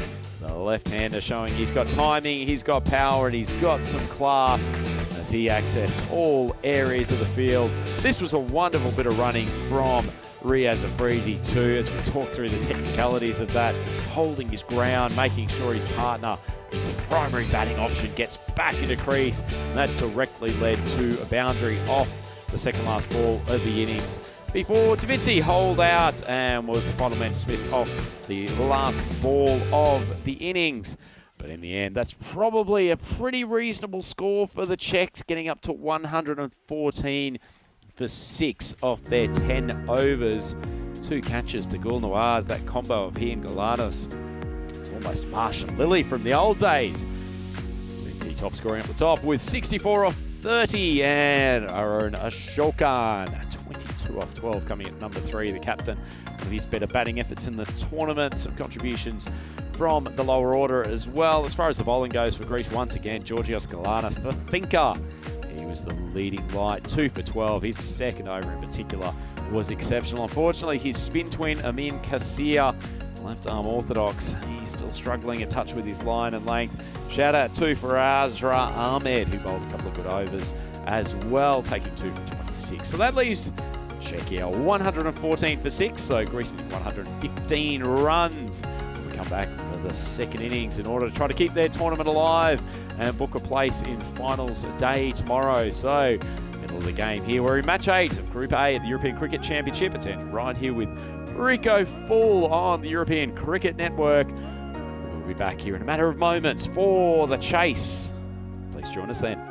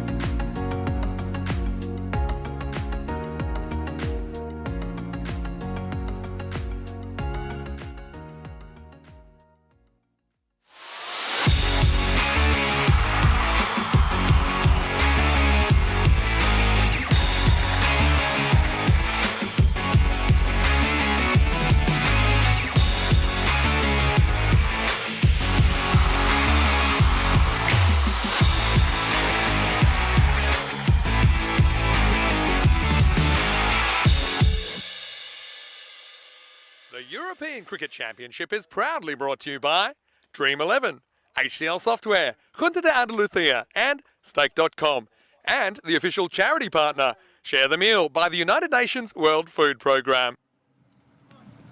European cricket fans, welcome back to Cartermore Oval. We're here for the chase. This game between Czechia and Greece. It is Andrew Ryan here. I'm joined by the man with the most salubrious collection of vests in international cricket commentary, Mr. Rico Full.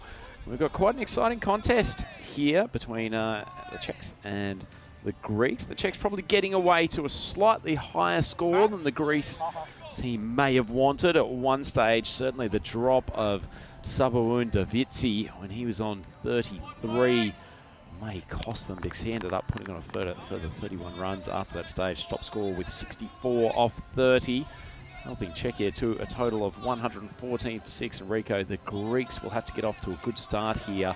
And that man Kasia really holds the key, doesn't he? Yeah, he does. And the good thing is because of the way they came back into this match, that, well, Czech Republic haven't battered them out of this match. So they're very much in it. And, of course, there's everything to play for as well, isn't it? Because, really, it could be whoever loses this match is the team that we won't see again tomorrow in finals day of the group. Well, going for it. And, oh, this is close. Very, very close. Went for the single, went straight to the fielder, picks it up clean. He has a shot. Direct hit, and I think he would have been out. Yeah, he played that ball with his weight on the back foot. So it took him a while to get started. As I say, direct hit would have clearly been out. Feels like he got his bat down just in time, just plomped over the ground, and time taken for the bowler. Deflecting the ball onto the stumps has saved him, but heart in mouth start from the boys from Greece. I don't mind this move of Alexis Souvlakis up to the top of the order. He cracked a mighty Maximo from one of the couple of balls that he faced earlier in the last game. Short ball, he's managed to get Edge just tucking it around his hip. Touch uncomfortable playing it, but manages to scoot through for the single. Yeah, he works it around. It's almost like Souvlakis is probably thinking, well, I just want to get myself in a little bit here. I don't want to play the unnecessarily risky shot to start off with. So he's just quite happy just to paddle that around. Let's go see, it goes back on strike. See, it charges. Needed to hit it straighter. Souvlakis makes his ground. Direct hit, and they are going to check. So I wonder if he plonked his bat down just short of the crease. I think he's okay here. I think this is probably more the umpire was a little bit out of position, so just wants to check. So, but yeah, it's a good bit of action. So the bat there clearly down, and he keeps it down as well. But yeah, that's a great bit of action for you. As the middle stump being uprooted, and the bails flying through the air. It's a nice shot of the jersey there for the captain, Aslam Mohammed. According to Vinny, the man with the best abs in this tournament. Adaranga short of a length, and that's dispatched. Kasia stands tall, both metaphorically and physically. Spanks it over the leg side for a boundary. Well, this was a little bit of grease lightning, wasn't it? Because that was going like a bullet. What a lovely shot. That's what they need to do. Put away the bad ball and be prepared to run hard and take the singles as well. Just keep that scoreboard ticking. Adaranga wide. That is actually called wide as well. Tried to take it out of the leg side arc of Kasia. That's certainly where his power hitting zone is. Swung hard, didn't he?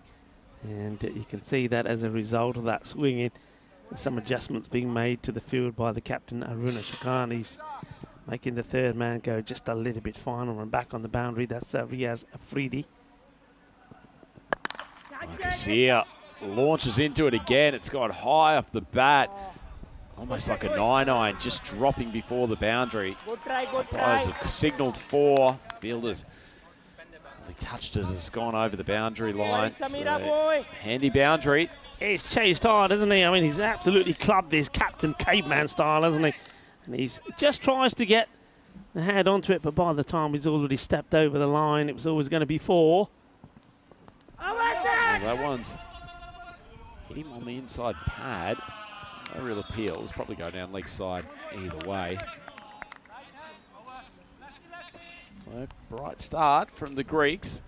That's the end of the over. And they end up 12 for none after the first. 12 for none. Interesting that who will win. Check here.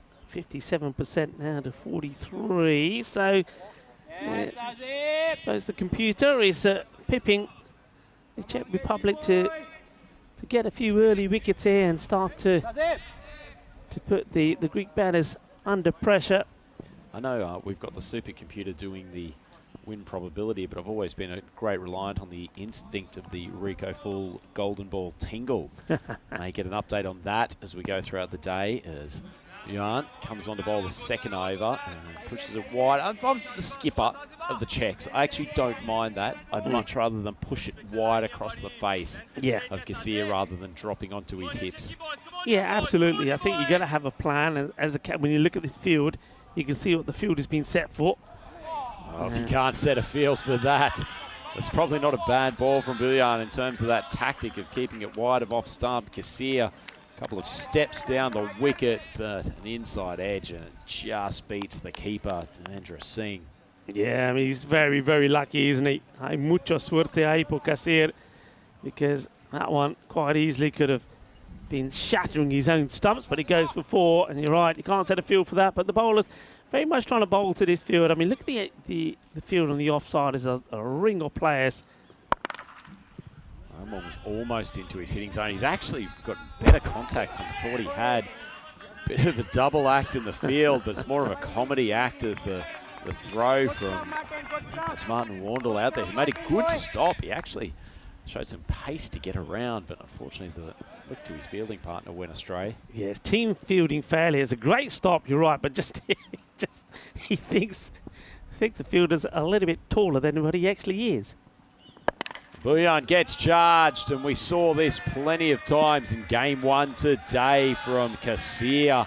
He's continuing to make a mincemeat out of this Czech bowling attack. Yeah, well, Garcia was a little bit expensive with his own bowling, wasn't he? So he's got a few runs to make up and get himself back in credit, and that's the way to do it. He uses his feet so well. What a delightful shot. Oh, it's not a bad bit of bowling again from Bullion. Puts it wide of off stump, but somehow Garcia still nails it over the long on boundary. Wonderful timing. This is, I mean, timing and power. I mean, he's nowhere near that, is he? He hasn't got, you know, they say get the weight into the shot. Well, there's nothing into that. He's reaching for it, but he still has got the power to send it for a boundary. Great start from Greece. Garcia 27 off 9. Drills that wide of long on. Just be the single. Probably gives Sublakis a free hit at this ball in reality, Rico. They probably don't want to get him back on strike for the start of the third, so Garcia should be in his ear just saying, Sublakis, go hard. Yeah, Sublakis. And just, it's interesting. I'm loving this win predictor. Look how quickly it changes. There's no alliance to anybody, is it? It just said, oh, okay, I'm changing now. I think Greece is going to win this. 67 to 33. Ultimate bandwagon jumper, the win probability. Big time, isn't it? And you can imagine there's going to be a couple of dot balls here or a wicket. It's going to change again very quickly as well. But that's all about the fun of it. And that's how quickly the game can change here on the European Cricket Network. Well, Sublakis plays a pretty good cut shot, actually, but straight into the hands of Riaz Afridi, standing there backward of point. And it's the conclusion of an eventful second over, 20 runs off it. And the Greeks started with a flash, 32 for none after 2. Gives us a chance to have a quick look at the standings. Spain unbeaten in 3 matches, sitting at the top. They've got their last match to play, is the last one of the group stages later on tonight when they take on the Czech Republic. So the Czech Republic, I suppose they do have another chance to try and get some runs and points on the board. But, well, they'd rather do it in this match because Spain have been flying high. And then you can see that the next match coming up is going to be an important one. The Isle of Man taking on France. Both teams have played 3 matches and have a 2-1 record. And both of those defeats have been to Spain as well. So very much a battle for perhaps second place happening after this one. Yeah, it's a tasty clash, that next one. Oh, man, we're pretty impressive for the most part against the Spanish, but just the power of that Spanish top order. Driving them through for the win. Cheyenne coming on for his first over. Full toss that he just drills back down the wicket. Probably not part of the bowling plan.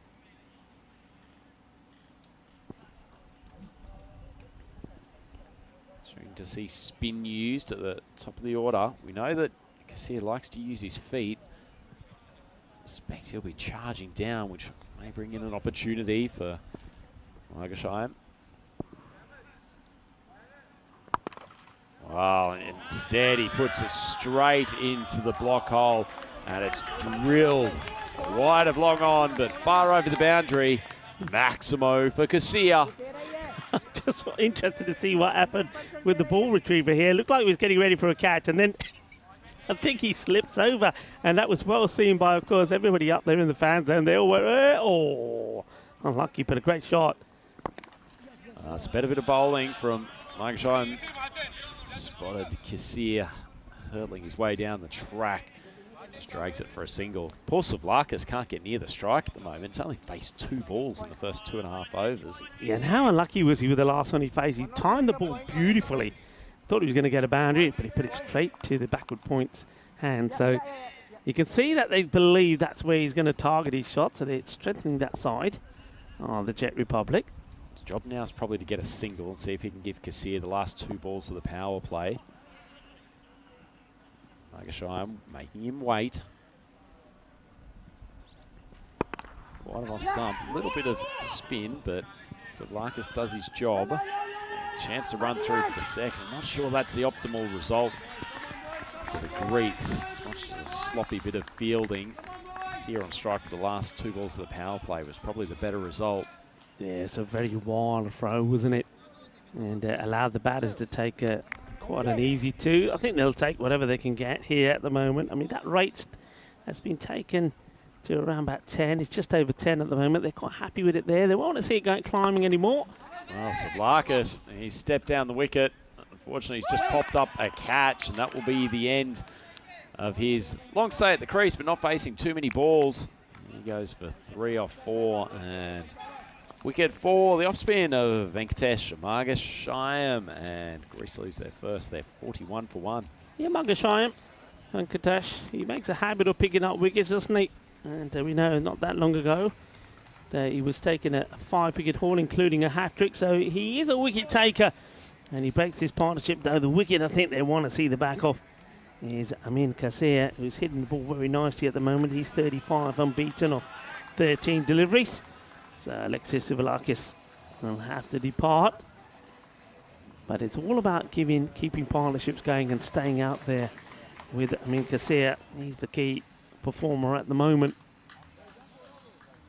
A big shout out to a lot of people that have been joining in on our chat. Nice to see the chat nice and busy. A lot of people on there. Dave Mandrake enjoying the action coming from the Cardam Oval. Matthew Hogson is on there as well. Hello everyone, I hope you're enjoying the cricket so far. Good to have Ian Lattin sharing some memories of playing against the Greece under-15s, talking about playing against Alexis Savlakis at the time. Good times. Singh Memi coming out to bat at number 3. Nice bit of bowling from Margashayam to finish the over, just pushing it across off stump. And the Greeks end of a fairly productive power play for them. 41 for 1. Yeah, they'll take that as we have a look like for like. And, well, it was very similar, wasn't it? I mean, you hinted briefly at the golden ball or golden ball tingle. Well, it's that sort of score, you know, Andrew, is that sort of score. Sort of normally we say anything sort of 112 to around about the 116 is a possibility. Well, we're there. We're in that zone. Certainly are.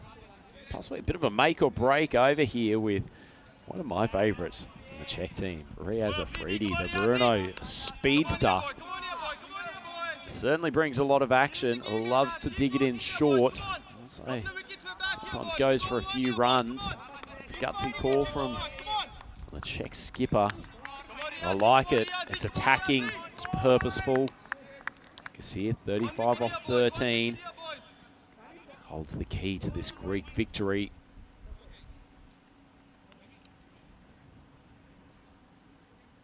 Arun just wanted to get his field right before Afridi comes in.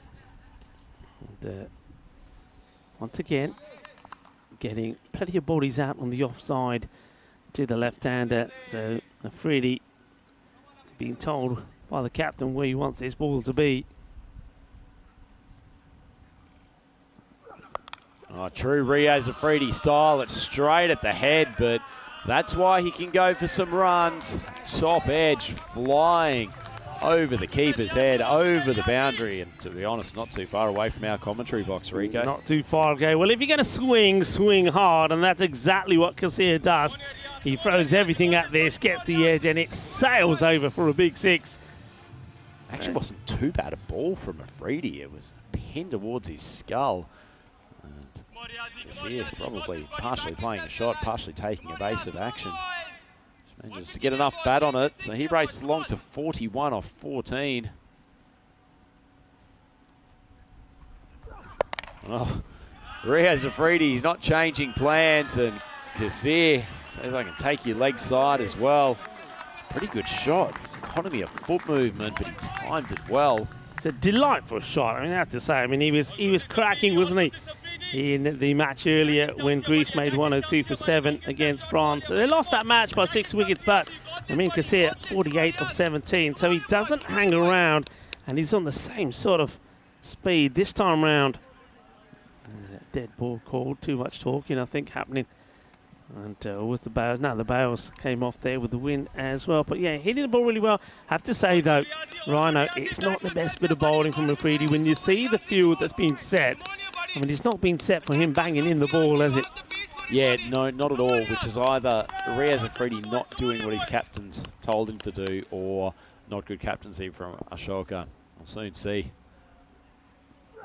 That's a better line given his field, but it does not matter one iota. What timing from Kassir, and what a way to bring up a wonderful half century. Yeah, absolutely superb. Sare bolo shaba shaba. Kinni soni batting gitti hai. Apne Amin Kassir ne apni half century puri kar li. Ke why ke Haniel. Ke jugador tiene 50 carreras, 51 en solo 16 pelotas. Que grande. Yeah, couldn't agree more, Rico. Sensational stuff from Kassir. Oh, wonderful ball. Well, he's just been pumped for 3 consecutive boundaries. Riaz Afridi finally finds a full location, and he's taken out the off stump of Kassir with an absolute rocket. Que genial eso, pelota. Que lanza eso es. Eso es espectacular. And he knocks him over. What a delivery. What a comeback this is. And you can see that, well, Sabah Boone, Daviti having a chat with him, but that was just sensational. What a delivery this is. Well, there you go. It's the fireworks have started. That was a little bit of dynamite action there. Jugga de Fuente style. Superb bowling. What a comeback. I love it. I love to see a fast bowler steaming in after he's been pumped on a few occasions. A great battle, and eventually Riaz Afridi is the victor, but not before Amin Kassir sets up this Greek chase with a wonderful innings of 51 off 17 balls, 4 fours and 5 mighty maximos in that innings. And Greece chasing a target of 115, requiring 58 this last 6.2 overs. Isn't this set up, Rico, for a fantastic finish? Set up big time, but what a huge wicket that was. And what an over this has been. 6-4-6 wicket. It's the sort of things that you see on the European Cricket Network. This is the European Cricket Championships, the Euros of cricket. And Afridi now into the new batter, Nawaz. Well, he tries to go for the Yorker again, sprays it down the leg side. The keeper, Devendra Singh, does well to scoot across and make sure there's no additional damage. Yeah, good movement from Singh. That was quick. And if he doesn't get across to that quite easy, it could have been 5. You can see both fine leg and third man on the boundary. So that sort of suggests that he is still going to fire in the short delivery now and again. And loses his run up here. So you got, yeah, those two men back. And you've got a sweep around on the offside. Nobody on the boundary at long off. Long on is back and mid-wicket. This is a very Riaz Afridi-like over so far, Rico. 1 wicket, 17 runs. Can he finish strongly? Spears in a ball on the leg side, would have been wide, but it's collected the pad of Gul Nawaz. And they scoot through to take the leg by. Very interestingly poised. You can see that at the moment the prediction is still that Greece are going to be victorious here, 65% to 35, but that can change very quickly, and it will. I'm going to show you with Amin Kassir now gone. These two have to put a good partnership in together. Oh, good ball from Afridi. That was quick. Speared in at leg stump, and in a way, the batter Singh Memi does well to dig it out, so there's no further damage in that over. 59 for 2, 4 overs gone. Have a look at the graph there. You can see they're ahead of where they need to be. So the red line there is the indicator. Stay above that. And when you complete your 10 overs, you're going to be victorious. So you can see that they can afford to dig out the good delivery. They don't have to throw the bat at everything. But at the same time, they do need to keep the scoreboard ticking. They're needing 9 runs per over. That's the rate at the moment. But get a few overs in at a nice and tight without any boundaries, and everything can change. So looks like they're going to continue with the off spin of Margashayam. Over from him last time, showed a little bit of variety, and his location was very good. Gul Nawaz on strike. Steps across. Cut successfully. Yeah, Venkatash. Very good bowler, very skillful. It's going to be difficult to get away. He's nicely driven down the ground, but this is where the Greek lineup has struggled. Outside of the Min Kassir, they really haven't found the boundary with any regularity. This is still a really tough chase for this lineup. 9.7 and over, with only 2 wickets down. Most lineups, you'd back them in, but that is a sensational retort to a lack of confidence from the commentator. Singh Memi just steps across and swings handsomely to mid-wicket. Very good shot. Remember, he blocked out that delivery from Afridi. That was a really good ball, which showed me that he's a guy that he knows which ones to go after. So he was prepared to go after that. This one as well has been floated up there. He doesn't just throw his whole bat at it. He's quite happy just to stroke that down out of the reach of the bowl and take a single. So maybe here Singh Memi is thinking about the task at hand here.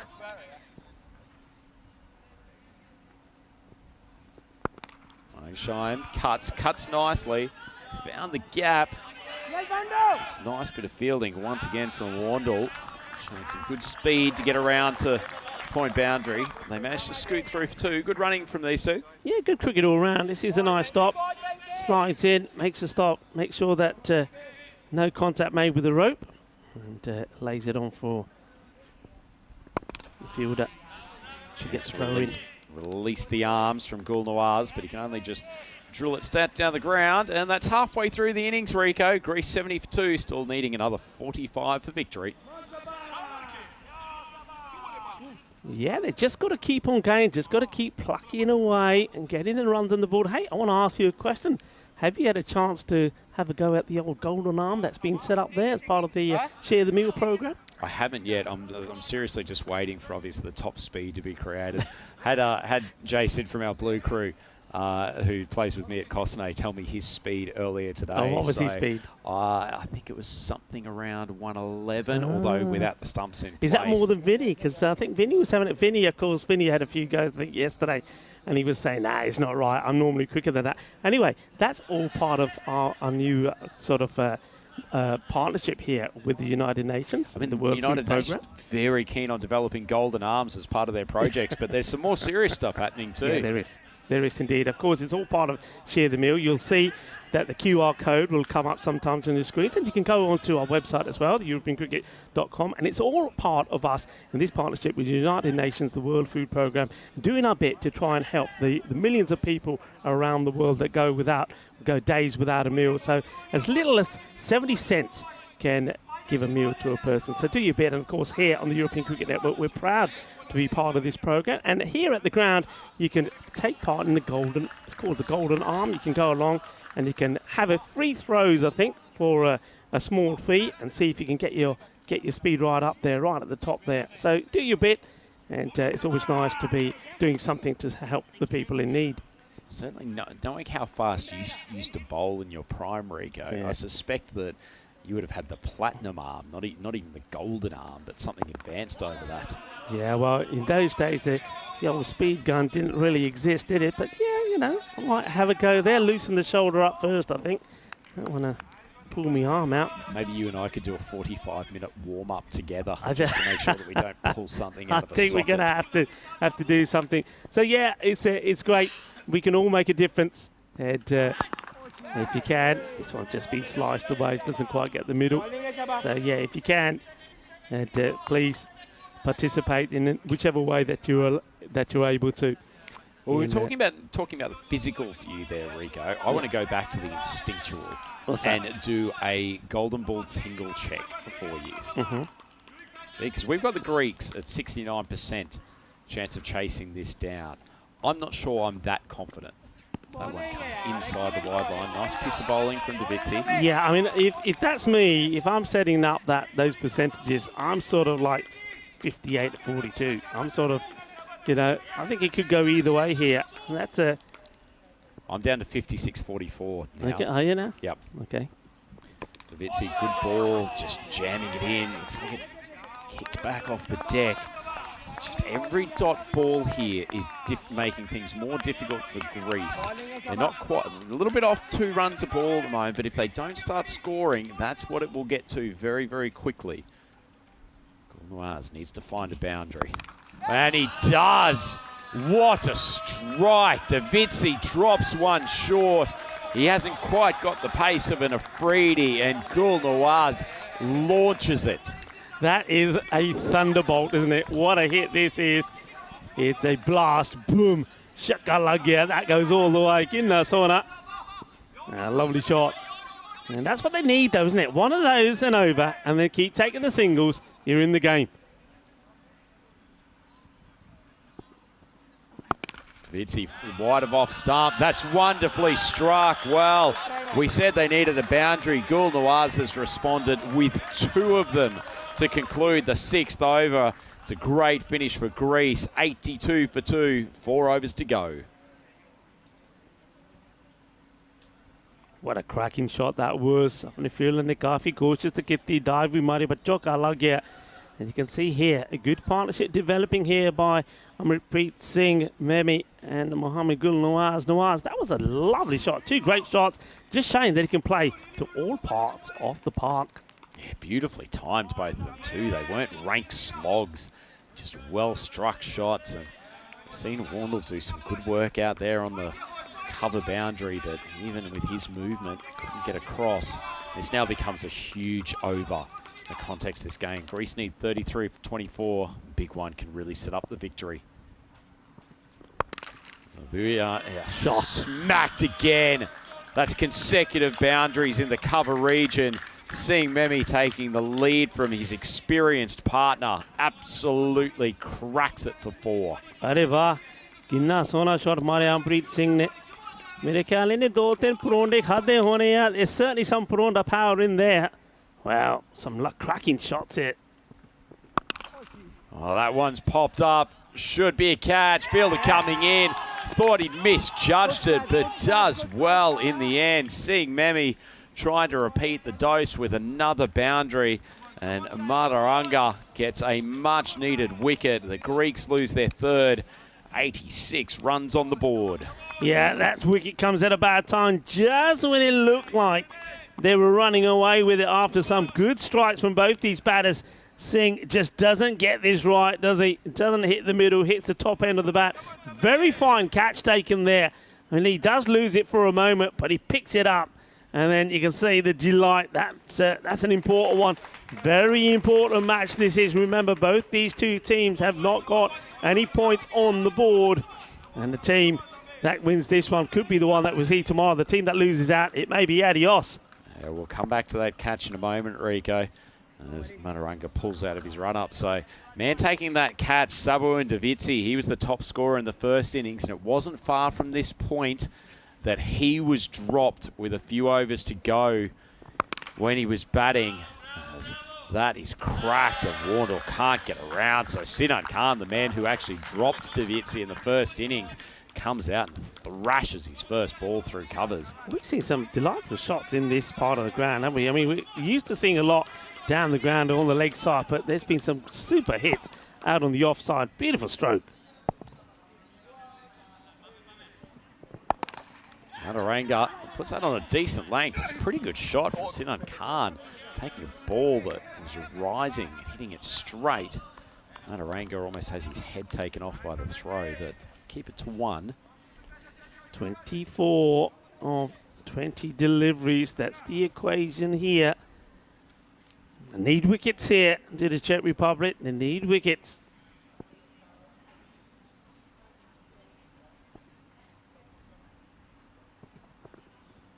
Oh, it's an ordinary ball from Mataranga. He saw Gulnawaz starting to make the charge. Know what he was trying to do. He just dragged it down too far wide of off stump.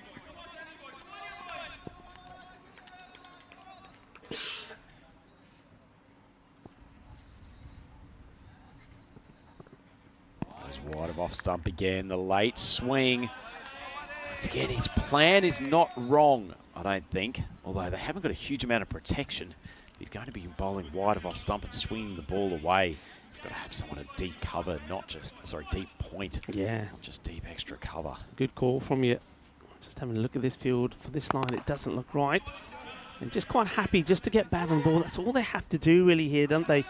If, as long as they don't play out too many dot balls, it's theirs to lose from here on in, Greece.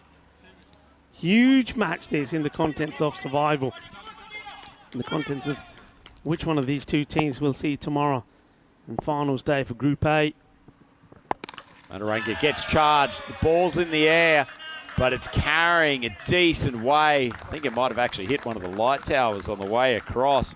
That might be the over that transforms this game. It's a Maximo off the bat of Gulnawaz. And Greece, they have hit the 3 figures mark. 100 for 3, 7 overs gone.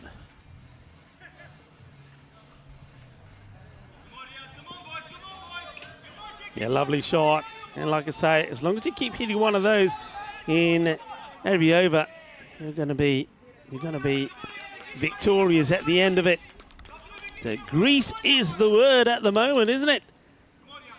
And, Czechia, they've got to believe that they can still get in this. Look at the percentages here now, 98% to 2 in favour, of course, of Greece. I like this move, though, of bringing back Riaz Afridi.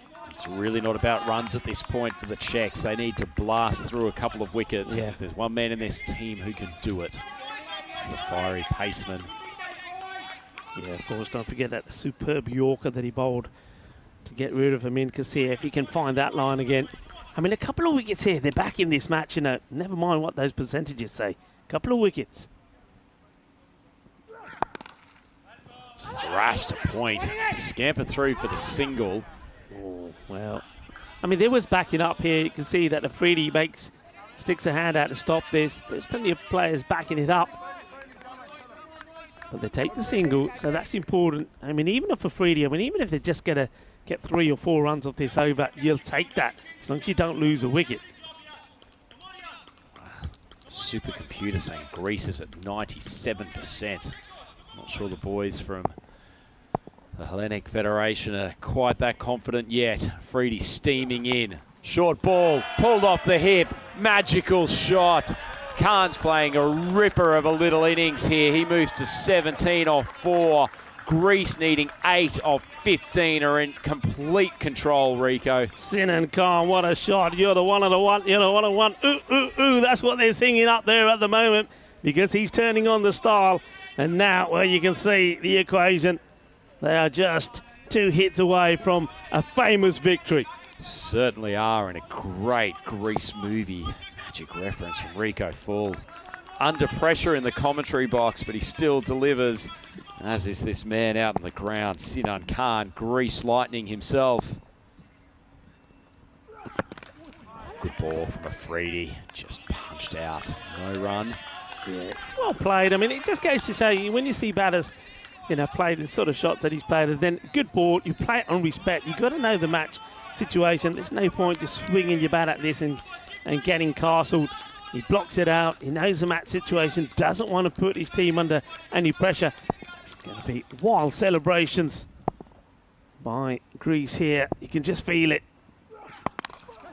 Well, that one's out of control, popped up, but maybe it's the sort of fortune that Greece need. That goes to hand. Khan back in the pavilions, pressure on the new bat, but as it is, scoot through for the 1, and so Gul Nawaz will take this final delivery for Afridi.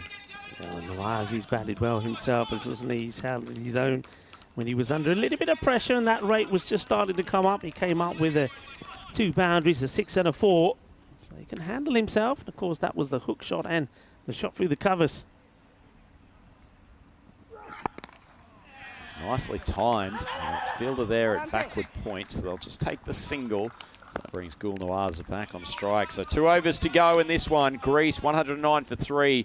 Only requiring 6 runs for their first victory at ECC 2023. Playing their last match in the group stages as well. Remember earlier today they went down to the French after posting 102. France got there and won by 6 wickets.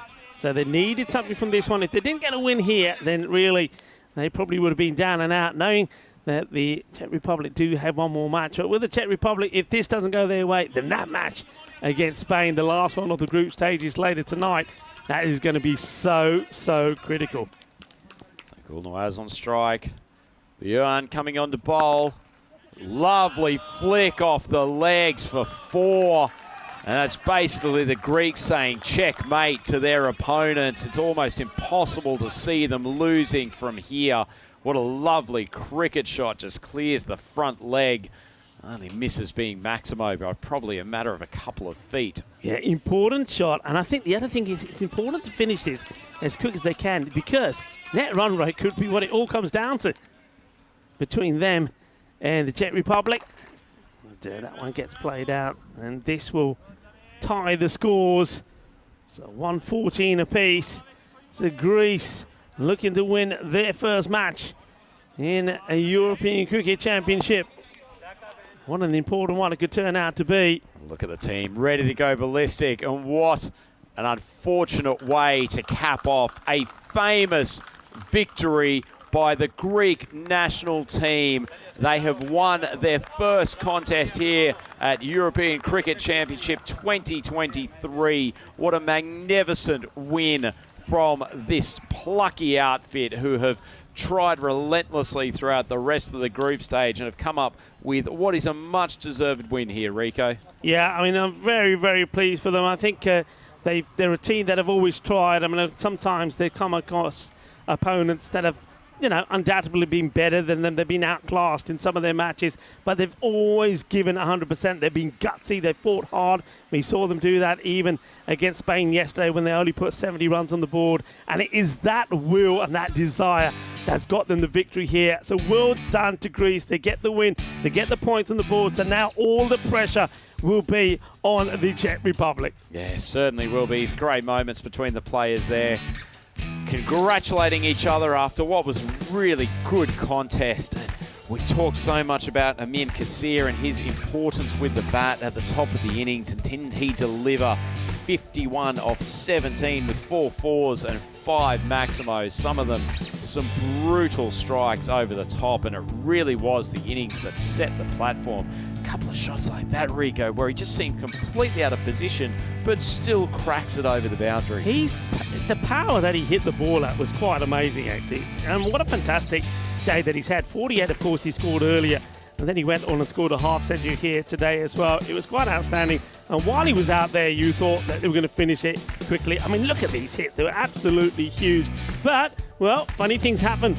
And after hitting 3 boundaries on the spin, I think it went 6-4-6. This happened. He got done, chucked their foot their style as the stumps were shattered. And then we thought, well, maybe things will slow down a little bit. But they didn't. The batters came out there and they were positive and they played their shots. And some of the shots that they played were absolutely fantastic. Yeah, we've criticised this Greek team. Not criticised, but observed that their Achilles heel is their lack of power in the batting. And yet a couple of guys like Gul Nawaz and Sinan Khan showed that they've got those shots. Perhaps they just needed to adjust to the pace and bounce in this pitch. But they've looked better and better each game.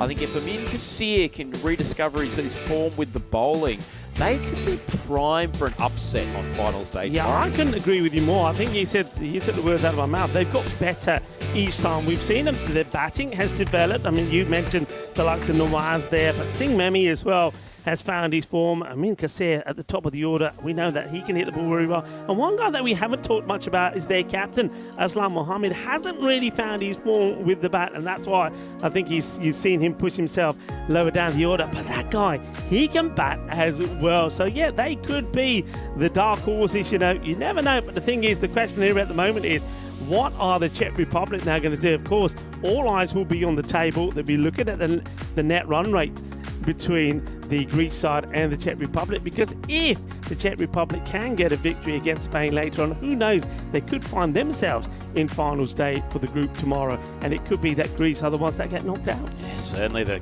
Czechs have got some questions to answer. It just feels like their bowling attack just lacks the penetration and variety to trouble the rest of the teams. I thought they'd be a much better performed outfit than this, but as you say, they've got one more opportunity. It turns that late evening game into a huge clash, and you never know. The Spanish already qualified for the finals. They know that they're going to be there. They might experiment with their batting lineup a touch. It does open the door for the Czechs, but certainly the Greeks have put themselves in a prime position to qualify for finals day. So we are coming back. We've still got 2 matches to go this evening in Group A here. For the group stages, we've got the Isle of Man, the Manxmen, coming up next against the French. That match won't be on for another 54 minutes or so. Please come back and join myself, Andrew Ryan and Rico Fall here on the European Cricket Network, whether through our YouTube channel or our array of broadcasters across the world. It's fantastic to have your company for this game. Please come and join us for that next contest, as we said, just in a matter of 53 minutes. See you then.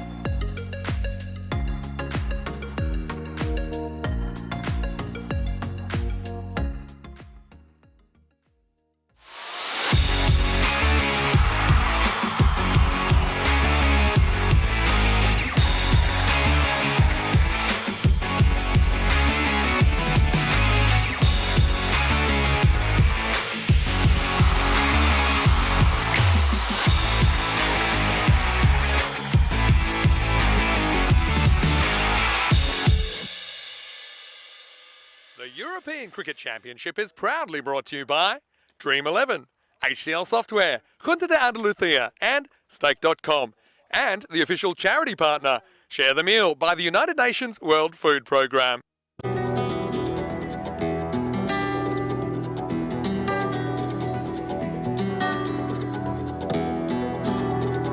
Ven conmigo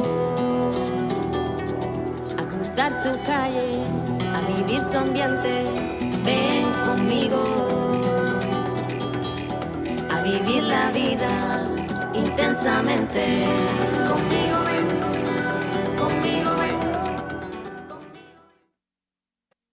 Hello cricket lovers and welcome to the middle as we get ready for the start of match number 9 here in Group A. The Isle of Man are taking on France. I think this is going to be a really exciting match. Both these teams have this similar record. They played 3 matches and it's 2-1. And the one has been against Spain. So both teams have lost out to Spain. Ollie is there with Numan and with the tournament referee Rob Kemi. Let's join him for the all-important coin toss.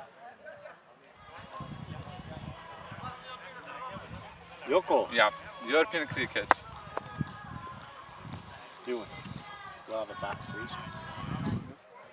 Ollie Webster, the captain of the Isle of Man, deciding that he's going to have a bat first. No surprise at all. The sun is shining, temperatures high up in the 20s. It's a beautiful day to have a knock, and he's been batting really well as well, hasn't he? The captain, he's the only man in this European Cricket Championship so far to score a century, and he's scoring good runs. Remember, the last time round against Spain, he almost got to a half century once more. But he's not alone as well, and that was the question that everyone was asking.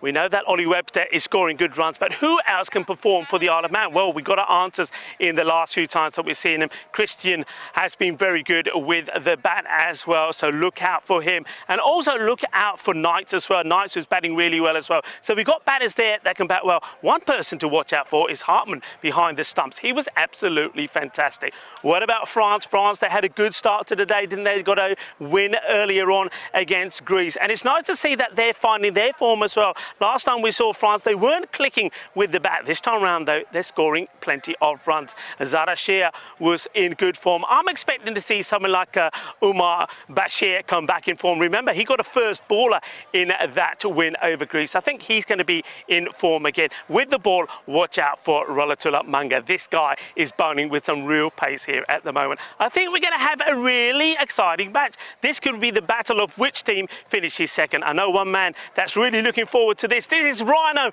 Rhino in the commentary box. Over to you for the start of match number 9 in Group A. And indeed, I'll talk about myself in the third person and say that Rhino is very much looking forward to this game between the French side and the Isle of Man. They're probably both behind the Spanish in the pecking order so far of this Group A here at the European Cricket Championship for 2023, but both shown that they're more than capable with both bat and ball, pose a real threat to the Spanish dominance as we get into the final stages. Obviously, finals day coming up tomorrow, but plenty of work left to do for these two teams. Oh, man of France, both sitting at 2-1. Ollie Webster, he's been the gunner with the bat for the Isle of Man, but they've certainly shown they've got other players in the form of Nathan Knights, Christian Webster, both played well. Love to see a bit more from George Burrows down the order. France, they've got some hitters as well. Big Share, he launched a few in the last game. As far as the supercomputer goes, they're favouring France. I think it might be a bit tighter than this. And a man who loves to call a tight contest, Mr. Rico Full, who has scooted back up from the toss and has made it out here without a bead of sweat on that forehead. How do you do it, Rico? Well, I'll tell you what. I'll tell you why I do it. Well, you said about pecking order. I see you're pecking into something there at the moment. A nice juicy ice cream. I had to be back quickly, otherwise that was going to melt all over the place. And that looks absolutely delicious. Well, I hope you had a go at the Golden Arm as well and did your bit for Share a Meal. I know that a lot of people did. That's going really well.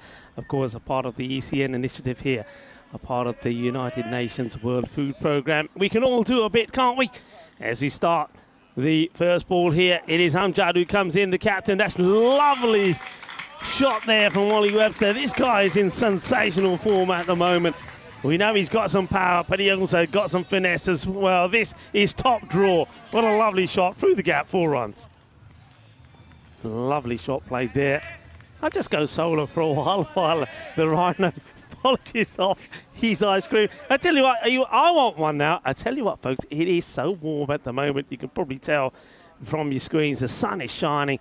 We're in the high 20s here. And this one's an up and over fielder comes across. And, well, he's in two minds here. I think he comes in and thinks for a moment, Zayn Ahmed, whether he can get the dive in to take the catch. But I think he does the right thing in the end and just stops the ball going to the boundary and makes a stop. It's just a single. And, of course, go back to that share of meal. We can all do our bit to fight hunger for as little of as 70 cents. And remember, you can go into European Cricket Network website and you can see the QR code there. And that will give you all the information about the programme. A bit of swing this one, and it looked like it was going to be wide, but does swing back in.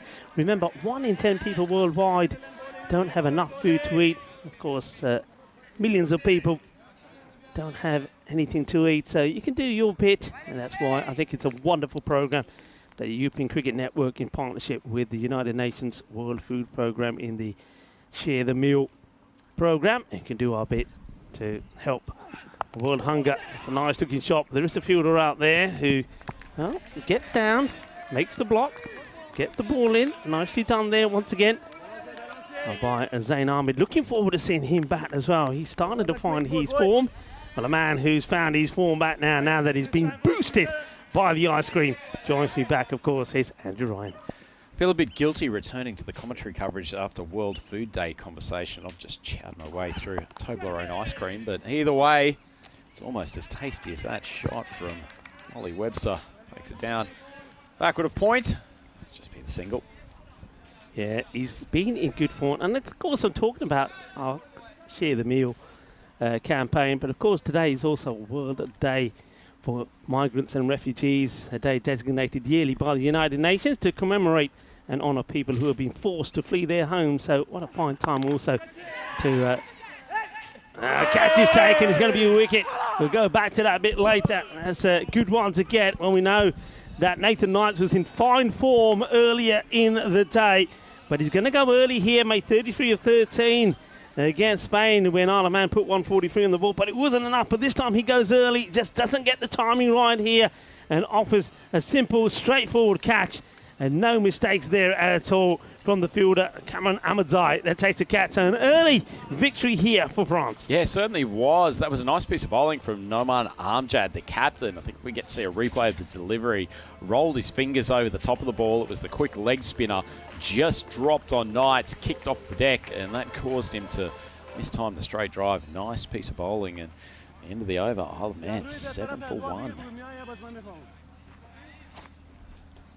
Yeah, good bit of bowling. The captain coming good. And that's one thing about France, I think, Rhino, that all the way through from when we saw them from the very first match against Spain yesterday, match number 1, they batted well. The bowling was a little bit wayward.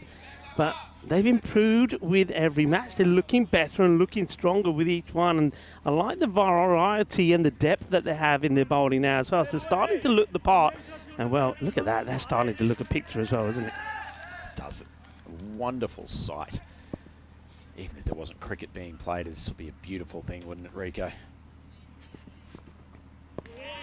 So gets away with this one. I think he backs away down the leg side, which makes this look wider than it is. Of course, I've mentioned it is World Day for Migrants and Refugees. It's also International European Languages Day today to promote benefits of learning a new language. How are you in your languages? I speak Australian fairly effectively. Come on, you do more than that. I'm sure you do. You're a well-travelled man. No, enough French to convince the local Swiss authorities that I should get my permanent residency, or the closest thing to it. It is high up in the air. There is a fielder back there, but he's going to sail over him. Well, I say sail over him. It doesn't quite sail over him, but he's pretty convinced that he can get there. But a few other players, some of the French, are looking at each other saying, well, why doesn't he go for this? Well, you make up your minds. Is it catchable or not? I would have at least made the token effort there, Rico. It's probably only dropped 1.5 meters over the boundary line. May not have reached it, but certainly worth a leap. Yeah, well, Tulamanga, he's not very happy about that attempt, and he's already suggesting to his captain that maybe he needs to have another man over there. In goes Mangal again. And this one is up in the air. Fielder's going to hunt for it, and he takes the catch. And that is a big wicket because it is Ollie Webster that is going to have to go. So, well, there was a bit of and ahhing about the one before. Should it have been attempted or not? Well, this time round, there's no question about it. It's a really good catch taken by the captain. Numan Amjad, well, he's in the game here, isn't he? First he gets a wicket in his first over, now he takes a really good catch. These aren't easy, especially this time of day with that sun right in your eyes. No, really good catch indeed, Rico. One of the few times we've seen Ollie Webster in this tournament lose his shape while hitting. That front leg went way out to mid-wicket, caused his body to open up, and he just didn't have the power to get it through the offside, and that resulted in him spooning up a catch. But as you said, very, very well taken from Numan Amjad. He's a good fielder, isn't he, Rico? It's not the first time he's taken one of these catches backpedaling from the 30-metre circle. He's a good fielder, and he's a good leader as well. That's one thing that comes across when I talk to him. And he was very straight up with me yesterday when he said, yeah, last time round we were lacking batters. We got a few batters in the side this time. 5 of them, he said, we're going to be stronger. We're going to score some more runs. He was true to his word. Barnett is the man that comes in now, and he's going to get such a wide delivery. But this one has to be stopped by the third man because the wicketkeeper going to stop it. This one really does swing big time. I don't know what he's trying to do here, Mangal. Tries to do something different, but it doesn't come out right. Yeah, it certainly wasn't his best delivery of today. Started wide and then just went wider and wider and wider. Poor wicketkeeper had to fly across to the right-hand side. Absolutely no chance of stopping that. You won't want to be watching that on replay. Poor Galami. Too much asked of him. Better delivery. That's the line you've got to be bowling in that off-stump corridor. Yeah, it's a good line. It's a good line. They seem to be a pretty disciplined bowling lineup for the most part, Rico. Really don't drift onto the leg side too much, or certainly haven't since that first game against the Spanish. Particularly these opening 2 bowlers, forcing the batters out of their comfort zone. Yeah, a lot of people on the chat liking the bowling of Rahmatullah. Mangal, mine is saying King Rahmatullah. Yes, certainly bowling well. This time's a little bit too wide. He's frustrated with himself there.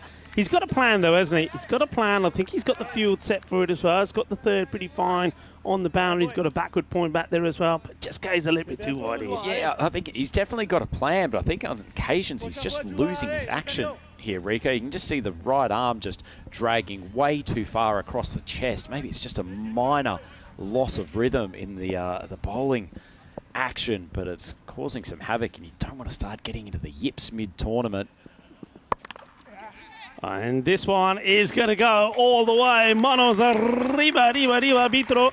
Porque eso es 6 carreras. Well, he's not that far away from the man there on the boundary, but there's nothing that he can do about that, Zain Ahmed, and that is 6 runs. Beautiful strike of the ball. And I'll tell you what, there's been Webster scoring runs all over the place, and Christian has certainly shown that he's got some good shots in his armoury, and they'll need a little bit more from him today, particularly with Ollie not doing his usual damage at the top.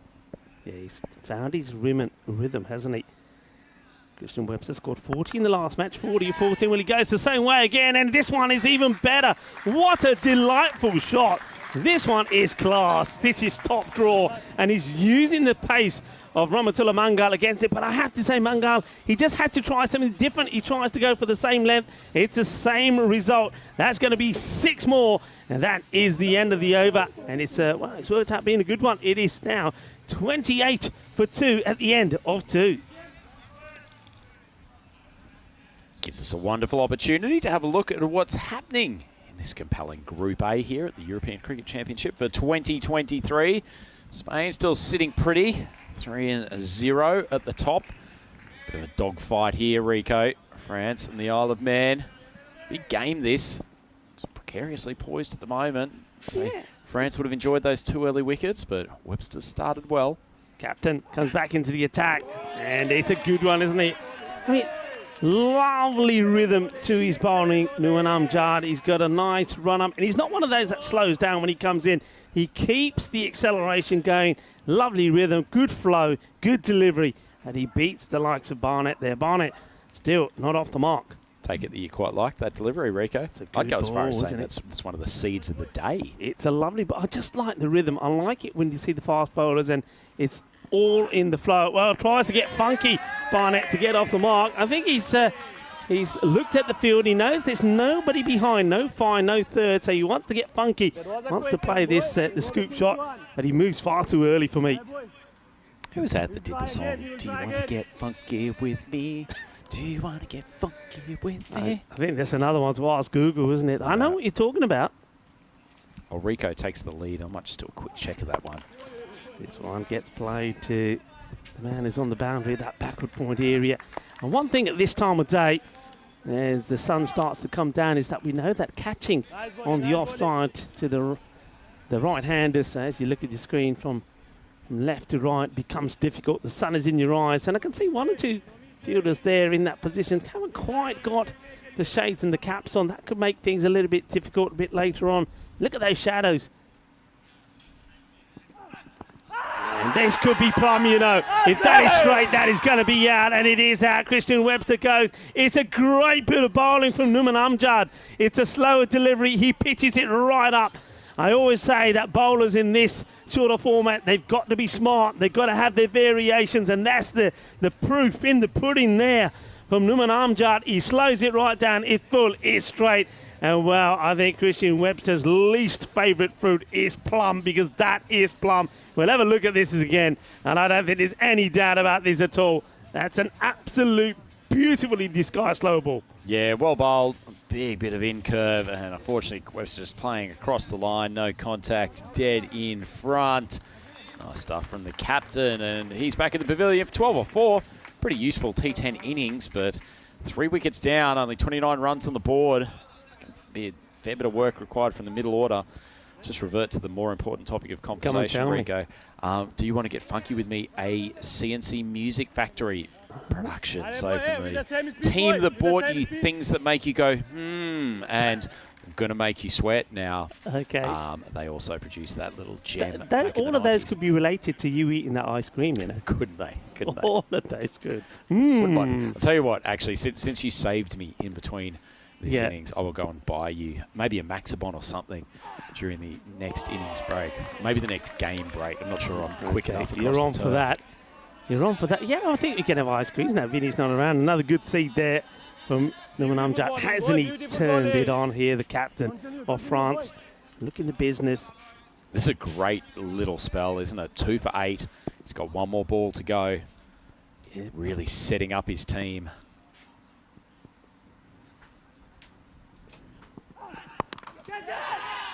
Doesn't carry, and in comes the throw, and he's gone. Oh, that is sensational. That is sensational. That there for me is your HCL play of the day. Absolutely incredible. Well, there was a shout to catch it. The catch wasn't on, but the fielder picks this up and he darts it in to the bowler's end and he knocks them over. Chuck their foot their style. What a bit of action that is. Oh, fantastic fielding, but horrific running from Joe Burrows. If we see the replay, he gets halfway down the deck, stops, watches the fielder take the ball. That pause has ultimately cost him. Fantastic throw. It literally stopped mid-pitch to contemplate whether they should be taking that run, and you can see the frustration. The head goes down from his teammates. Yeah, ooh la la la. Well, that was exceptional from Zain Ahmed. And Burrows will go for a duck. Still no sign of Derek. I think Derek is, well, Vinny Sandu told me a little lie. He did tell me that Derek had made it through customs and was on his way. Well, maybe he's ended up somewhere in Marbella because he hasn't got here to Gardama in Malaga. And Derek was still waiting for you. Can you blame the little feathered beast for departing into Marbella? Hang on a minute. Hang on a minute. What's this? Derek is in the house. Hello, Derek. Derek is here, everybody. And everybody now will be happy because, well, the batters won't if you don't get any runs. The batter comes in. Ooh. Oh, they're running. They're taking it on. In comes the throw. Oh, if this had hit, it would have been another. That was so close. Extremely good work there from Gulami. Almost gets another run out. The French, they're in all sorts of trouble here. Wow, the Isle of Man, they've been such a controlled team to date, but it has been chaos in these first couple of overs. Just uncertainty with the running. And it's up in the air. It'll drop a couple of times. The question here is, Rhino, is the batters that have scored runs for the Isle of Man, so Ollie Webster, Nathan Knights and Christian Webster, they're all back in the shed. So somebody else has got to perform here. So this is a real challenge for them, and it will ask and answer a lot of questions about the Isle of Man if they can recover from this and put a good score on the board. It's questions I don't know if they have the answer to with this middle to later part of the batting lineup. This man at the crease, George Burrows, he was the first man to hit a T20 50 in an international game for them, but he hasn't shown the capability of finding the boundary regularly in this tournament so far. A lot sits on his shoulders. William Singh bowling well, and I'd like to look at this guy. I have to say, he's impressed me as William. Slightly quicker delivery, angles it into the pads. It gets worked away by Barnett. Got some nice variety in that bowling lineup, don't they? I've seen Umar Bashir unleash his variety of wrist spin deliveries in previous games, and seemed very tidy with his left arm orthodox. It's played well, and he gets this away. There's going to be 4 runs, valuable 4 runs as well. Well, they desperately needed that, and the partnership is what they need here now. Can these two be the ones to get things going for them, Barnett and Burrows? A smart bit of batting. Picked the line early, got inside it. Knew if he could beat the man at fine leg, there's a boundary, end of the 4th over. The Manx man, 37 for 4. 37 for 4, and welcome everyone if you're joining us now. This is, of course, the European Cricket Network. You're watching the Euros of Cricket here, the European Cricket Championship here at the Cartama Oval in Spain, sunny Andalusia. And a lot of people on the chat as well. Hello to John Gray, who was saying hello to myself and you, Rhino, and Julian Dawson as well. Lovely to have you all with us enjoying the cricket in the sunshine of the Costa del Sol. More spin. This one is going to be a chase for the field. It's going to be 4 runs. So it gets it past the infield. Maybe they haven't got the lines right here with the field. Once that gets past the infield, you'd expect one of the outfielders to be able to cut that off. Valuable runs. Yeah, it certainly was. Well, may not have the lines in the outfield right, but ultimately it was a pretty ordinary ball from Ahmedzai. Just dragged it down off stump, and Barnett gets his first boundary of the innings. And, well, he's going to get another. This one will go all the way. Balle. And Shub, hello. Can I have extra pepperoni on mine, please? And extra cheese as well while you're at it. Good hit. I'm surprised Robert didn't have his abacus out, keeping count of the score as we go along. Barnett just unleashing these last 2 balls. Clearly decided they needed to hurry up in this innings. Pineapple or not on yours? Absolutely. That's going to start something. Well, I tell you what, talk about starting something. These 2 batters have started something. That's another boundary. So just when we were thinking, there's some questions here to be answered for the Isle of Man. Well, it looks like they're doing it because that brings the 50 up. Well, he's going hard at the ball. It's exactly what he needs to do. Sam Barnett, I wouldn't say he's completely transformed the innings in this over, but 3 boundaries to get started. Certainly given this partnership a boost. Nice looking hit. Sounds nice, but he finds the fielder this time. So gets another single. So can I take it from your incredulous look that you just gave me, Rico, you would not have pineapple on your pizza? Nah, never. Is this a moral thing or a taste thing? Yeah, I love pineapple, don't get me wrong, but I think there's a place for it, and there's a place for that as well, and that's 4 in the scorebook. Nice shot. Well, this Magic Spray Mary. Hello, Mary. Hope you're well. And, Mary and, of course, the first aiders here who do a fantastic job. Everybody will agree. But no need for Magic Spray Mary today at the moment. It's going to be a wide, and they're going to turn 1 into 2, and they'll get there as well. Good running. Good backing up. Yeah, pineapple now. I mean, pineapple for breakfast with a bit of fruit salad. Yeah, no problem. Pineapple fritters I don't mind either. Pineapple on pizza? Nah. Yeah, the sweet and savoury combination just doesn't work. What about let's just say I've seen cheese and honey pizzas come into vogue a little bit. What's your take on that? Nah, not at all. As we see another boundary. Well, boundaries are flowing here at the moment. I mean, this over, it's a super one, isn't it? It's gone for Got 4, 6, 4, a single, 4, a wide, and another 4. So brilliantly done. And, well, we're talking about all sorts of things at the moment. Look, something else that is coming up here is the European Cricket Network is proud to announce their first ever European Cricket Championships, the women's edition. That'll be happening here at the Cardamom Oval starting on the 17th of December, 17th to the 22nd. Looking forward to that. What's your thoughts on that? What are my thoughts? I love it, Rico. Some great cricketing nations and some very, very talented ladies who both previously played the game and those developing is very good bit of keeping there. It's going to go up to the umpire. I have a feeling that Burrows probably kept his foot down, but yeah, Burrows does concern himself. But I'm going to have a look at this. So let's see, foot, it does go up, but then he keeps it down. So not out. Here's the verdict there. That last over, by the way, from Dawood Ahmadzai went for 25, so that certainly wasn't what they needed at that time. Certainly does boost the Isle of Man, though. Dawood Ahmadzai probably not doing his chances of getting a second over any favour. So he has kept the foot down. Good bit of work from Burrows. Nice bit of bowling, though. Really got a bit of jump off the pitch, though.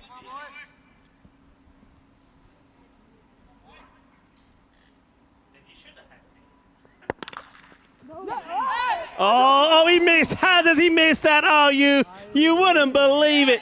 You would not believe it, I tell you what. Well, William Singh, I tell you what, I don't think he's eaten his paranthas this morning because he wouldn't have missed otherwise. Oh, Rhino, talk to me about this. I'll give him a little bit more sympathy. Side-eye. Should have just dived straight into the stumps. He should have done what you did. Absolutely. Just dive into it head first, do it the Rhino style. He doesn't. Oh, dear, oh, dear. You know what just watch this. I find remarkable. We're now 2 days into this event, and Maximo has not insisted on a replay of me diving headfirst into the stumps about a month ago. But anyway, we may get later in the tournament. That's a nice shot around to beat the fielders. A backward square and fine leg. Much needed 4. And Barnett continuing to tick along. Yeah, this is the partnership we wanted to see. William Singh. Well, William, he can't believe that he doesn't run out the non-striker. This is it's really missed. So, yeah, George Burrows definitely on Burrow to time, isn't he? Oh, Rico, classic. That time of the day, Rhinos, that time of the day. And, of course, Derek is back. I'm happy Derek is back. I know a lot of people on the chat is happy that Derek is back.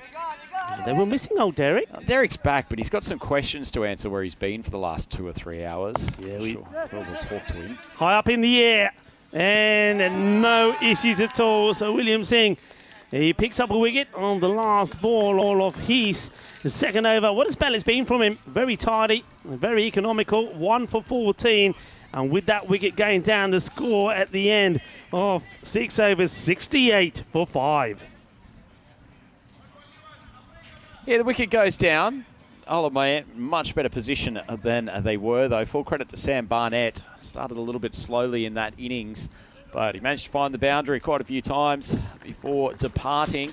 Big swing across the line, just popped up, and Galani does well with the gloves. So 4 fours in the end at a 6. So solid contribution from him. He's at least gotten them in the position where if they have a pretty productive last 4 overs here, Rico, they should be up and around the 110, 115 mark, but there's still a fair way to go, 24 balls. Yeah, it'd be interesting to see for me how, not only would it have been interesting to see how Isle of Man recover after losing the top 3, the key batters. And at the moment, okay, they're doing the bit, haven't they? I think Sam Barnett made a slow start, but he's made a contribution. You can see that George Burrows is there at the moment, not batting too badly, 2 fours to his name. But also how France do with a run chase. We've seen them bat first and score good runs. Be interesting to see how they go about it when they're chasing. Yep, certainly will. Get a bit of feel for where Isle of Man sit in this group, I think, by the end of this contest. Jabakal comes into the attack, and this one's just going to drop short of the 2 fielders that combined together to stop this one going to the boundary. So I've got a question for you, Rico. Okay. Do you think, let's say Spain finishes top of this group, do you think Isle of Man are closer in quality to Greece, who will likely qualify 4th, or France, who will likely qualify 2nd? And in comes the throw. I think closer to, I'd say France. From what I've seen, I'd say France, yeah. I think they're very capable of causing an upset of France, possibly even Spain. I also give Greece a pretty decent chance of winning that first game tomorrow if they play the Isle of Man. Okay, there you go. I like what I'm seeing from the Greeks at the moment. They're, as we said, each time we see them, they're getting better. But I have to say the same here about France as well. The Isle of Man, yeah, it's going to be interesting to see how they perform in this one. If anything, I think it maybe just been a little bit light with their bowling. A catch has been taken. It's the second attempt that was required. But Umar Bashir is somebody that I'm looking forward to seeing with the bat as well. I reckon that he's going to come back stronger. Remember, he got a first baller early this morning in that contest against Greece. I think he's looking to come back strong. But that's a nice catch taken. It's been hit pretty well. And it's really straight down his throat. It makes a bit of a meal of it. But he holds on to it, does Umar Bashir. And we see another batter that has to depart. And that is going to be Hartman. He's going to go for a duck. So we've got a chance to see Derek here. Come on, Derek. Come on, Derek. Where are you? Let's see you, Derek. And, oh, he's got away from you, Derek. He's got away from you. He sneaked away. Oh, there's Derek. A little bit slow, but hello, Derek.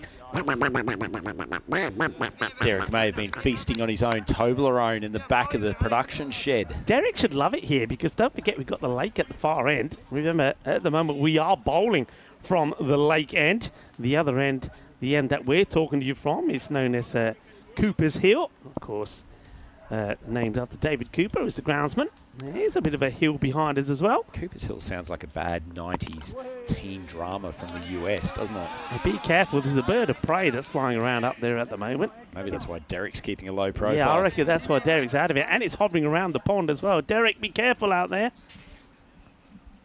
Jabrakel, fine over from him so far. In the air, shouts to catch it. And they can't do anything about it. Now, it'll be interesting to see just where he was in the field here. I get the feeling that 6 all the way. I don't think the fielder was too far in from the rope, but we get a second chance to look at it. But valuable runs, though, from Langford. Yeah, certainly went probably a lot higher up than it did in terms of forward progress, but just escapes over the boundary line and a much-needed Maximo for the Makesman. And now he's gone. Well, it's very much 6 and out for Langford. It's another wicket. Jebakel takes a second at the end of his first over. What an over it's been. Now, this is one of the things I was talking about France before. They've got what it takes. I think they've got the quick bowlers. They've got the slower bowlers as well. And I think Jebakel, you see him coming into his own here as well. Nicely held catch. No issues this time there for Zada Shah, who had a very good match first up against Greece as well. He was in the runs as well. We see what I mean. I mean, Zada Shah, he bowled so well the other day when I saw the play. They haven't even had to call him in so far. So they've got the depth and they've got the strength in their squad, have the French. Yeah, certainly do. It's been a bit of torment by spin for the Isle of Man boys. So let's see. It's the end of the over. Again, losing a wicket on the last ball. 7 wickets down, 75 on the board. Gives us a chance to have a look at our upcoming events. Got a bit of a wait on, though. First, we've got 4 weeks of action here in Spain, Andalusia. Then, of course, we will go to Croatia. We've got the European Cricket Series and the European Cricket Internationals. The Malta Encore will follow that. 3 weeks of action there in Malta. And then we come back to Spain. And where we have a European Cricket Series and European Cricket International as well. And then, of course, there'll be the Euros of the women's cricket as well happening here at the Karama Oval, where 3 nations will be involved in that as well. Plenty of cricket still to come, folks. That's an absolute feast, isn't it, Rico? Enough to whet any cricket lover's appetite. Some good contests to come here this evening. This one probably certainly in favour of the French at the moment. George Burrows still out there, 12 off 8. He's got to try to get as much strike as he can over the final 17 balls of this contest. Ahmedzai snaking in. Played away, we'll take the single. Nice gentle breeze blowing across the ground. That's been well appreciated by the players at the moment. Ahmedzai bowling. He's first. It is Karam Ahmedzai. Okay, well, it's the right good shot to attempt. And he gets the right ball forward as well. Just get the feeling here as Ahmadzai sees the batter. Burrows looking to play this scoop. He just bangs it in a little bit more. And that's good bowling, actually. Good alertness from the bowler. Certainly is. A couple of scoop attempts by the Isle of Man, though. It doesn't feel a natural shot for many of them. It's nicely played. You've got to really push on this. And, well, they can relax now because it goes all the way to the boundary. Well, the fielder spinning around like a little spinning top there. He goes round and round. He's going to get up dizzy, you know. But it's going to be 4 runs. Great effort from the fielder. Koshis the काफी कितनी बच्चों का लग गया आ देख लो घूम गया goal, and then he almost ends up into the stronger together banner there. You see that shot though from George Burrows. You can see why he's scored runs against quality bowling attacks in T20 internationals. That's a lovely square drive. Oh, it gets beaten here though by this one. Great comeback from Ahmadzai. Once again, it's all about the variations and keep varying that length and the pace of the ball. There's dug into the pitch, little bit of extra oomph. Aside from that boundary, there's only been one other run off this over, which the Isle of Man can't really afford at this stage of the innings. And goes for the short one. This will be the end of the over. So very tidy over, just 5 from it. That's good for the French, not so good for the Isle of Man that need to press on here now. So they've got 12 deliveries to go in the innings. 81 for 7 at the end of 8. Yeah, look at that replay, Rico. May have been unlucky not to get the wide call there, George Burrows. But anyway, so 81 on the board. Sense you need probably at least a good 20, if not 25 off these last 2 overs to get themselves up to a reasonably defendable total. They've got a serviceable bowling lineup, the Isle of Man. They're not going to rip through too many batting groups, but they've got enough to create some pressure. Certainly that man at the crease now, Fraser Clark, bowls some good leg spin, so looking forward to see how the French deal with him. Quite unbelievable thinking back to that second over that Mango went for 21. Yeah. And the Isle of Man were racing along at that stage. Well, speaking of him, went for 21, but he comes back for his second. And a good start. He just sees the batter, Clark, just moving away, trying to give himself a little bit of room. And I think if you're the bowler, if that's me, Rahmatullah Mangala, as he walks back, I think already in his mind he's thinking, right, I know where the next one has to be. It has to be a Yorker on the off peg. That shot was reminiscent of when Piers Morgan faced up to Brett Lee about 10 years ago. About a metre outside leg stump. Now it's another swing and a miss here from Clark. I think he's better option here for Clark, really. Fraser Clark, you just get bat onto ball or just stretch out that leg, get your pad on it and get a run and get Burrows back on strike. Clark just chewing up a few dot balls here. Dot balls are gold dust. He's got to try and rotate the strike. He's got plenty of room there to take the single as well. There's no pressure from the field. This one might be a wide, it is. But you can see how Burrows is already sort of 3/4 of the way down the pitch to trying to get to the other end. So he's just got to reach out here. You see he's going away. He's not moving towards the ball. And that means it's going to be very difficult for him to get back onto it. And I don't mind the bowler channeling that area off the pitch because he just wants to make sure he doesn't get to the other end. He's there again. This isn't not very smart, really, from Clark. He's got to just get bat onto it and get a single. Comes across as a smart young kid with the ball, but he clearly hasn't quite worked out that Mangal is putting every single ball within about 3 inches of the wide line. Frankly, rather than stepping out to leg side, he should be thinking about going about half a metre outside off stump. Yeah, Mangal, will he go in the same area? Will he attack those stumps this time? Well, he goes fuller, and it's the same result. And it's just, well, dot to dot at the moment, isn't it? Join the dots. And terrific over from Mangal at the moment, though not the best of shot selection, you have to say, from Clark. He went for 21 on the first. In this one, only gone for 1, and that was the wide. Yeah, Mangal supremely improving his economy rate, bowling at a view of one of the lower order players. Clark's got to find a way to get off strike for this ball. And, well, he will get the single, but I suppose here, this is where Burrows is thinking, thanks, buddy, you've given me one ball. And he's going to be trying to lash out at this one and then try and find a way to get back and strike for the last over. Clark also managing to make contact with one that would have actually been a wide.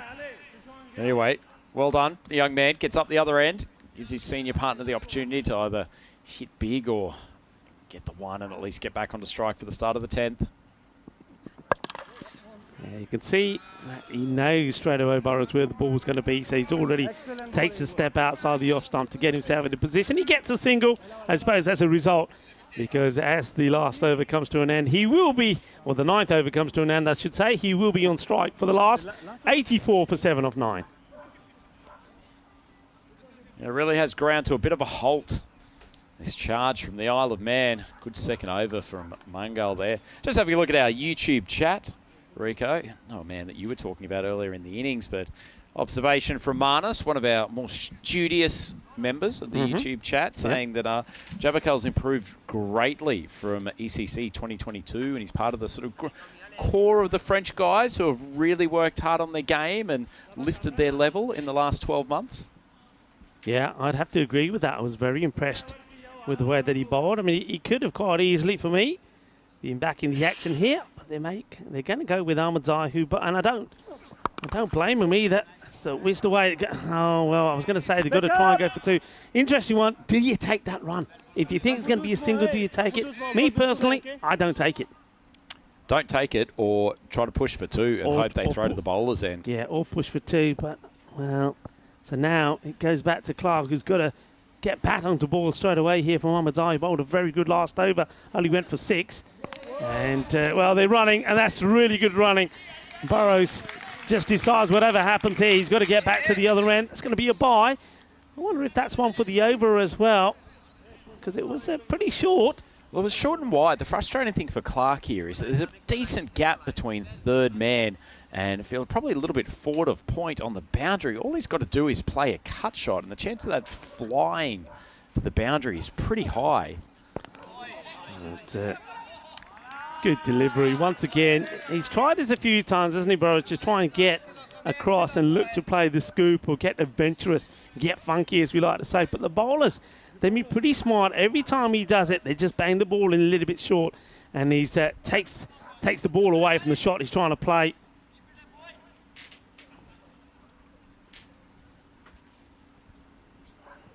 It's called wide. Interesting one. Be nice to see this one again, because I wonder how much he does go across here, the batter. Let's have a look at the feet here. Okay, not too much this time around, so tight call, but I think it's a fair call. Very tight call for the bowler, Cameron Ahmedzai, but he won't mind charging in for another one. Oh, the man, 87 for 7, so 3 balls left. And, again, doesn't sound too healthy off the bat. Now, this is where you press for 2. And they do, because I think the chances are it's always going to be... Oh, well, hang on a minute. Do they take it, yes or no? I think he says no. I think that's correct call for me. You've got to try and stay on strike.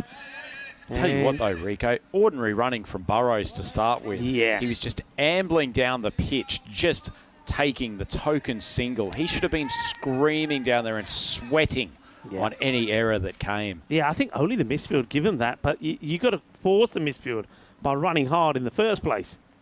Anyway, he does get back on strike. What can he do with it? Not a lot. He wants 2 again. You can hear him say 2-2-2, the 10, they go. In comes the throw. It's a clever throw because it goes to the keeper's end. This is going to be tight, you know. I think going to go upstairs and have a look at this. I suspect this may be out. I'm just going by what I see watching that live. I think he may have just knocked those bails off with the throw. The keeper does really well, Gulami, before the bat comes in. Let's have a look. It's tight, Rico. It's tight.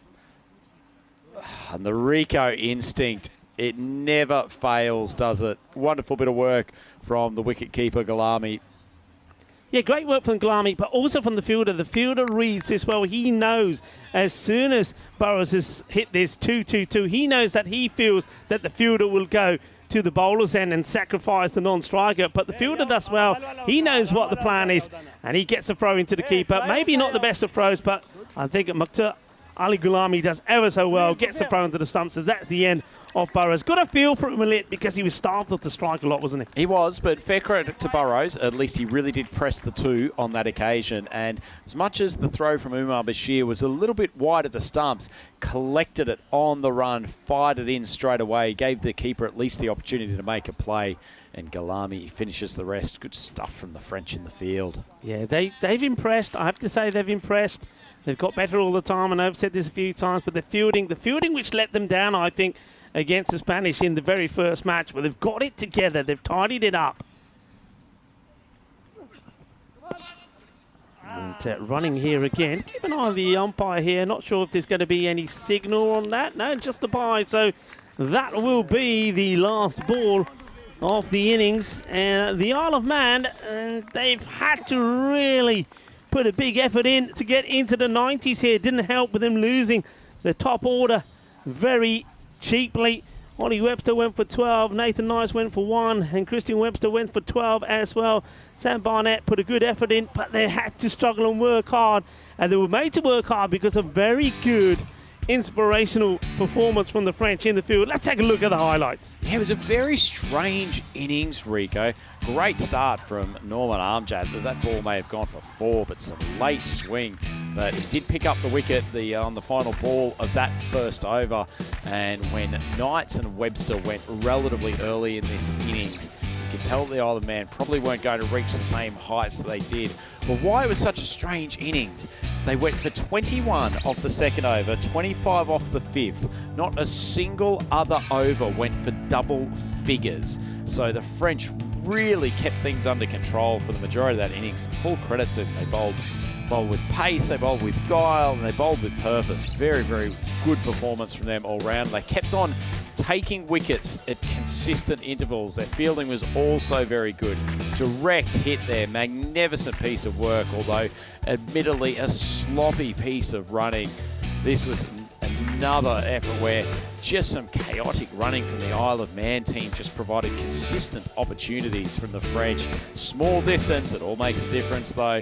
Occasionally, they managed to find the boundary. Certainly, Sam Barnett played well for them coming in at number 3 after a little bit of a slow start. He swung mightily to the mid-wicket boundary, and so Rod Kemming enjoyed that one up in the umpire's tent. But unfortunately, the boundaries were too far between for them to make any consistent push.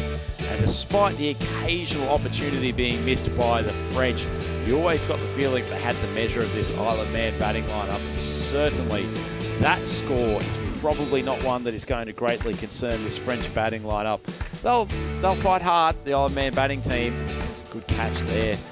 Bit of a juggle that made it look more spectacular than it probably needed to be, but in general, the French were very, very sharp in the field, took the catches, did well with the run-out opportunities. This was a classic shot from Burrows, probably his best in the tournament so far. Sweetly timed square drive, but Umar Bashir coming up trumps in the field there. His combo with Galami affecting a run out, and Joe Burrows was on his way in the final over and the end of what's probably a fairly disappointing effort with the bat. And the Isle of Man ending up 91 for 8 of their 10 overs. So top score for them was Sam Barnett coming in at number 4. Actually, he ended up 26 off 15 and hit a number of boundaries. George Burrows, probably best innings of the tournament from him, 21 off 17. Played a couple of nice shots, but still just struggling to find the boundary with regularities, getting the ones, getting a little bit tied down at times. He needs to step up for this team when it comes to finals day tomorrow. Unfortunately, not a huge amount else. Christian Webster looked good, but only for a short period. All in all, the story of this was the French bowling. Noman Amjad, sensational at the top of the innings, 2 for 8. Ramatullah Mangal, ordinary first over, but came back very well. And William Singh was impressive with his spin middle overs. Cameron Ahmadzai did a great job at the back end, and Ibrahim Javakal bowled an impressive over, taking 2 for 7. Unlucky not to get called up for a second by his captain. But all in all, I think the French will be very happy with the position they put themselves in here in order to seal the second place in this group. So halfway through this game, the Isle of Man have set the French a target of 92 runs to chase down off their 10 overs. We are halfway through match 9 in Group A of the European Cricket Championship here at Cuttama Oval on the European Cricket Network. It's Andrew Ryan here with Rico Fall. Please join us in a few minutes' time, and we will take you through the second innings of this game.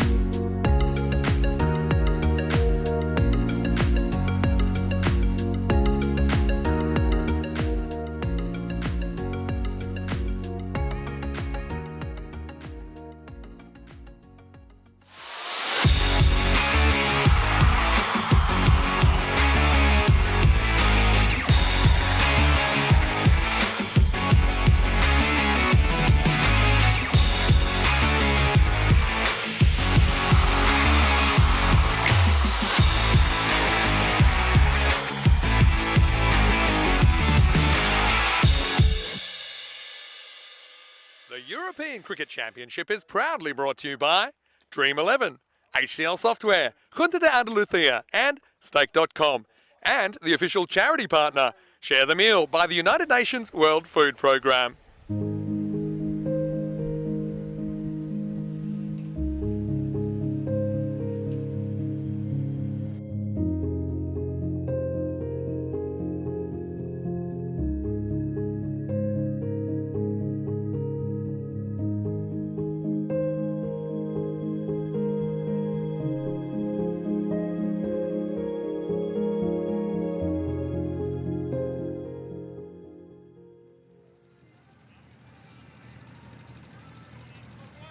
European cricket fans, welcome back to Cardimer Oval. It is the concluding stages of the penultimate game from day 2 of the tournament. It is the Isle of Man up against the mighty French unit. The Isle of Man struggled with the bat. They only managed to put on 91 for 8 across their 10 overs. Really pushed along by the efforts of Sam Barnett, but unfortunately he lacked support from most of the batting order, and this power-packed French lineup will feel like they are pretty confident in chasing this down. However, we know the Isle of Man have got some nice variety in their bowling lineup. Chris Langford, his left armers, and Fraser Clark, his right arm, a leg spin.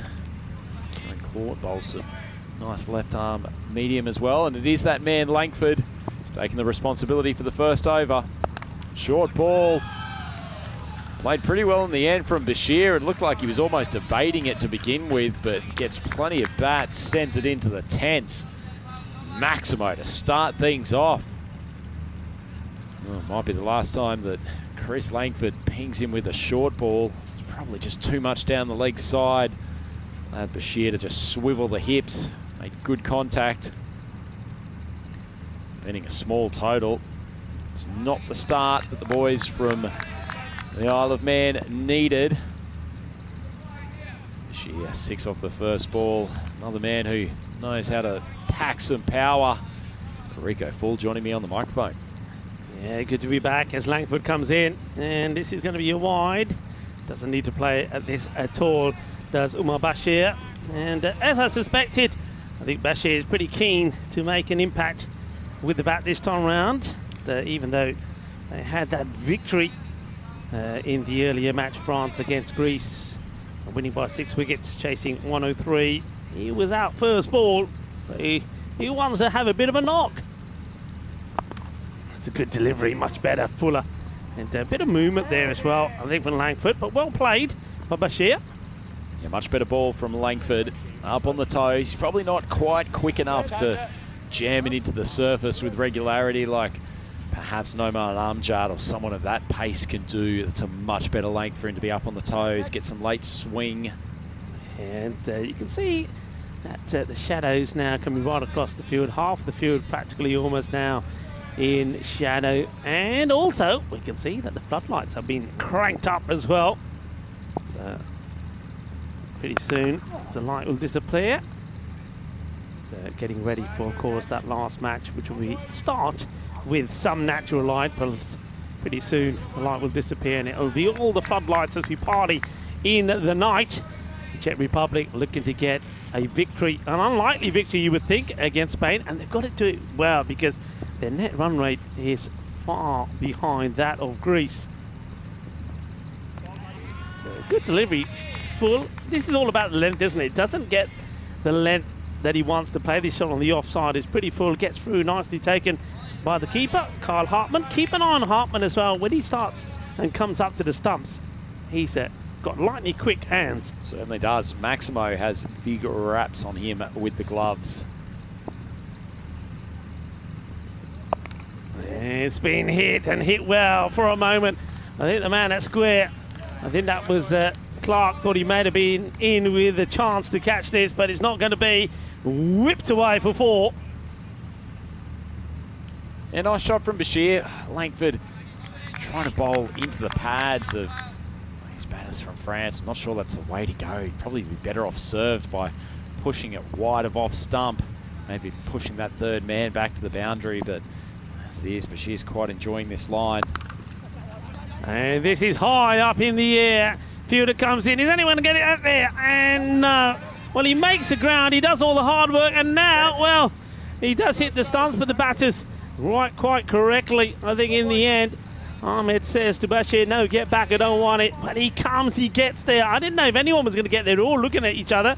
In the end, I believe it was Joe Burrows that gets there, but he's not able to get the ball in his hands. I think Joe Burrows probably had a tougher catch than a few of his teammates there who didn't want to take responsibility for it. It could have been the chance. Oh man, getting Bashir back in the pavilion early. As it is, the end of the first over. France take 14 from it. Yeah, Bashir, he knows he probably should have been back there. I think he was expecting to go, and then I think he was as surprised as us as he looked around and thought, nobody's going for this, and Burrows came from nowhere, but he wasn't the one who should have been going for that catch. Certainly wasn't. Got to take the simplest routes to catches sometimes. I know some teams like to have their top fielders try to take responsibility for balls like that, but you've got someone who's got to take only 10 steps to get to it rather than another fielder in the form of Burrows going full pace. Kieran caught on with his left armers. Swings round and well, in comes the throw. I'm liking this from the Isle of Man. They're not afraid to have a shot at the stumps, and they seem to be well drilled in that way. There's always somebody backing up. So Mandrake on our chat says that the Isle of Man needs some good bowling and fielding in order to win this game. Haven't really delivered in that first over. Let's see if Court can fix things. Not by the evidence of that ball. It has been smashed. In fact, I hope that ball's carrying its passport. Is that Rutgers who's gone in for a catch? Dear, oh dear, oh dear. He wanted his glory, didn't he? And now, well, he's going to get... Well, I want to see that board afterwards. I want to see what the Spanish boys think of this effort.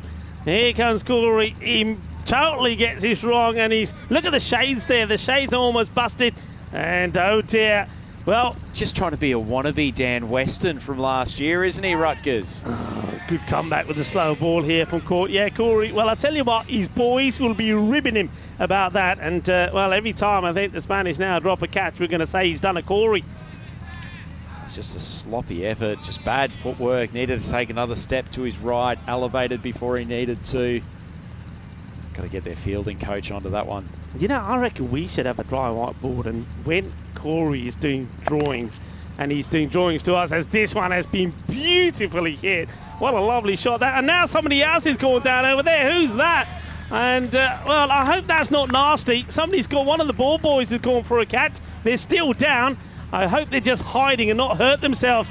Oh dear, what's going on to that part of the ground? Who is this? Well, let's look at this. Oh, we can't see it. The scaffolding is in the way, so the blushes will be saved. But, what a shot that was, beautifully timed. Carnage from Bashir. Oh, the sound of this, well, that is still echoing around this Cardamar Oval. What a shot that is. Well, that one will be up there for one of the shots. The Andalusia shots of the day is an absolute screamer. Oh, I hope that ball's carrying its passport, Rico. It might need it to get back in the country. That has gone miles and miles. What a stunning strike from Bashir. Well, you can see just why it's so important that this guy does click for the French, because when he's on fire, oh, he scores runs so quickly. He's at 300 strike rate at the moment. Quite incredible. 18 off the over with the ball to go, 32 without loss.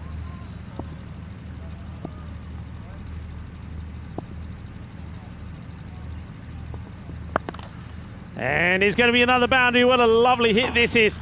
And one bounce for कितना सोना shot मारे, बहुत बढ़िया batting आज था स्वाद आ गया, batter ने पूरे शॉट मारे, झोंका लग गया.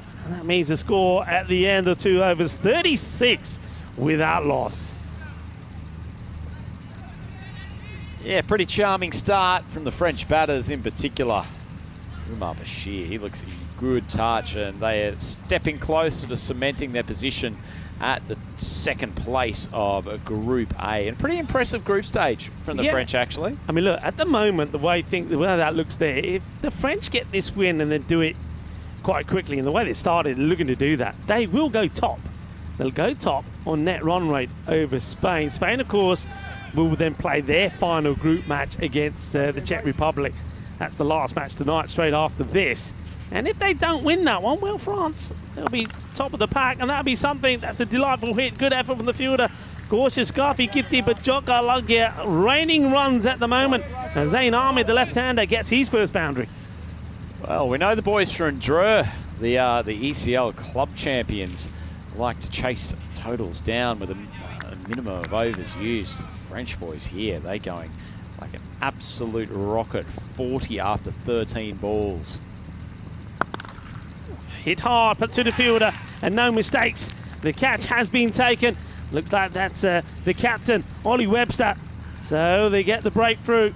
And it is once again Zayn Ahmed that will fall cheaply after hitting a boundary. He'll go for 5 of ball number 3. But that's the way they play, and I'm sure the next batter that comes in will be doing exactly the same. 40 for 1. And finally they get a breakthrough. And that's what Talaman have to believe, that by just using those variations, they can keep picking up wickets and give themselves a chance here. Yeah, pretty good catch from Ollie Webster. The ball was struck hard by Ahmed. You get the ball going in between the shadows and the sunlight that's still remaining. So a good, safe pair of hands from the skipper. That opening partnership, primarily because of the share, but contribution from Ahmed, sitting very nicely, 40 for 1. So France only requiring a further 52 runs, 46 balls remaining.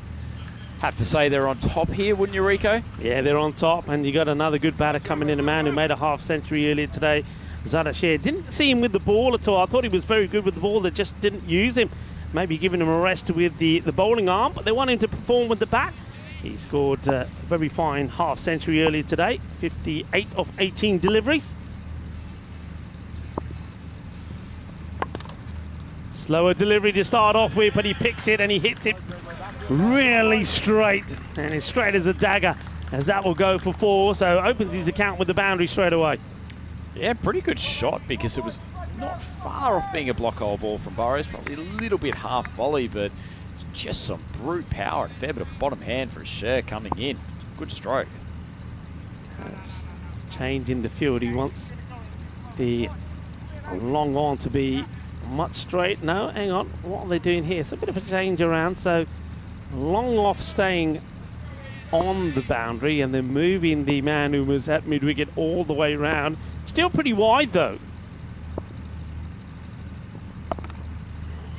Nicely played. Slight hesitation for the batters, but they will, well, they'll get there comfortably. But he wears this one. Where does this hit him? I think it gets him just, yeah, there you go. Just here, Rico. That's where it hits me. Right on the money, right on the number. That's going to leave a bruise. I think that was Nathan Knight's coming in from point there. He's got a pretty fair arm. Oh, hitting the unpadded area. Not too much fun from Sure. I guess that's one way to stop him. Yeah, well, Umar Bashir, he's been doing all the bashing at the moment. Now he gets bashed with that throw. Now let's hope they haven't made him too angry, because he could take it out on the bowler here. But I'm liking this from Burrows. He's been pretty tidy. And that's a good delivery. And he likes to move around in his crease, doesn't he, Bashir, just to try and put the bowler off. But, well, Joe Burrows says, not me. I know where I'm bowling it, and I know where you can't reach it. And he puts in the perfect position. Yeah, well bowled, well bowled. Credit to Enrico. He has bowled a good over here. Up the wicket of Ahmad.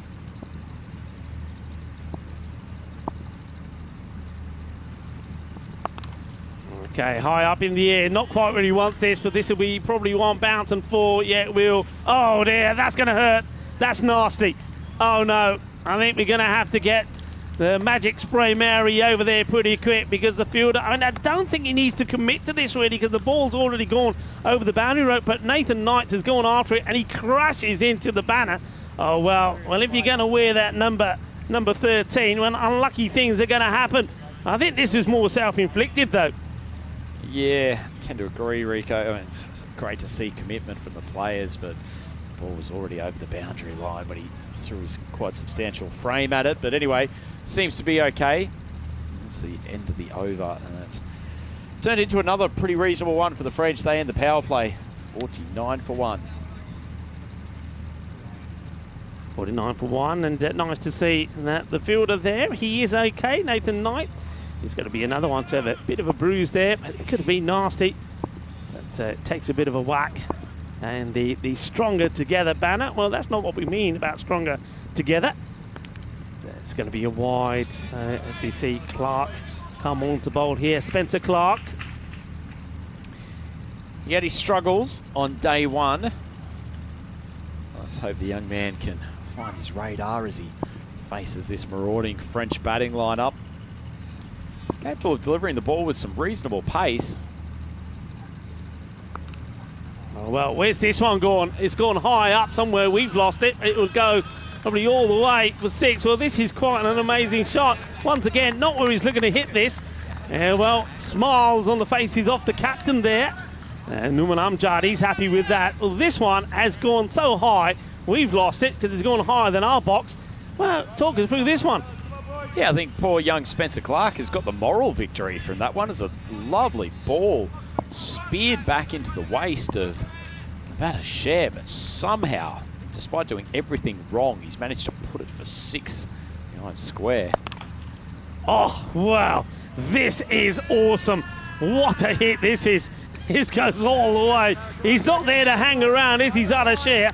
He gives this everything. That's the monster hit. 6 more. Yep, share. He's got the beat down at the moment. He's feeling it. Just basically trying to hit this ball as hard as possible at the moment. Full toss. They might have a look at the height on this, and he's been called straight away. That is a 7 up, as that one goes all the way as well. And, well, this over from Spencer Clark is going from bad to worse now. The next ball will be a free hit as well. It's a full toss. It's too high. It's called straight away by the umpires on the field of the play. The ball also goes for a Maximo. That's a 7 up. Yeah, but unlucky for young Spencer Clark. I mean, the rest of his overs actually been pretty reasonable. That one was a bit of a shocker. Waist-high full toss and deserved to be dispatched. But fortunately, 20 runs off his first 2 legitimate balls, facing a horror over. It's a good comeback. Slower delivery. That's how he actually started, actually. Unfortunately, he went wide because he does get a little bit more swing when he takes the pace off it. It's a good comeback. Well done to the young lad. You're always under pressure when you're bowling a free hit to a man who's got one thing in mind, and that's to hit 6s. Gets the dot ball in.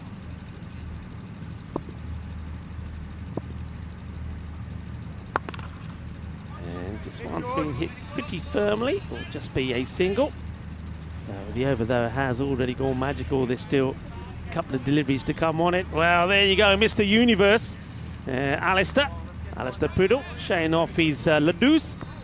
And there's some of the French boys doing some of the training. Yasser Ali was in good form earlier as well, wasn't he, with the bat?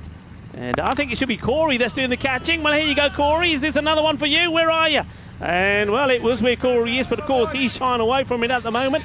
It's another Maximo. Boom. Shaka lagya kinna sona. Well, there is Corey. He said, "No, I'm not catching him." He said, "I'll stick to the football or the rugby ball. I can see it is bigger and I can catch it." Well, maybe.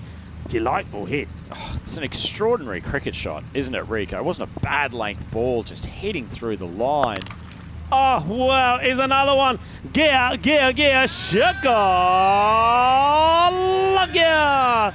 Ginna Sona, and unfortunately Spencer Clark has gone for a supersonic over. 33 have come from it. That is quite amazing. That is also a half century for Umar Bashir. 50 of 15. I just had the feeling after getting a golden duck in the very first match that he was going to come back strong, and he has come back strong. Well, it's the end of the 4th over. 82 for 1 for the French. Rico, we said they wanted to chase this down with a minimum of fast 4 overs down. Looks like they'll do this for a relatively short period of time. All credit to young Spencer Clark. That was actually not a bad collection of balls in that last over. The young man's just unfortunately been obliterated by some extraordinary power hitting from these two. Yeah, I mean, you're talking about, power, sensational power. 33 that last over. We saw 13 come off the one from Joe Burrows before, and that's why they go back to Burrows. He bowled really well. But France, you can see there, just need 9 runs here. They'll be looking to do it with 2 hits. There's no doubt about it. Burrows bowls well, good length. Very little that you can do with that apart from push the ball away for a single. And this is the length that needs to be bowled. And I have to say, Brian, I don't know your thoughts on it, but I think too many of the medium pace or fast bowlers just haven't got the length right. No, I'd agree with that. When you haven't got that extra 5 or 10 Ks an hour of pace, you have to be far more precise with your length, particularly excess of block hole balls. Just sprays out off. That's one's pad, goes for a leg by. Yeah, of course, by the end of tonight, we will be able to give you an update on who's playing who tomorrow. And of course, it will start off with the eliminator of third place playing fourth. It's well bowled, just doesn't quite get his body in the right place for this one, Umar Bashir. Yeah, that's where he needs to be.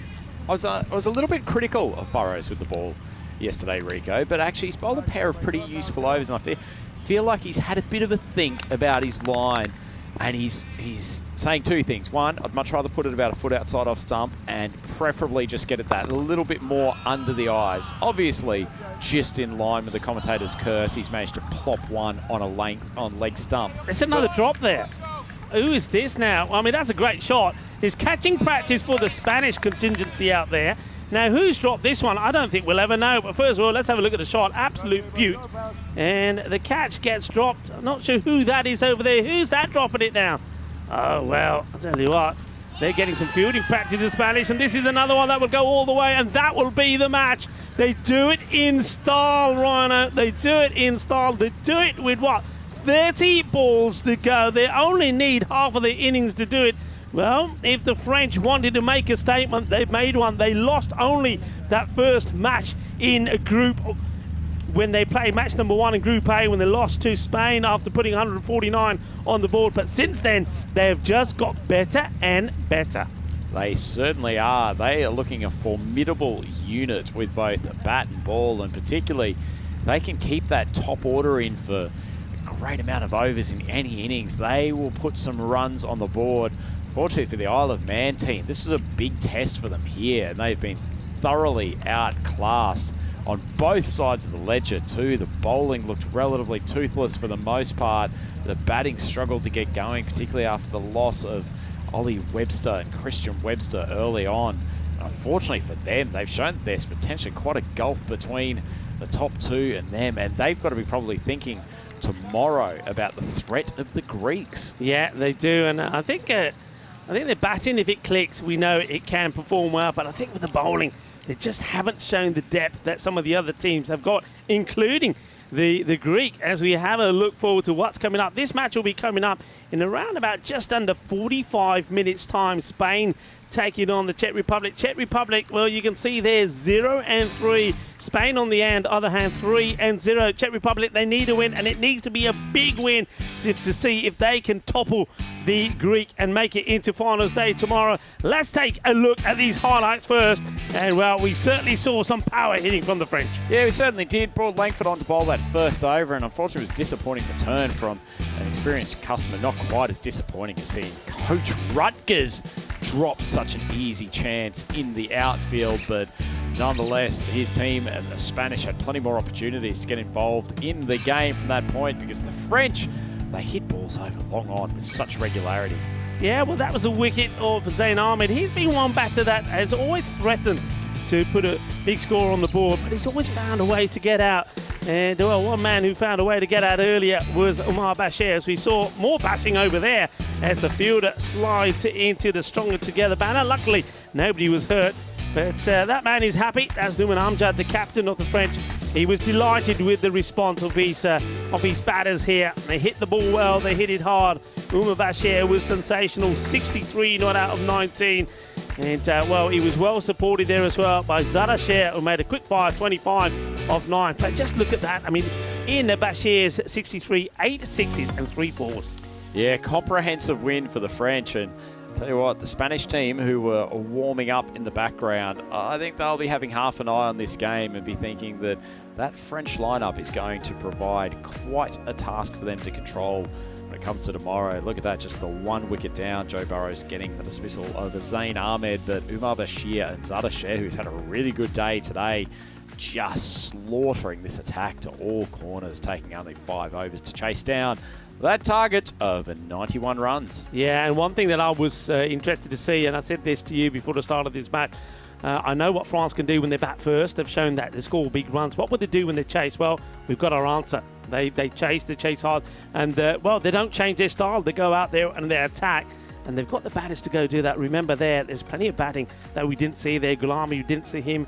Kanasane as well as a good hitter, as well as the captain, Numan Amjad. So they've got plenty of firepower there. And with the bowling, really, I suppose it was always going to be difficult when you don't have too many runs on the board. I think Langford's first over wasn't too bad. And, well, Calte, he didn't do too bad either. Joe Burrows, I think he's 2 overs of 27. And, of course, young Spencer Clark. And you said it, he didn't bowl that many bad balls, but the batters were just seeing the ball so big and just crunching it to all parts of the ground. Yeah, certainly were. Comprehensive demolition of the Makesmen there by this powerful French squad. They take this game by a large margin of 9 wickets and have really solidified their position in this Group A, Rico. And that leaves us with a pretty interesting clash coming up for the final game tonight. The undefeated Spain up against the winless Czechs. But the Czechs, if they can take that game and get a run rate boost, they can still leapfrog the Greeks. So plenty of excitement to tune in for. That game will start in approximately 40 minutes time. Please come and join us on the European Cricket Network, whether it's through our YouTube channel or all of our global broadcasters. It's Andrew Ryan here with Rico Full. We'll be back in 40 minutes time to take you through that final game tonight. Please join us then.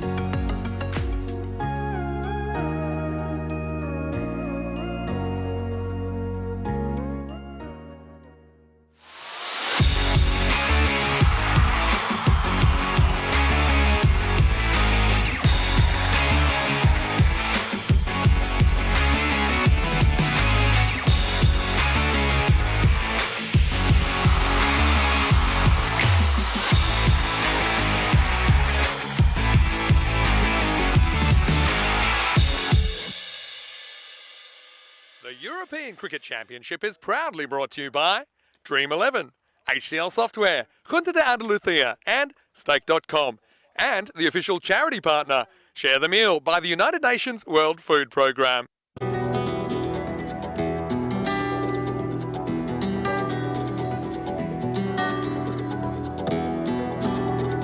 Ven conmigo a cruzar su calle, a vivir su ambiente. Ven conmigo a vivir la vida intensamente. Conmigo ven, conmigo ven. Hello cricket lovers and welcome back to day 2, and it's the last match of the group stages. It's match number 10. What an important match this is for the Czech Republic. They are sitting at the bottom of the table. They haven't had a win under their belt, and once they got beaten by Greece, they know that this match counts. They've got to get a win, and a good win as well, because they're a fair way behind Greece on net run rate as well. The problem of course is, whereas they haven't had a win at all in the group stages, they're up against a team that have won all of their matches. With a 100% record, they're up against Spain, and Daniel Dorkaya and his team have been absolutely sensational. They're the team to beat at the moment. Can we see a surprise at the end of the group stages here? Let's join the two captains, Arun and Daniel. They're with the tournament referee, Sir Rob Kemin, for the all-important coin toss. It's your call, Dream11. Just Dream11. No bad first.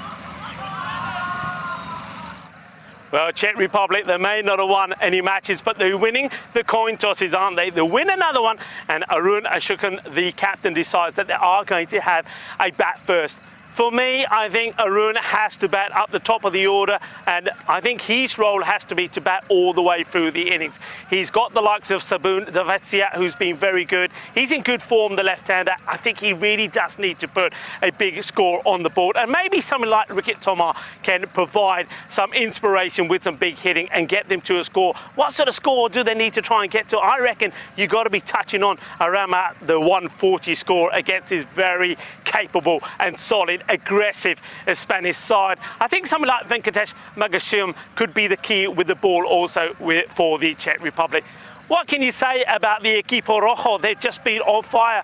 It's fair to say they're a little bit light on the bowling this time around. There's no Mohamed Kamran in the side, and there's no Atif Mahmood as well. So they have missed those two with the ball. But I tell you what, with the batting, they have been awesome. Mohamed Baba has been in sensational form at the moment. His performances today were incredible. He's hitting the ball so hard, and with the ball, he was very tidy and economic earlier today. The captain himself, Daniel Dorkaya, has been sensational, and in the last match against the Isle of Man, we saw Yasser Ali come good as well. With the ball, they have plenty of options, but it could be the hat-trick hero, Lorne Burns, who comes back into the side this time with his spin. That could be the key again.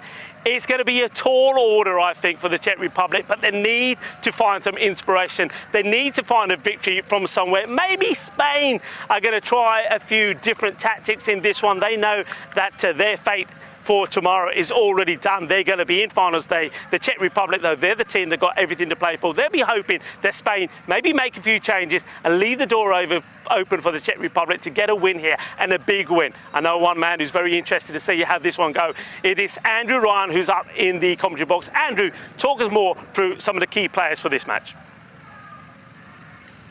You could not be more right, Rico, for what an incisive analysis to get us underway for Game 5 here on Day 2 of the European Cricket Championship. So it's overall Game 10 of Group A. And what a mouth-watering clash we have here in the twilight of the Spanish evening. Just a gorgeous evening here at Cartermore Oval. And to bring his talents on show, it is the leg spinner, Lorne Burns, a hat-trick hero from yesterday, as Rico reminded us. This is a good early battle up against Davidzi.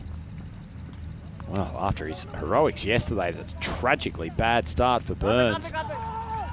Fortunately for him, it's well pursued by Atif Mohammed down there to the fine leg area. Got some turn on it, but dragged that wide on the leg side. Quick look at the fantasy dashboard. Certainly these two teams at opposite ends of the table. And I loved the chat from Rico about getting Ashoka more involved in the game. Need something from him with the bat. And look at that zip from Burns. How he is getting a new ball to turn this far on an artificial deck, I do not know, but that is some side spin. Look at this, pitch is just outside off stump and turns a long way back. Umpire's just signalling wide on that occasion. Thought they might have collected a touch of the shirt, the back, but so far, Burns almost spinning the ball too far for his own good. That's a nice ball. Big swing across the line from Bjorn.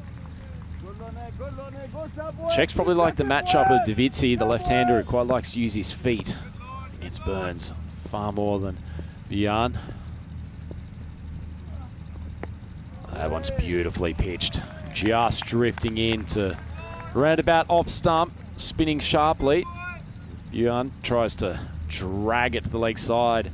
Not sure that's the play either. They've got two deep fielders at mid-wicket, long on. Another excellent ball from Burns. Part of why it was so surprising seeing him with that first delivery that dragged a long way down the leg side. On that occasion, just a pair of prodigious turning leg spinners. Still no runs off the bat from this over.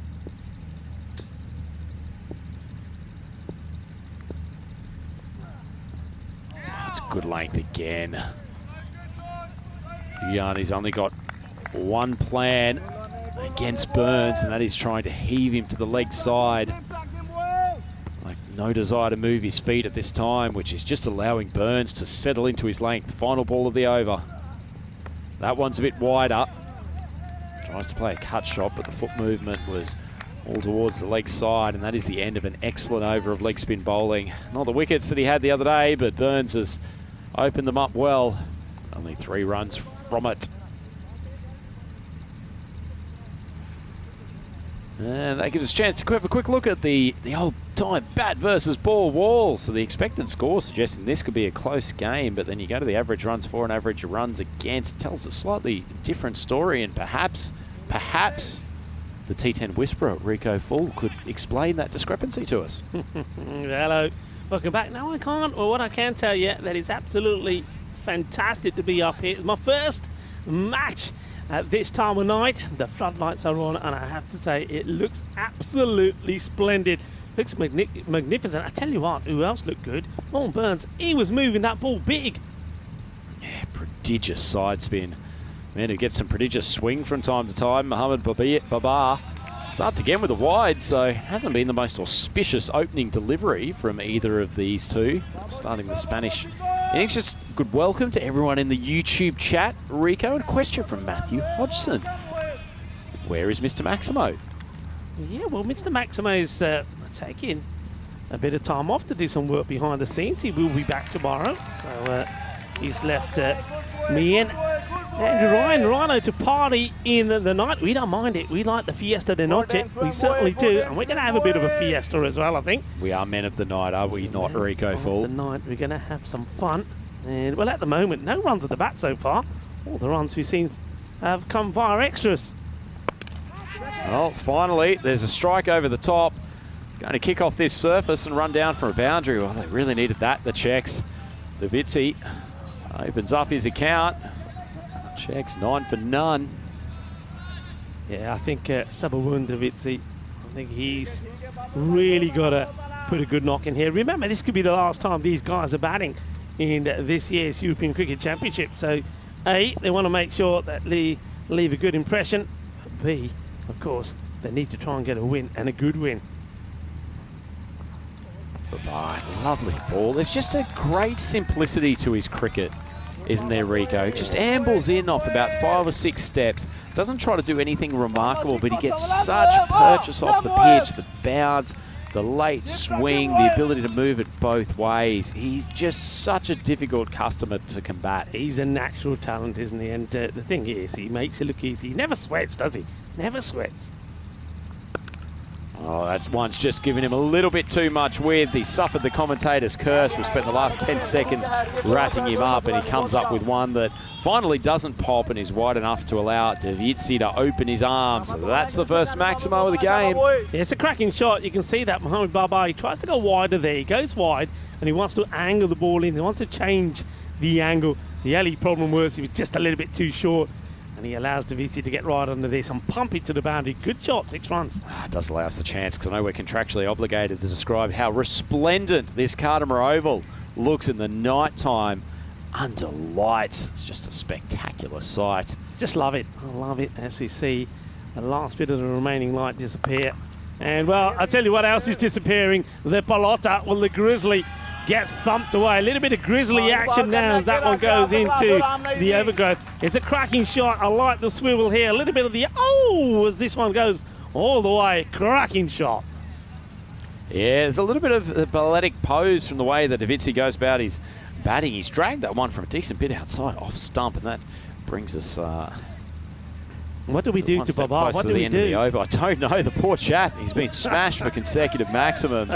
He's down to the top of his mark, just cursing Rico and Rhino. At the moment, he's gone for 17, probably the worst over he's ever bowled in ECN cricket. That's more like the Baba we know. Not sure that appeal's going to get any love, but does bring about a dot ball. That's the end of the second over, and Czechia 21 for none.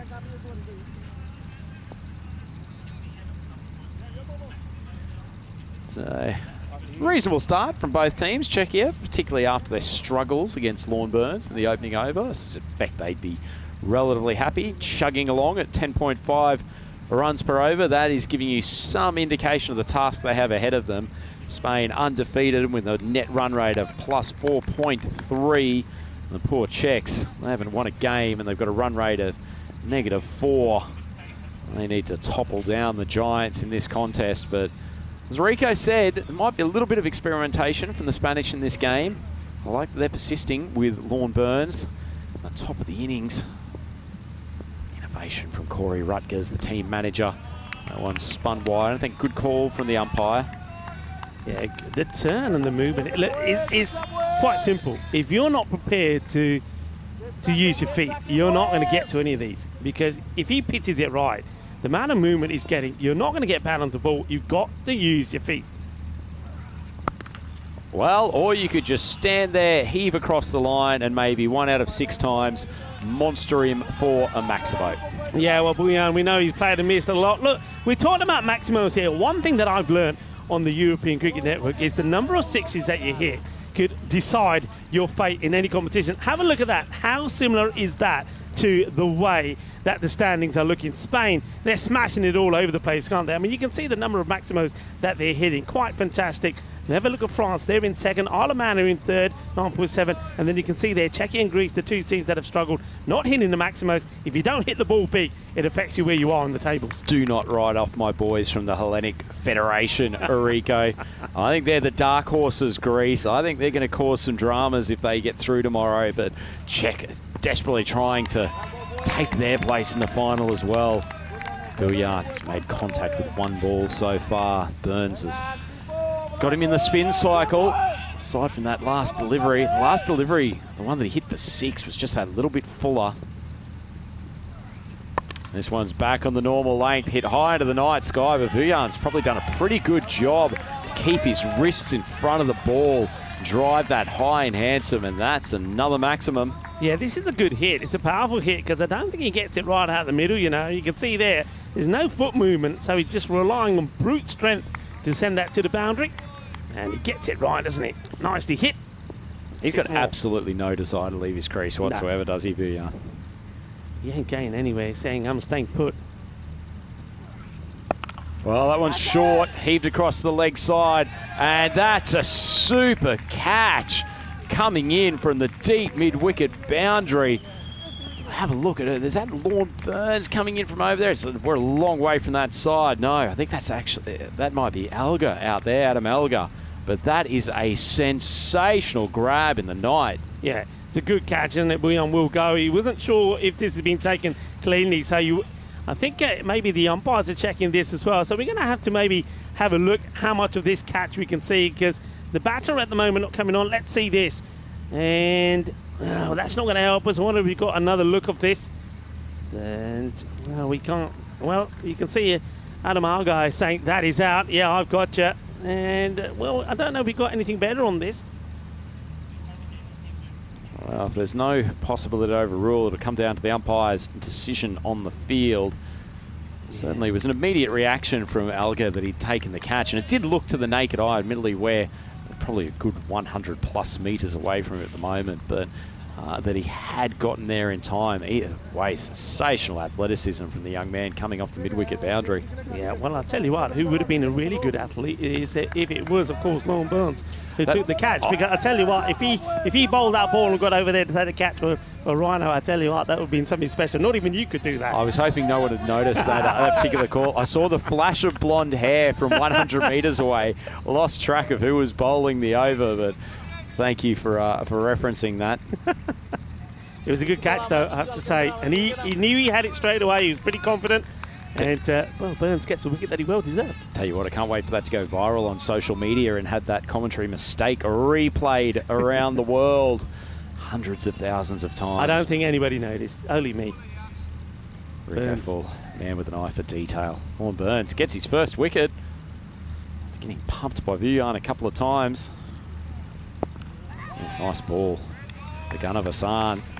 Looked like he was slightly perplexed that was going to come back across his face.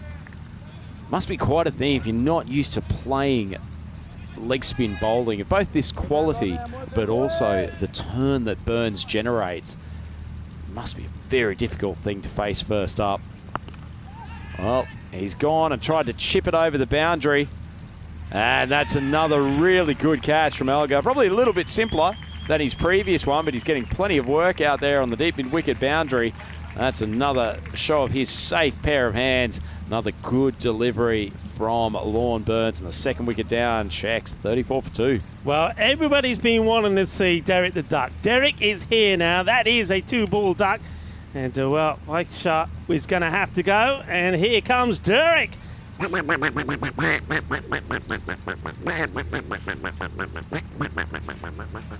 Nice to have you back, Derek. Nocturnal Derek.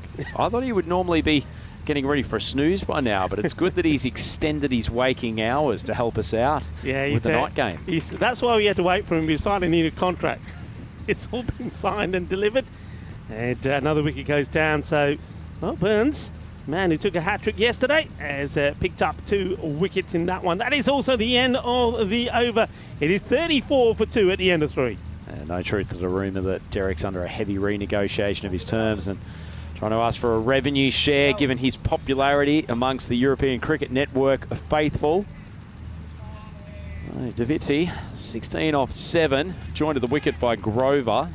Been an okay start for the Czechs. They would have been happier not losing a wicket to the final ball of Burns' over, and given the difficulties they'd had with him, perhaps the play on that occasion from Jagannathan was maybe just to try to work the single and deal with the rest of the Spanish bowling lineup. On the other hand, they're about to bring in probably my favourite weapon within this Spanish lineup, Atif Mohammed. Yeah, I mean, Atif, what a story he is. I saw him as a youngster in Barcelona, and he impressed me probably about 4 or 5 years ago. And since then, he's come on leaps and bounds, and he's become such a key part of this setup, this Spain team. A really lovely young man, and he just got better and better. Doesn't look like there's a lot of him, does there? But when he gets the ball in his hand, he makes it do all sorts of things. He's almost a skinny Mitchell Johnson with about 10 more slower or change-up deliveries. Love the way he goes about his work. I'm almost too shy to go up and tell him how much I like his bowling, Rico. Don't be. He'll love you telling that. He's a big admirer, you know. He's a big admirer of you. You go and tell him. He's probably very shy coming up and seeing the Rhino strolling around with his dinner in the VIP area in the mid-evening. But Atif, next time you're there, come up and say hello, mate. Fantastic young cricketer, showing what he does best, and particularly with his first over, really keeps the pace up more so, focuses on digging it into the pitch. That is a cracking shot. Well, Davitsi, he's picked the line and the length because Mohammed's bowled the same ball 3 times in a row. That time he's not going to let him get away with it. That's a sensational shot. Eso es estupendo. Qué guay, qué genial. Qué golpe, eso es. Ese golpe es muy grande. Y muy dulce también, más dulce de tarta de chocolate. So he's got it as well. The thing is, though, Salomon Davitsi, it's always been about him, hasn't it? No other batter has really performed here. So once again, it's all about what this man can do. Yeah, watch out now. They've got fielder at third man and quite deep backward point just for that shot. Mohammed goes there again. So they're willing to roll the dice with Davitsi. They know he likes that shot, but they also know with Mohammed's pace and bounce, their chances of getting a slightly mistimed strike in that area is very high. Yeah, I mean, the other thing I want to say is, of course, practice is everything. And just before the start of this match, of course, because we had that about a 40-minute break, didn't we? As Atif Mohammed comes in again. Oh, cracked by Davitsi. Well, I said that man was at a fairly backward point. He has hit that like a rocket, and the man at that position barely moved about 3 meters. No chance of cutting it off. Cracking shot this. Yeah, it goes like a bullet, doesn't he? He's only got, what, about a handful of meters to go, but that ball goes past the boundary before he even moves. So Mohammed, I wonder if he changes the approach here. I wonder if he tries a short delivery. Oh, he doesn't. He goes full. Not brilliantly timed by Davitsi, but he manages to take it over the top. Not coming back for the second. There's some good arms in this Spanish batting team. And that's a pretty interesting over. Well bowled from Mohammed, but probably even better batting from Davitsi. Czechs, they're sitting at 45 for 2. Conclusion of the 4th over. Yeah, very good hitting there once again for Sabawun Davitsi. Yeah, what I was going to say that in that break, as the light was going, we saw the Spanish team out there, and Christian Munoz-Mills was out there hitting the balls in the air, making the guys take those catches. And we saw that Corey was doing the same the other part of the ground. And, you know, practice makes perfect.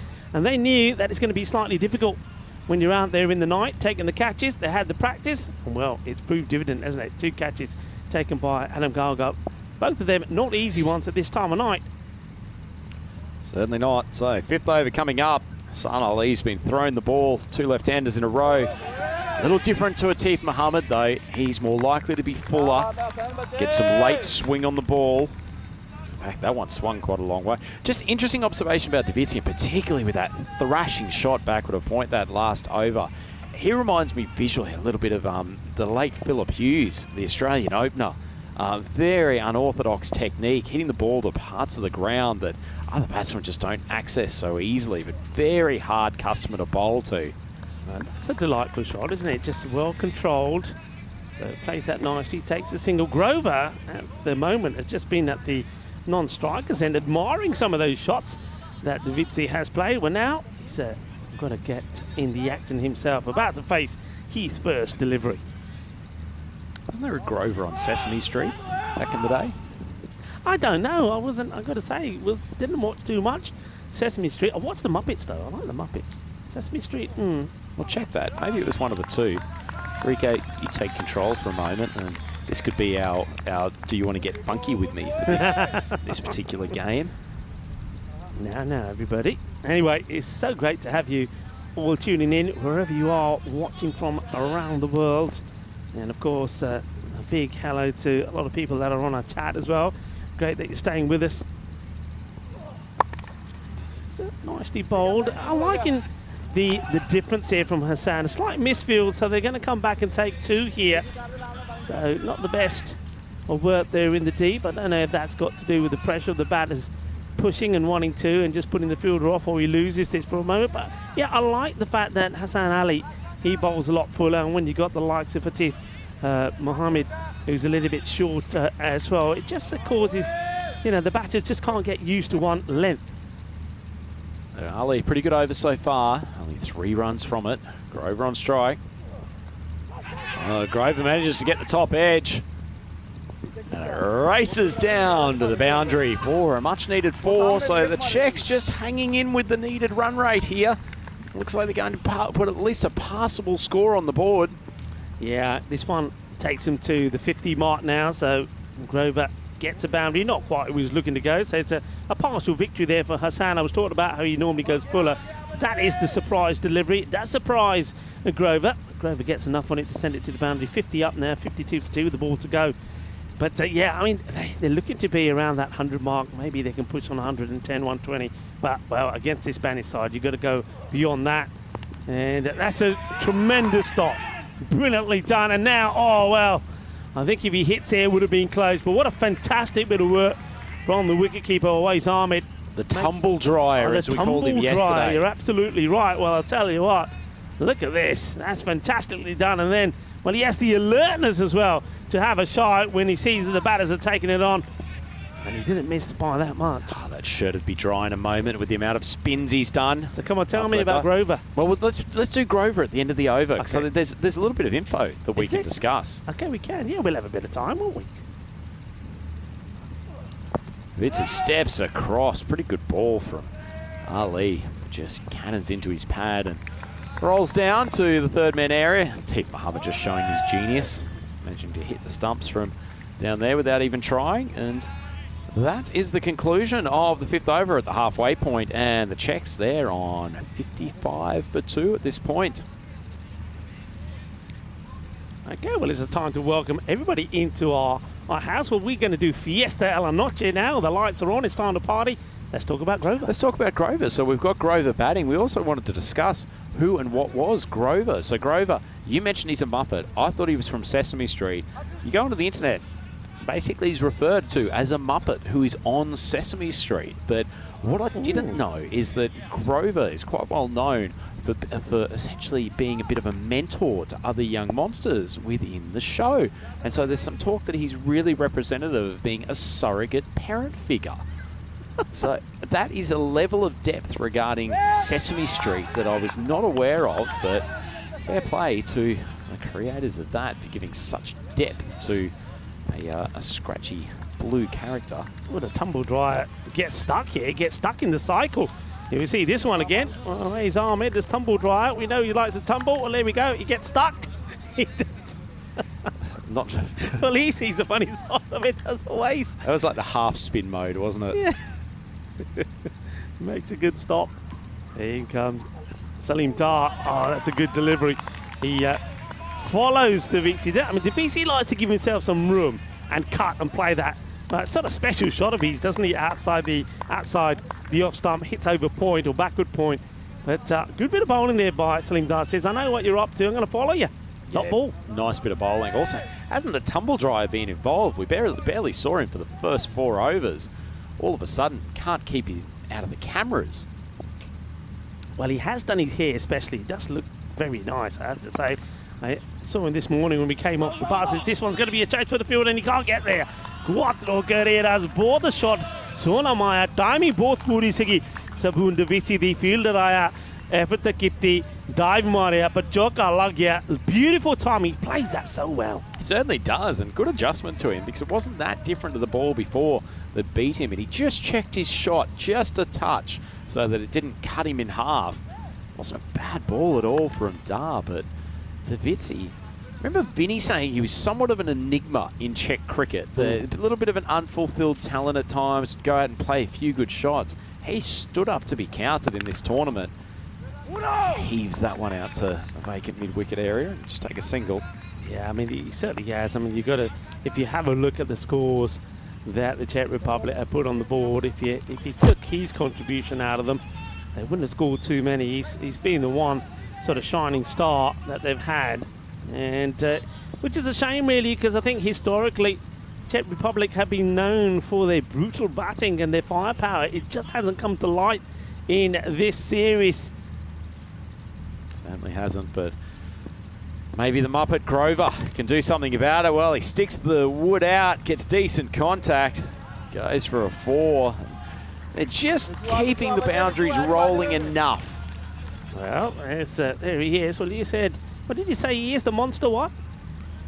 The monster Muppet? I know he's a mentor for monsters. Well, there you go, the monster mentor. Mentoring nice Davisi while he's out there. Well, that's what he's got to do, isn't he? And maybe play a few shots himself. So just trying to get that acceleration in here. Look, they've got wickets in hand. They've got to do it. Remember, they've still got the likes of their captain to come out there, Arun. So they've got to play these shots. And they're going after Hamza. Oh, that's a decent strike, but he hasn't got all of it. Fielder coming in, can't complete the catch, unfortunately. Off the bat, it looked much better than where it ended up. Tell you what, I wouldn't mind to see the face of Corey Rutgers at the moment. I don't think he'd be concerned, but I think there'd be a slight element of frustration that they haven't been able to quite put this Czech team away in this innings. Yeah, I mean, that's one that's got to be taken. And the one thing that Mohamed Ishan was saying to me before the start of this match in the fan zone, he's saying, hey, Rico, what do you think of my catching so far? And I said, you shouldn't have said that. That's why. Oh, well, this should have been curtains, really. Once again, he goes down the leg side, wants to give himself a little bit of room. I think Hamza Salim Dar cleverly sees him do it, and this time he takes all the pace off the ball. Once again, you know, sometimes when you think the ball is going to hit the stumps, that happens. That's what makes the life so difficult for an umpire sometimes. It is the end of the over. 6 overs completed, 66 for 2. And it gives us just an opportunity to look at that Czech batting card. It's not a bad batting card by any stretch. Sabo Indovitsi probably not scoring at the rate he has against other teams, but considering the quality of bowling he's up against, he's been very impressive again tonight. Grover giving him some support. This is Hassan Ali coming in for his second. Oh, that's a big strike. Hasn't Grover beasted that ball? It's gone a long, long way. That is a monster strike, and he knows it. Look at that. That's why he's trying to hide the smile and the content, because this one, well, I tell you what, when you hit the ball out of the middle and it goes and it disappears like that, you're going to be happy about it. He's sending that one to the moon. He really is. This partnership, 32 off 18, starting to become troublesome for the Spanish. Steps around, gets a very thin edge on top. Dawudzi thought there might have been a single. Fortunately, he didn't charge through. I suspect the tumble dryer would have had him at the batter's end. Yeah, good call that from Daviti. Very quick to say, no, stay there, stay where you are. Well, there he is, the old tumble dryer. And yeah, I was talking to Wais Ahmed this morning, and he was complimenting me on how I looked, and I said, well, you're looking pretty good yourself. Apne ball, bade sone kitte si aaj swere apne Wais Ahmed ne. Oh, that's a Gandhi ball, and well, there he is again. This time, he always seems to know when we're talking about him, because he puts an extra effort in on the dive. Yeah, well, this one, I don't know what happens here to Hassan Ali, but he gets it all wrong. Yeah, pretty ordinary ball. I can see the reason why he wanted to push it across off stump, but that ball has just taken off. That's an appallingly bad wide from such a good bowler. Yeah, well done to Wais Ahmed once again. It was like a goalkeeper saving a penalty there, wasn't it? Ali gone for 18. Still 4 balls to go. That's a better ball. Speared into the leg stump, and they managed to scoot through for the 1. Pretty well played in the end by Davitsi. Yeah, good running. Yeah, Davitsi, the only thing about him is that unlike some of the other good hitters that we've seen in this group, he sort of goes on and off, doesn't he? You'll see him play some lovely shots, and we've seen him play some thunderous shots, but then he goes quiet for a while. He plays and misses a bit. He takes a few singles, but then he gets going again. He never seems to maintain the authority over the bowlers. Needs to get that authority and that rage back. That's another one that he's just. I think his trouble is when he's trying to push that ball away from the right-hander. He's actually almost exaggerating his arm to try to accentuate the swing, and he's losing control of the ball at the same time. Some free consultancy for you, Coach Corey Rutgers. A bit of work on that overnight back in the hotel. And he's catching, of course. Of course. Corey's got some work to do. And that's another one. It's just inside the line. That is what he's trying to do. And given that Grover's really hedging his weight out to the leg side, it's smart bowling, just not executing it with consistency. Yeah, this is with Grover. If that's what he feels is happening, he'll be taking a step, or should be taking a step out towards the off, because if he gets it clean hit, there's nobody apart from backward point on the offside boundary. So he's got to go for that hit. Tries to tickle that around to the leg side. possibly a single there. It's not really backing up aggressively. Yeah, that's a single for me. I think you go for it. I think Davizzi already in his mind is thinking, it's after this, just the ball to go. I'd rather stay here and be back on strike. But, you've got to take these runs. You can't not turn them down. Tell you what, 2 wickets down, Rico. Last ball, the 7th. He's got it. He should go big now. There's no risk. Oh, that's a pretty good ball from Ali, even if he wanted to. There's only so much you can do with that. He gets the single, so he gets himself back on strike, leaves Davizzi up the non-striker's end for the start of that over. That's the completion of the 7th, and the checks 77 for 2. Yeah, so once again, Sabon Davizzi probably didn't want to run the one before because he wanted to be on the strike. But Grover, he weren't interested. He said, I don't care. We need the runs. We'll take them. But you're right now. Okay, look, we've got 18 deliveries here to go. They're in the 70s, so they're going just over the 10, the over. And maybe they're on a sort of a 110 to 115 sort of rate at the moment, as long as they don't have a bit of a collapse here. But they've really got to press the turbo boost button here now. And, well, that will help. It's going to be 4 runs. That flies over the man who's inside the circle there. That's Babar, who's at third. Flies past him. That's going to be 4 runs. Yeah, it's an interesting one. You don't generally see the Spanish do without their fine third man, and it's an intriguing one because Salim does consistently bowling short of a length, outside off stump. So the fact that he hasn't got the protection down there feels more like a fielding tactical, I want to say error, but misjudgment. Yeah, he bowls at pace, doesn't he? And he swings hard, and I think that's what they're talking about here now and saying, okay, look, do we want to make a change on the field? They're all looking in the direction of DDC, the captain. But he's quite happy with what he's got here at the moment. He's standing very straight. We've seen him in that position before, right behind the bowler in that southern cross position. You've got a long off who's then quite wide, long on as well. You've got the man at mid-wicket and backward point. So that's why they can't have another man up. Tell you what, doesn't that look like a scene from a horror film? The darkness of the umpires' review room. We were talking monsters earlier, so yeah, maybe. Okay, Stephen King's new title, Sir Rob Kemming. Oh, another big swing. Grover annoyed with himself. Persisting with this length, and they've still got third man up inside the circle, so any edge, unless it goes straight into the hands of Babar there, is going to fly away for the boundary. I've got to tell you some gossip about Sir Rob, something that he told me while I was out in the middle about the contours.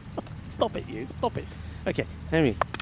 That's well bowled. Good delivery, slightly slower, fuller length. He'll take the single. So once again, the boundary's not coming yet. Well, I saw Robbo there for the coin toss. And of course, he's got this magnificent blazer, hasn't he? And it's his pride and joy, and say it should be. And the thing is, though, he's unfortunately can't button it up. It's probably a couple of inches. Generally, it's 2 inches from it. Is that because of his chest bursting with pride? I think it's because he's got such a torso, hasn't he? But anyway, what he did say to me, this one got on hard, and they make it. So it's all tiki-taka at the moment, tiki-taka, but they need to go boom, boom, boom. Yeah, and what he said was that Rico, he said, this is, I guarantee you, by the time that we get to the championship week, I'll be able to button up my blazer. So he set himself a bit of a challenge there, has Sir Rob. Well, considering he's surrounded by buffet breakfasts each morning, that is setting himself quite a target. But if there's one man you'd back to achieve it, Sir Rob Kemming, as Grover plunders that to the leg side. Good fielding unit, the Spanish. They've got some quick boys out there on the boundary. Nicely done. And Olga, he's been well in the action for most of the game so far, but they're a solid fielding unit. You can see how much work they do in between games. Yeah. On that aspect of the contest.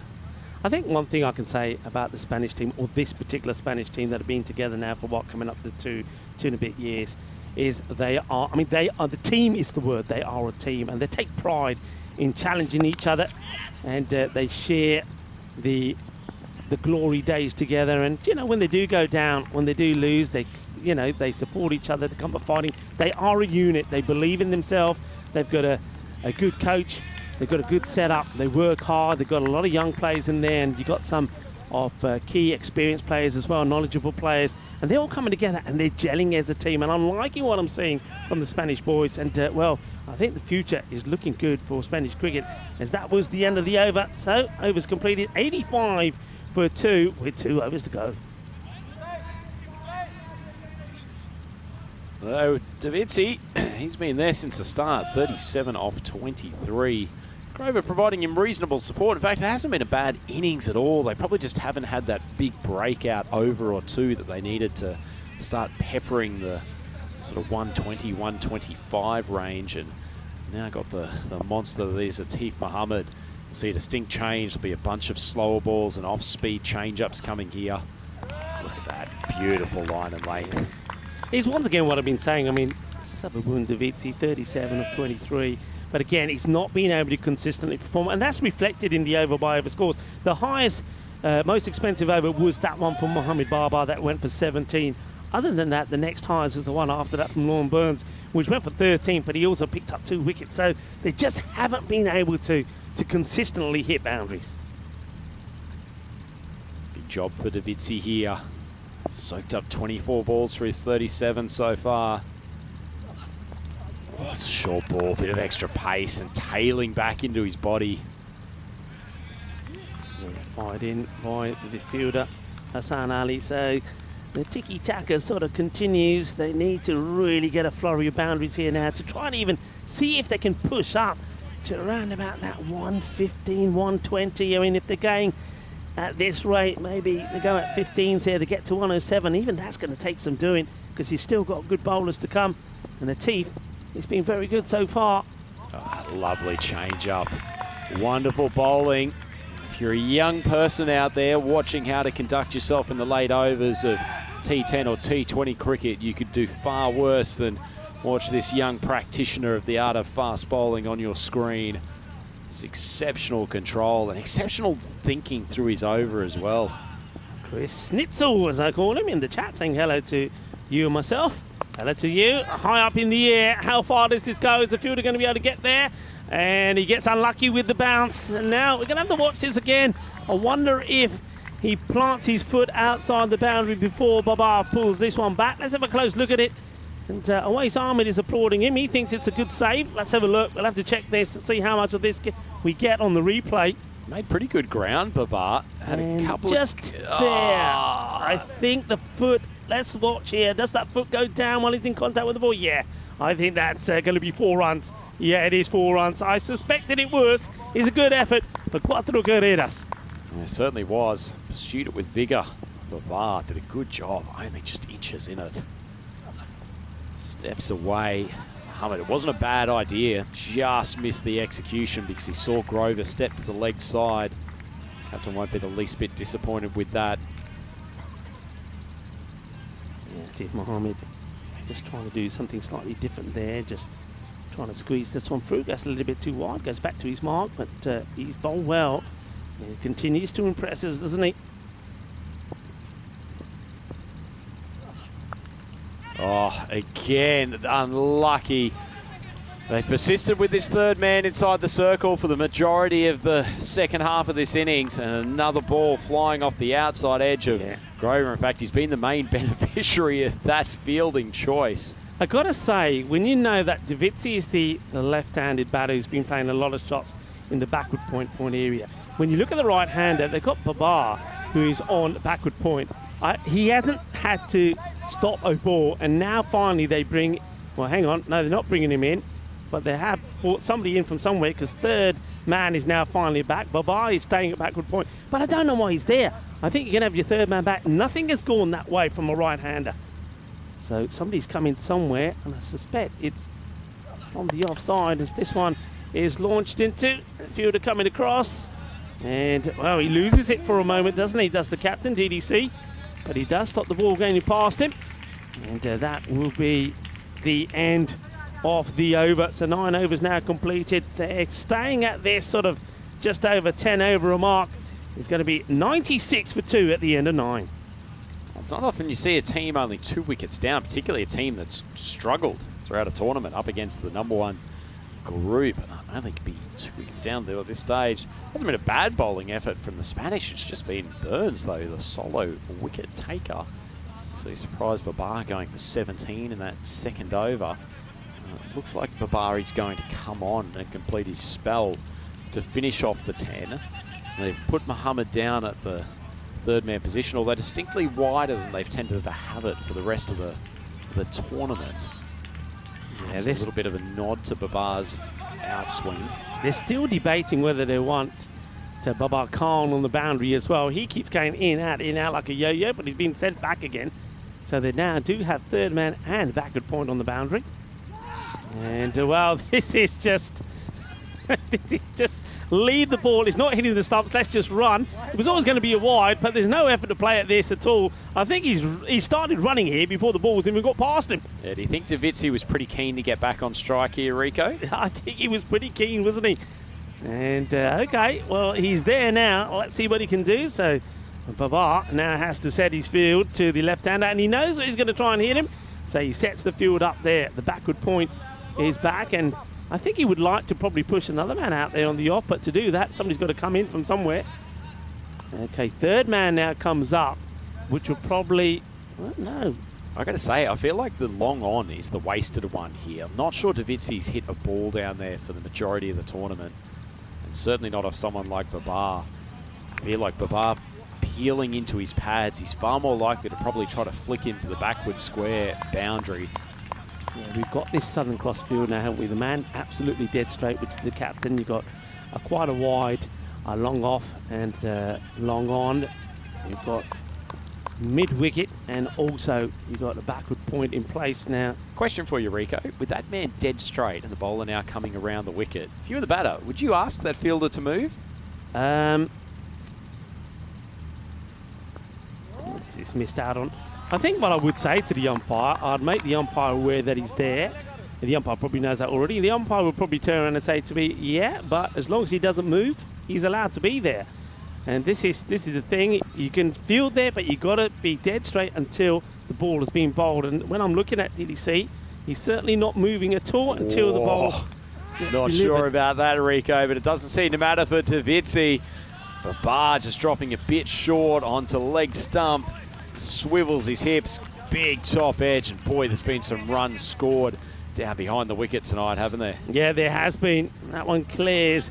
Even if there was a man there, that's going all the way. So it's going to be 6 runs. That brings the 100 up, 105 for 2. There's still 4 balls to go, so they just haven't been able to get the acceleration in. You can see Babar, who's just making a little signal there to say, well, that was the slightly slower one. Like he's going to continue with his around the wicket line. Remember back to the first over, he bowled a lot sort of wide of the crease, just inside the wide line, tailing back in at the last moment. Feels like he's tried to go for a little bit more of an on-stump line in this final over. Still 4 balls to go. That's more the line that he was bowling, and the umpires called it wide. I think it's the right shift of tactics for him, though. Yeah, well, Mohamed Babar not too happy about this. Let's see what we can see here. And well, it's a tight one, but I think it's a fair call. The umpires have to be very consistent. If any part of that ball is touching part of that line, it will be called. Mohamed Babar doesn't like it, but I think Shubnavjot Singh was spot on there. It's a good call for me. That's directly on the stumps and just played straight back to the bowler. Pretty good piece of bowling from Babar.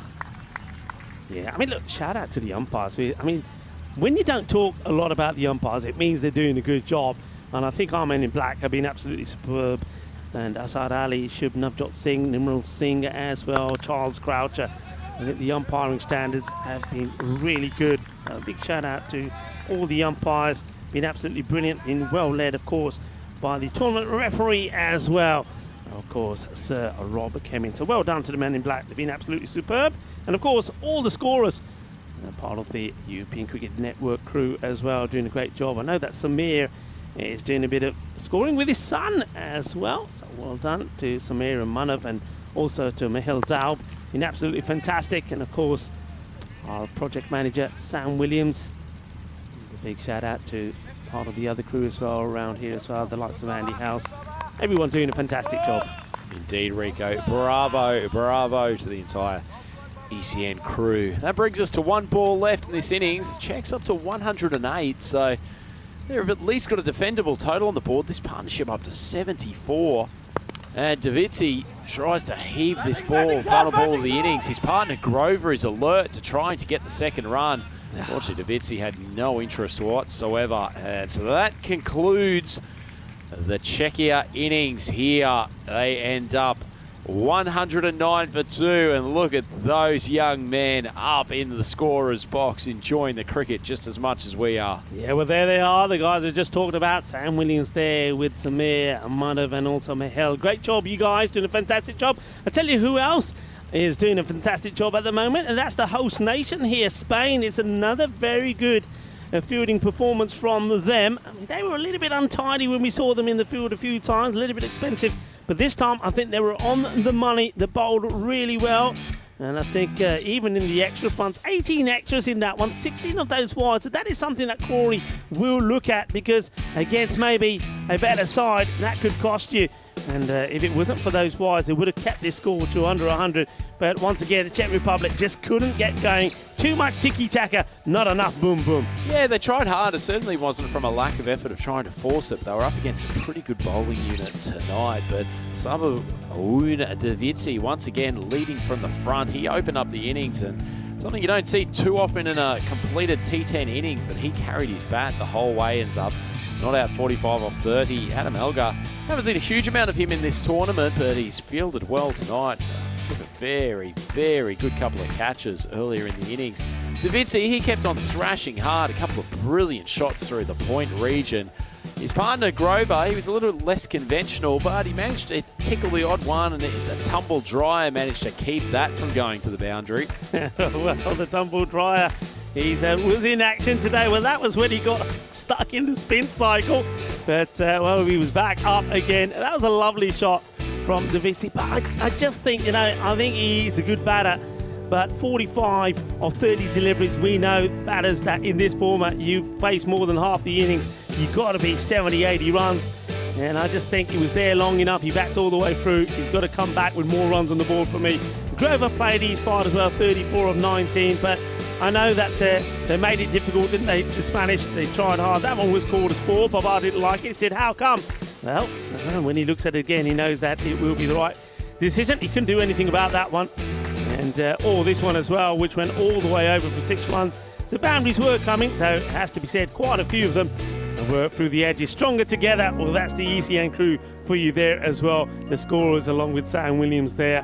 And what a lovely sight that is of this ground ECN when it's lit up by the male floodlights. modelling convention. That's the big question for those young chaps. So have a quick look at the Czechia batting card. Davizzi up the top. As you said, Enrico, probably chewed up a few too many balls to only end up in 45, but it wasn't certainly a tough bowling unit to go up against. And Sahil Grover, he did enough, 34 off 19. Expect they'll feel they're a little bit short here, but they've got a decent bowling lineup. They just need early wickets, don't they? If Dorkale and Babar get going, then this won't be anywhere near enough. But if they get some early scalps, who knows? Yeah, and also, who knows, we may see a change in the Spanish batting lineup. Look, they have got other players, the likes of Adam Algar and also Awais Ahmed, maybe even somebody like Lorne Burns that may get an opportunity, because don't forget, we've seen a lot of those guys haven't had a chance to go out there and even walk out into the middle. In fact, they probably haven't even put their pads on. So this may be an opportunity that Corey takes to just give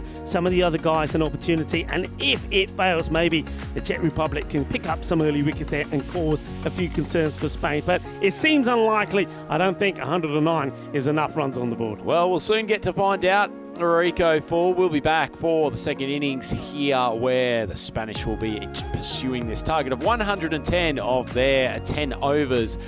It's Andrew Ryan here with the magnificent Rico Fall on the European Cricket Network. Thank you for joining us through the European Cricket Network YouTube channel, or our many, many wonderful broadcast partners across the world. We will be back here in just a matter of minutes for the second innings, so please come and join us then.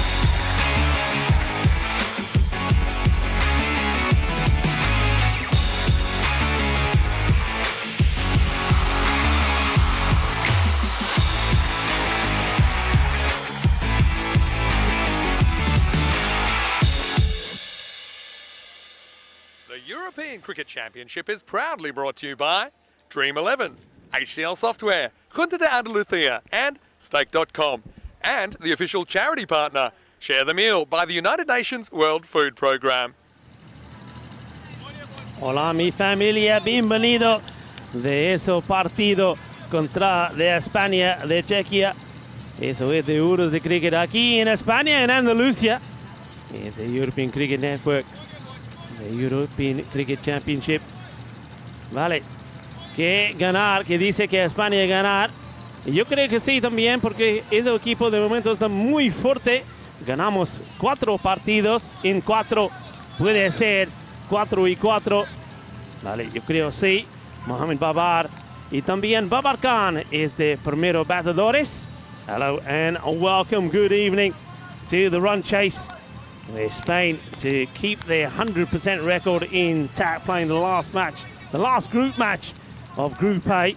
They need 110 for victory against the Czech Republic. The Czech Republic, they desperately need a win. As this one is going to be a dot to start off with, and is Niraj Tyagi, who is opening up with the ball.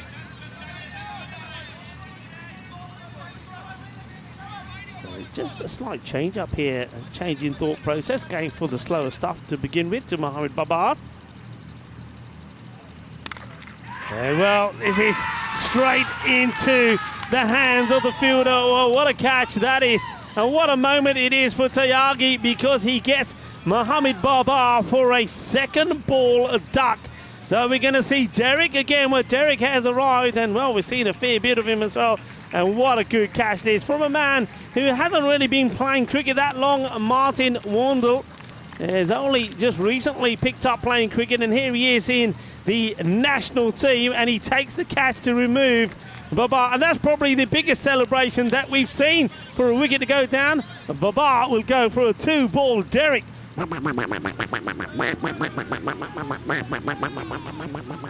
आज दा salad खादा लगदा परोंठे नहीं खा के आया. And that's why Mohamed Babar will have to go. Well. One of the big batters has gone, and it's an opportunity for Adam Aga to come out there. This young man has had opportunities in the past to play. We remember when he played against, it was the Czech Republic, when they beat the Czech Republic by 67 runs last year. And Adam Aga made 61 of 25. And he was the player of the match in that one as well. So the first time that we've seen him with the bat. Well, that's a surprise. And I'm surprised. Well, we'll find out if Rhino is surprised as well, as he joins me back in the commentary box. Oh, probably as surprised as Niraj Tyagi, who was clearly cock-a-hoop after taking the wicket of Babar. And, oh, this one is so close to being 2 in 2. Aga, he gets hold of it. And he gets a boundary. The other thing about that one was from Babar. I mean, it was one that he could have left alone. And that one, well, not that far away from the field. It's a 4 run straight away. So he knows what he's got to do. Now there's the Spanish contingency waving the flag and making some noise. Up in the air, chance for a catch, and it's taken. So it's 4 and out. Adam Aga will go. So 2 wickets straight away. They are 4 for 2. Spain and Czech Republic have got 2 wickets and 2 early wickets, and it's Niraj Tyagi. Well, where have they been hiding him?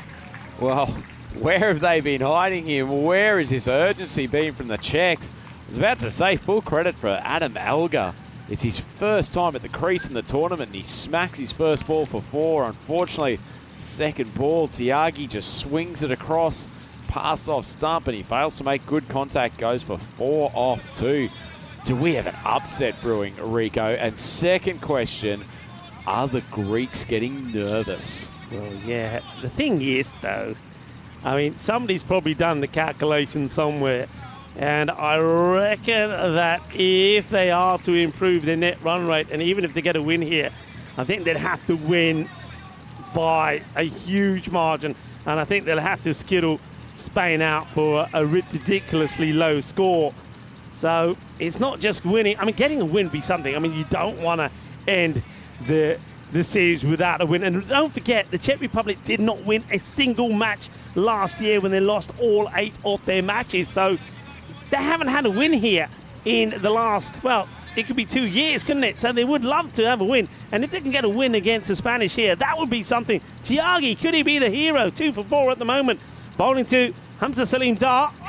And this one is just gently prodded at by Hamza. No run. The question is, Rico, why hasn't he bowled so far in the tournament? Tiagi's got it on an absolute string at the moment. He's bamboozling his top quality Spanish lineup with his little induckers to the left-handers. It's nicely played and well fielded. And oh, he almost cooks himself, doesn't he? There's Hamza, but he gets back. And that is the end of a fantastic over. Well, he's applauding. Well, everybody should be applauding you, Tiagi. What a start it is. 2 for 4. And the score at the end of the first over is 4 por 1. Yeah, possibly the best over they've had with the ball in the tournament, the Czechs. And hasn't Tiagi got them off to a great start? 13 matches since the last golden ball. Well, could tonight be the night, Rico? Just having a look at that net run rate, I'm sure one of the statistical boffins from the ECN will be able to send us the formal details, but Greece currently sits about 1.5 net run rate points ahead of the Czechs. Okay. So it is going to take quite a substantial victory from them. That's what I know that's about as unscientific as one can be. And the thing is, what makes it harder is they didn't really score big runs, did they? So the margin that they've got to play with is not a lot. That's going to be a wide, so that helps. And, well, I wonder if this man can get going. Babar Khan, he made a duck, and he got one when he was stumped brilliantly by Hartman. Let's see what he can do. And, well, that I know is what he can do. He's a really big hitter of the ball. And Babar Khan, well, that's going to give him loads of confidence as he smashes this one for 6. Ginna Sona Shaka Maria. Babar Khan ne Battake shot Maria. Chokka, Shaka, Lagya. Yeah, that was a lovely shot. Good weight transference onto the front foot, particularly to take a ball that wide of some. We're used to seeing runs come under the name Babar for the Spanish. It's usually Muhammad rather than Khan. Okay, this is high up in the air, but he's going to go into space. They'll just take a single as Magagashum comes on to bowl, as inspecting where that hits. That's Babar Khan, not where he wanted. Always good when you play a mistimed shot like that to inspect your bat, just to give the indication to the fielding team that it's more likely an issue with the willow rather than your timing.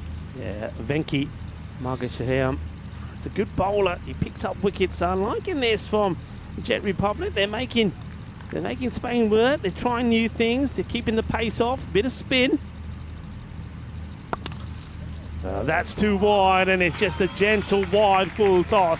And, well, Hamza Salim Dar is not going to miss out on that, and he gets off the mark himself with a boundary.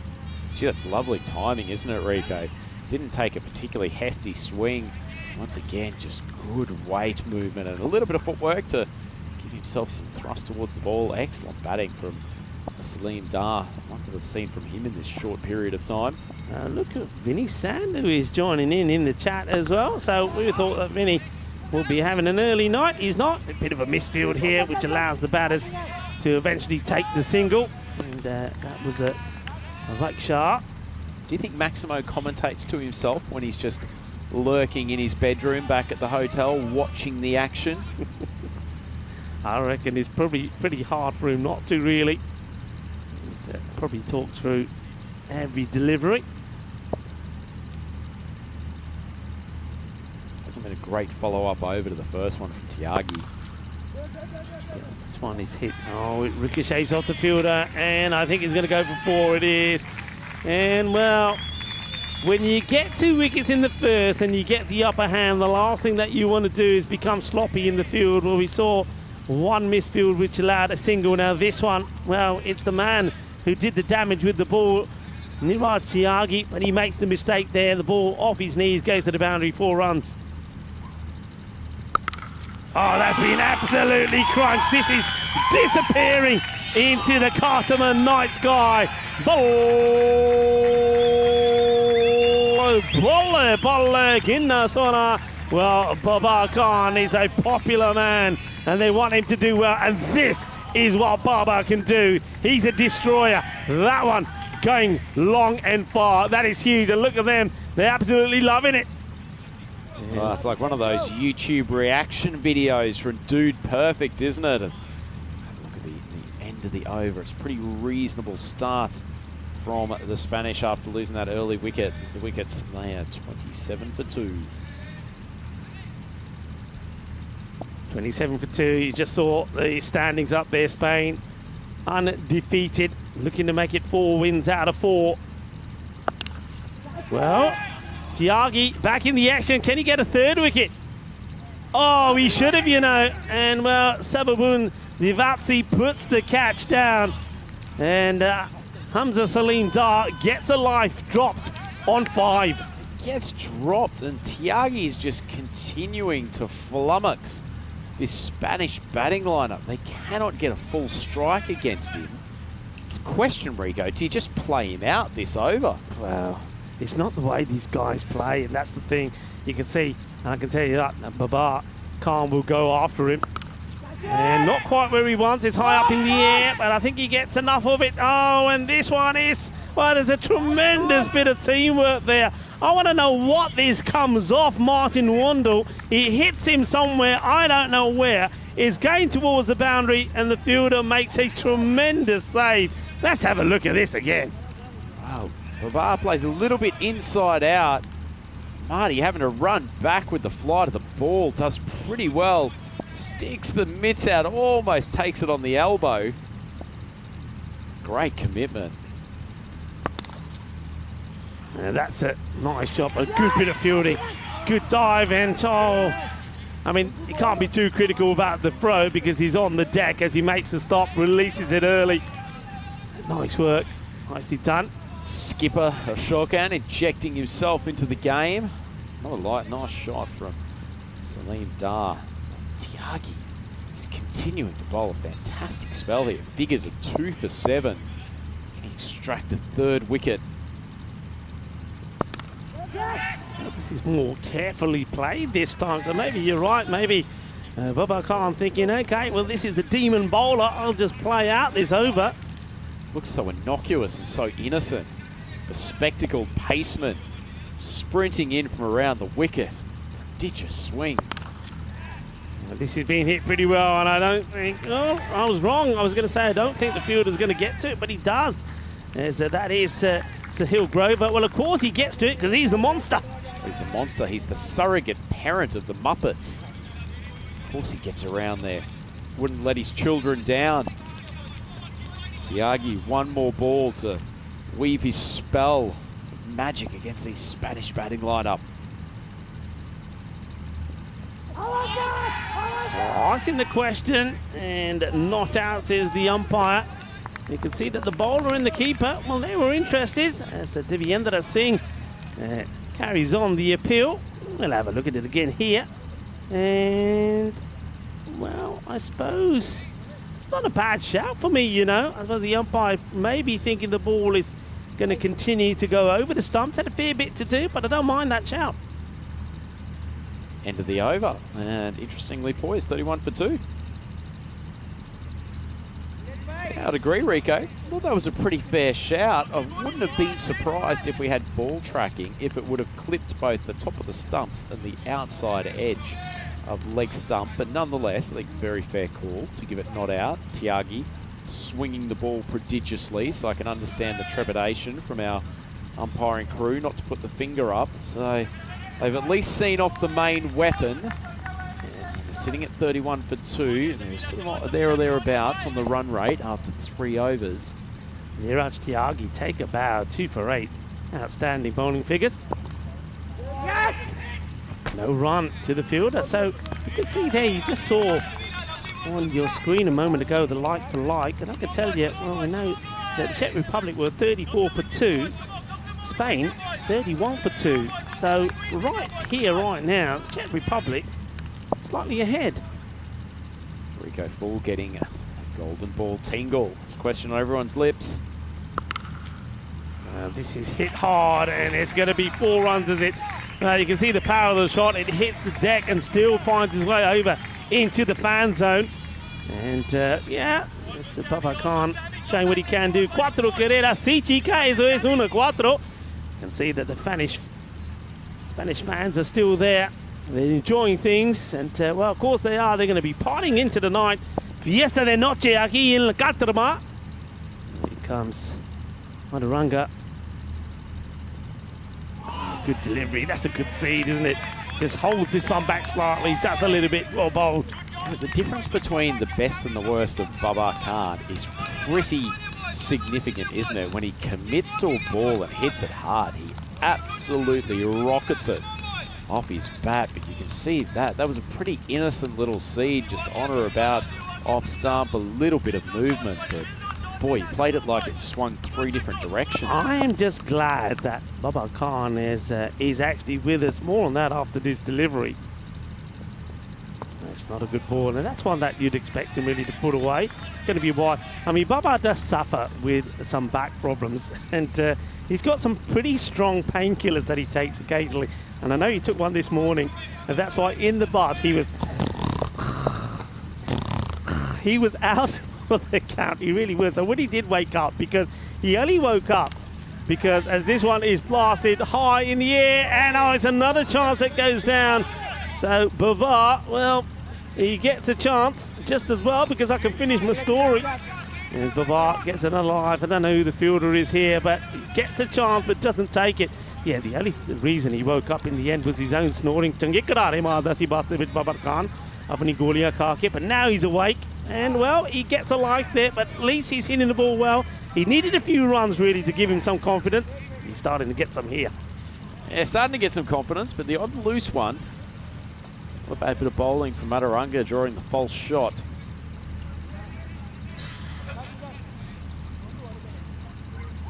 So both these batters have been dropped. Of course, Davitsi dropped Hamza on 5 as well. So just imagine if they're taking their chances. Could be 4 down here. Smashed, and that one will disappear. Ginna Sona, Shika, Lagya, Manos, arriba, arbitro. Porque eso es 6 más. Que guay, que genial, que grande. Que fuerza tienes esta hombre. 6 más. Yeah, pretty good strike from Salim Dar. Dropped catch out there on the hill. Disappointing fielding from the All Kids today. Maduranga almost misses the pitch entirely. And wide ball called here by Shub Navjot Singh. Hello to Dora, who no doubt is watching as well and watching her man perform marvellously well. Hello Dora, hope you're well.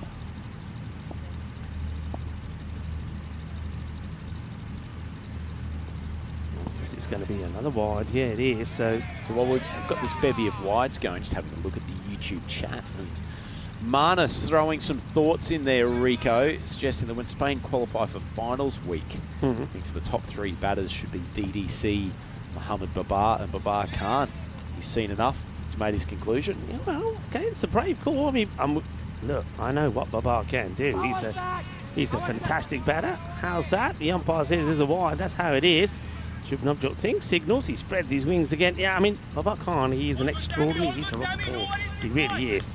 But hasn't quite shone here. That's why I think the Spanish team are getting delighted with a few hits that he has, because they want him to be in good form. Certainly the first 2, DDC and Mohamed Baba, no qualms about that. Yasir Ali, though, the way he batted earlier, I wouldn't have him too far down the order. He's an exceptional player as well. But yeah, I think you've got to have the likes of Baba Khan up there. That is the end of the over. 4 overs now completed. 46 for 2. Bright enough start from the Spanish. Not completely overtaking the required rate here. Certainly not to any great extent, but only 2 wickets down. Still got some pretty handy batters left in the lineup, but Czechs will feel if they can get through a couple of tight overs here in the 5th and 6th, they can at least put themselves in the position where the Spanish have some questions asked of them, Rico. Yeah, definitely. And I get the feeling that some of the other teams that'll be watching and doing their homework, what they'll be looking at, especially after that over from Niraj Tyagi. And also the other day, when once again it was Ben that had them in a little bit of trouble. They might be thinking of a few ways to maybe contain some of the big hitting from the Spanish. I mean, they certainly do like pace on. That's one thing for sure. The likes of Babar and also Mohamed Babar there is, and Babar Khan, they like the pace, whereas I suppose somebody like Daniel Dorkaya is a little bit different. So I've got a mathematical update for you soon, Rico. We'll unleash it after this first ball. Okay. Right, that ball Oh, might even have time now. So just from the doyen of East End cricket commentators, Vinny Sandhu, has told me that if they can keep the Spanish to 92, they'll overtake the Greeks. Okay, so there you go.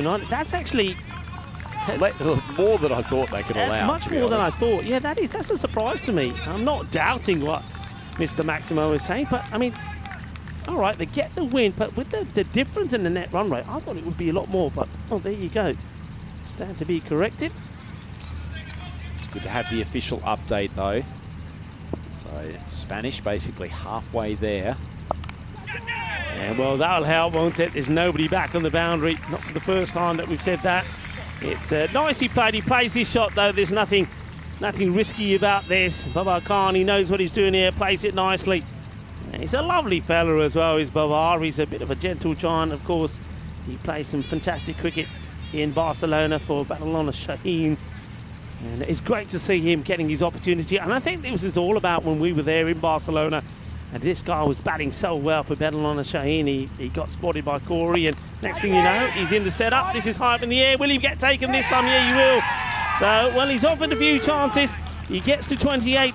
The catch is taken. It's a good catch as well, running backwards. No mistakes on the fielder. So Senagupta gets the wicket. So once again here, I suppose the team Czechia thinking they could be in with a chance here. They're looking to get the win and also contain Spain to under 92. Nice catch taken there by Buyan. They're still in with a shot here. The Czechs, they're fighting hard. Babar goes for 28 off 14, so 50 on the board, 3 wickets down. Halfway through this 5th over, so Spanish still in front, both in terms of getting towards the actual game target of 110, but also a 92 figure that the Czechs will be desperately keeping an eye on. So if Spain hits 92, the Czechs will go through. If Spain hits 93, the Greece boys will be into finals day. So there will be some hearts beating rapidly back at Greek HQ at the Sunset Beach Hotel. Yeah, hello to the boys. I'm sure they're all tuning in and watching. Chugging a relaxing ouzo to deal with the stress and the tension. The captain, Aslam Mohammed, will be watching with his boys with content back at base, as he said there at the Sunset Beach Club Hotel on the Costa del Sol in Medina. Okay, so a wicket, but look at the batting that's still got to come. I mean, you lose a wicket like that, who comes out? Mohamed Ishan. And, well, he loses this completely. It's a very good delivery from Senagupta. He thinks about it. What's he going to bowl? He says, I'm going to bowl slow ball first up. And, well, Ishan loses it completely. Yeah, he's got Mohamed Ishan that comes out now. You still got the likes of Fawaz Ahmed. You still got the likes of Daniel Dorkaya as well. So plenty of batting still to come. High in the air. This is probably a chance. Is it? Fielder comes across. Can he get there? No, he can't.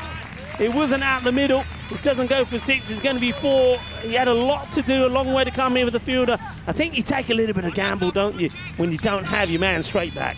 Well, he's beaten it with this ball. That has not come off the middle of the bat whatsoever. But just the power that Isan has and that he can produce with his weight on his back foot, it's extraordinary stuff. He's only ended up a few metres short of the boundary. Gupta, can he finish the over well? And, well, he does. He finishes with a dot. So despite that boundary, only 8 off the over. So the game is, well, nicely in the balance here.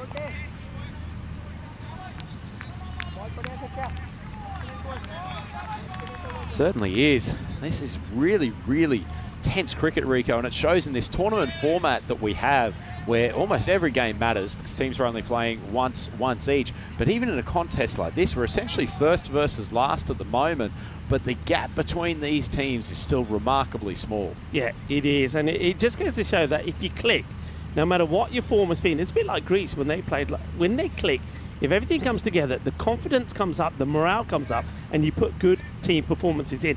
And that's what the Czech Republic are trying to do here. Yep, absolutely. And I guess if you're Spain, you probably play a good game 4 out of 5 times.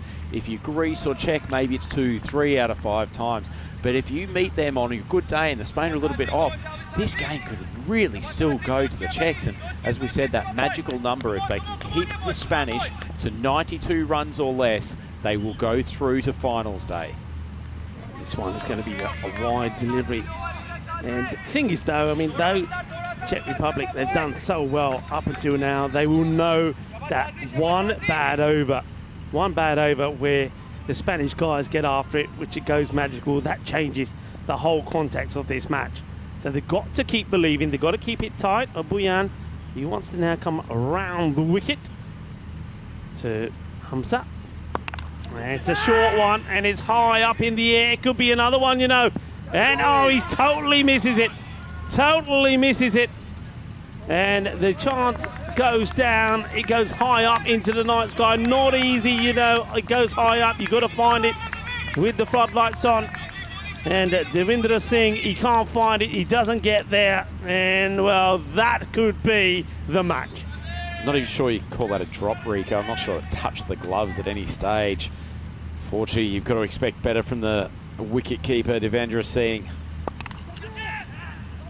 It's high in the air again, and this is going to be, oh, it's another opportunity that goes down. There's been a couple that have gone down in that area. And, well, we've seen both batters now. Salim Dar has been dropped on 5 and 13, and now we see Ishan being dropped as well on 4. And could the catching be the thing that sees the Czech Republic knocked out of this competition? Maybe the bigger drop of the two, Ihsan. He's so dangerous. And well, there you go. That's what happens when you don't take your chances. You're then going to get punished. This one has been absolutely blasted. 6 runs. Well, they're waving the flags. And that 6 needs to be turned the other way around, young lady. But it doesn't matter. They're celebrating. They're partying. And it's not the best of deliveries. He goes for the slower ball, but doesn't get it right. It's a full toss, and it gets absolutely mullered. Yeah, best part of that, captain or coach Corey Rutgers joining in the applause only when the camera came on. He is deadly focused on just making sure the Spanish fight their way to victory in this game. So Rico, now they are 30 runs short of the target that will keep Greece in the tournament, requiring 47 to win the game from the final 27 balls. Looks like it's probably seen a 12th man come on here. See, yeah, I think that was the drop catch, and that must have done some damage to the fielder. So he goes off. That was, of course, the chance there to try and get the wicket of Hamza. So the 12th man comes on. Oh, that looks nasty. It looks like a cut on the maybe a split webbing or something. Goes down on one knee, plays a lovely shot. Well fielded out there in the deep. It's nicely done, and that is the 12th man, I think, that comes on. That's the stop. Tell you what, catches have gone down, Rico, but we know it's not particularly easy under these floodlights. The lights do sit very low, so the capacity of them getting in the sight as the ball comes down and drops, it's tough. It's a learned skill in some ways, but teams who want to be at the business end of this tournament, they need to be able to execute. It's a good delivery. Wasn't the right shot really to be playing there from Ishan. He should have been looking to play the genuine cut shot, but get right on top of this. Yeah, information coming through. That was Vaishak that has injured himself. He is off, and you saw him there receiving some attention from Mary. So Riaz Afridi is on as the sub. Well, this one is sounding beautiful, and it will go all the way. Well, I think that's going up to the bar and ordering a Victoria, because he's in that direction. He makes room for himself, and he hits it clean. He hits it well. Adios, pelota, seis carreras. Yeah, super shot from his son. I suspect the Greece will be breathing just a touch easier. That's the end of the over. The Spanish sitting at 70 for 3. 70 for 3, like for like here now. They've just gone ahead of where Czechia were. Czechia 66 for 2. And so only, once again, 4 runs in it. So once again, just wickets. And I said this before, the chances that have gone down, if only those chances had been taken, who knows? We know that Spain still have plenty of batters that can come out and can change this match in an instant. But if you take your chances, you put the pressure. That's what it's all about. You create pressure. And at the moment, the pressure that's been created was created for a while, but those drop catches have given the confidence to these batters. So both these guys have been dropped. Hamza, at least been dropped on 2 occasions, and 5 and 13. He's on strike now, the left-hander. Send a Gupta into him. And, well, that's worth a shout. I think this could be out. And the umpire says no. I like to look at this again. I mean, for me, he goes right across, makes himself some room. Now, maybe the umpire feels that this is not going to go and to hit the stumps. Have a look. Where does this strike him? And, well, I tell you what, if there's no bat on that, I'm certainly going up for it. It's a shake of the head from the umpire. It's not out. This one's up in the air. Where's this one going to go? It doesn't carry.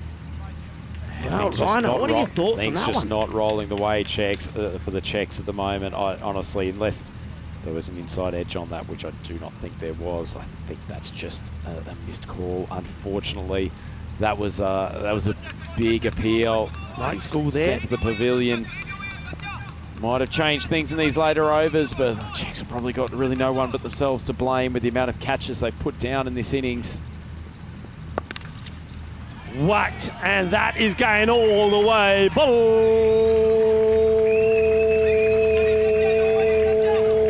Volley. Kinna sona. Shaka lagya. Well, Mohammad Ishan, I tell you something, when he hits it, it stays hit, and this is his shot. That is an absolute cracker. Oh, core blimey, Rico. That is a strike and a half. Yes, you're right. When he swings hard, the ball just rockets off that stick. He's got some power. That little rocket body of his. So Gupta comes back in again. Look at the movement here, and what a shot this is. Oh, he's turning on the style. His back-to-back sixes here.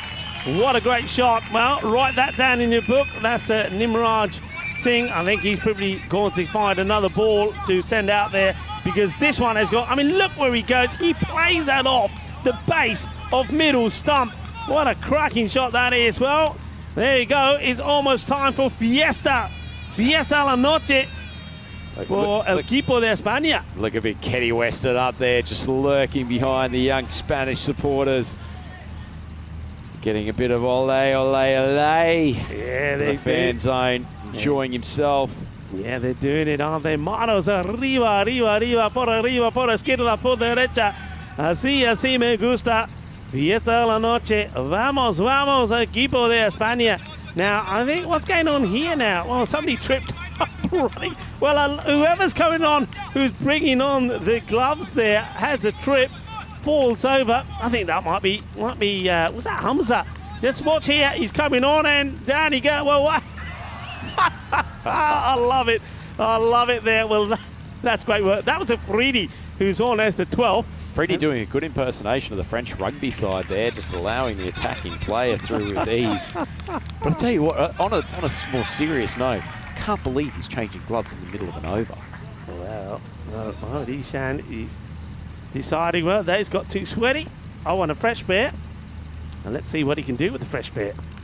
And, well, what do you reckon? Plays for this? I reckon he plays for this. I think he genuinely plays for this. Maybe a bit finer than he wants, but he gets him 4 more. Well, I'll tell you what, from the look on the face of Coach Corey Rutgers, not sure he's that excited about it. So probably, if he was playing for it, not the greatest choice of shot, given the third man's up inside the circle, but he gets away with it. Yeah, he gets away with it. So get the feeling we'll get those scores. So 87. So looks like here that Czechia are on their way out. That's a full toss. That should be put away. It will be put away. Not quite the contact that he wants. That's going to be 4 runs. And that takes the score to 91. So from here on in, more or less, win. Even if they were to win this, the Czech Republic, it won't make any difference. Greece are ready to party back at the Sunset Beach Club. They'll be partying all right, because they are going to make it through tomorrow too. Finals day That is the end of the over as well. It is 91 for 3 after 7. Well, maybe the end of the Czechia participation in this tournament, but don't we have some fireworks about to be unleashed tomorrow, Rico? We'll all start with the eliminator, 3rd versus 4th. So unless there is somewhat of a major miracle here, that will be Greece up against the Isle of Man, and then quickly followed by a game between the French and the Spanish to see which of those gets direct entry into the final.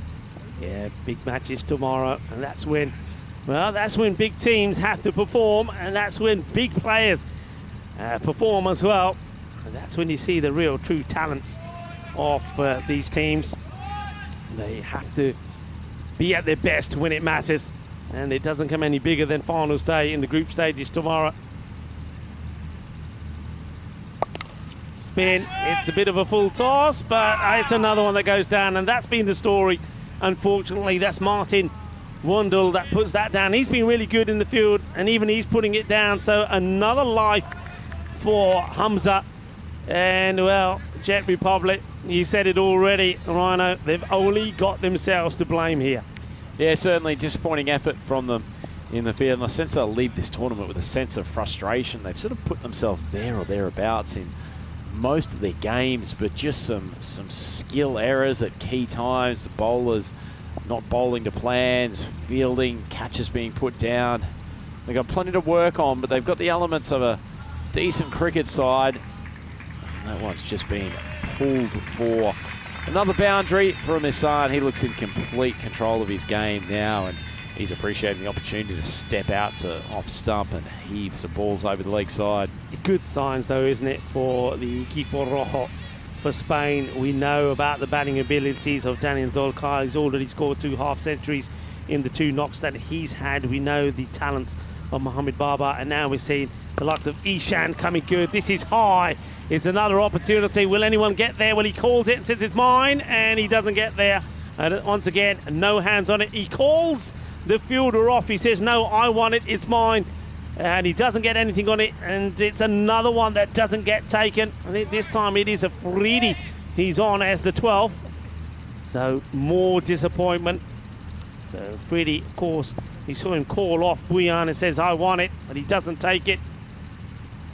Yeah, I tell you what, I think as much as they will likely go on to win this game, Rico, that Coach Corey Rutgers will probably not be particularly happy with most of the game, but I'm sure he'll be particularly pleased to see Salim Dar pot one very comfortably over the boundary for a Maximo.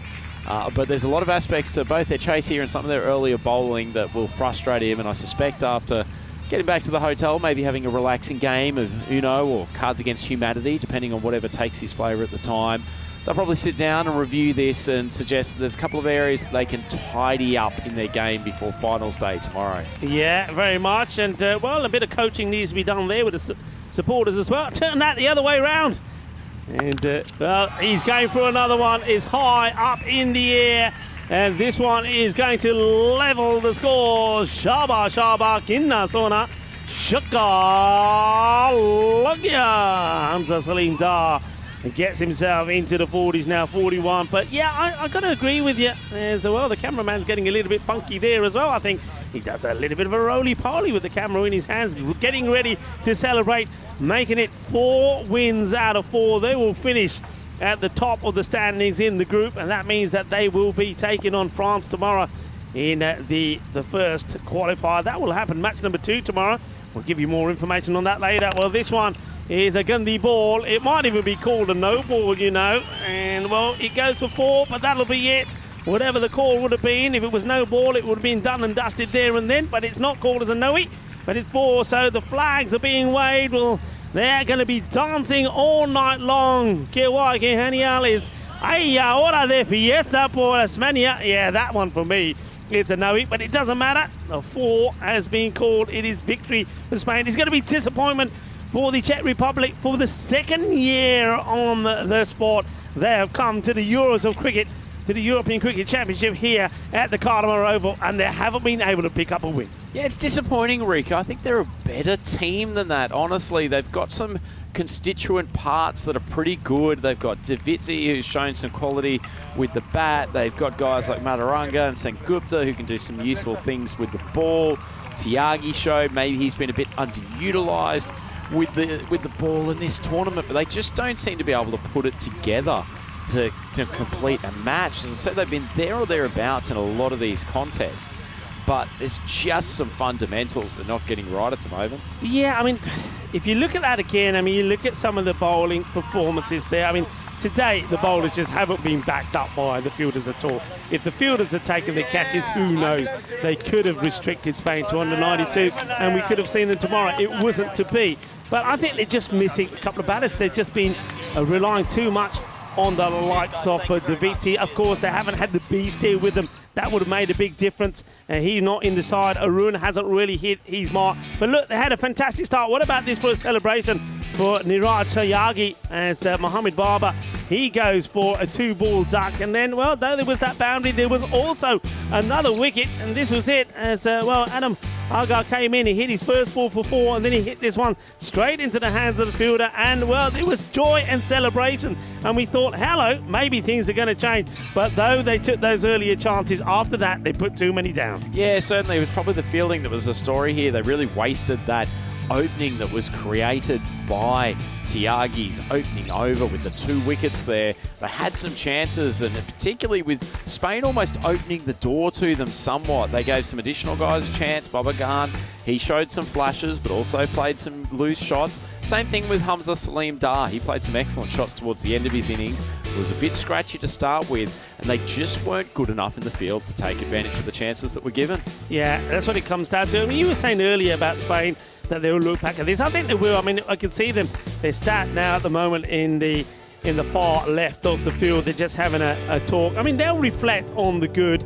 Of course they will, but they'll also reflect on some of the weaknesses in this contest for them. I think too many extras.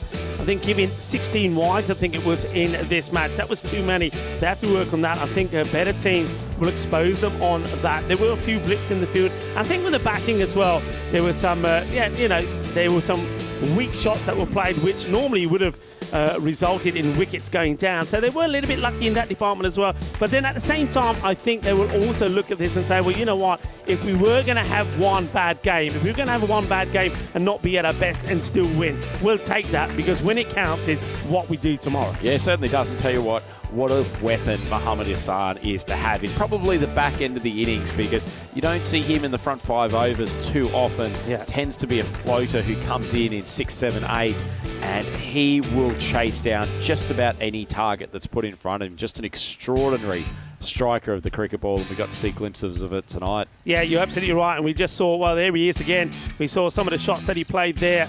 I mean, a couple of 6s, some 4s, and not only is it his brute power, but he's got the finesse, he's got the class as well. He plays some delightful shots. He's got the time and he's got the power. I think he's just an all-round run-hitting machine. So he's clicking. We saw Yasser Ali click earlier. We know that Mohamed Barbar is in good form. Their captain, Daniel Doakaya, is in good form as well. Don't forget, in this match, we didn't see on the bowling front, we didn't see Rubal Khan, who's bowling really well. Atif Mohammed, I know he's the young man that you like really well. He's bowling so well.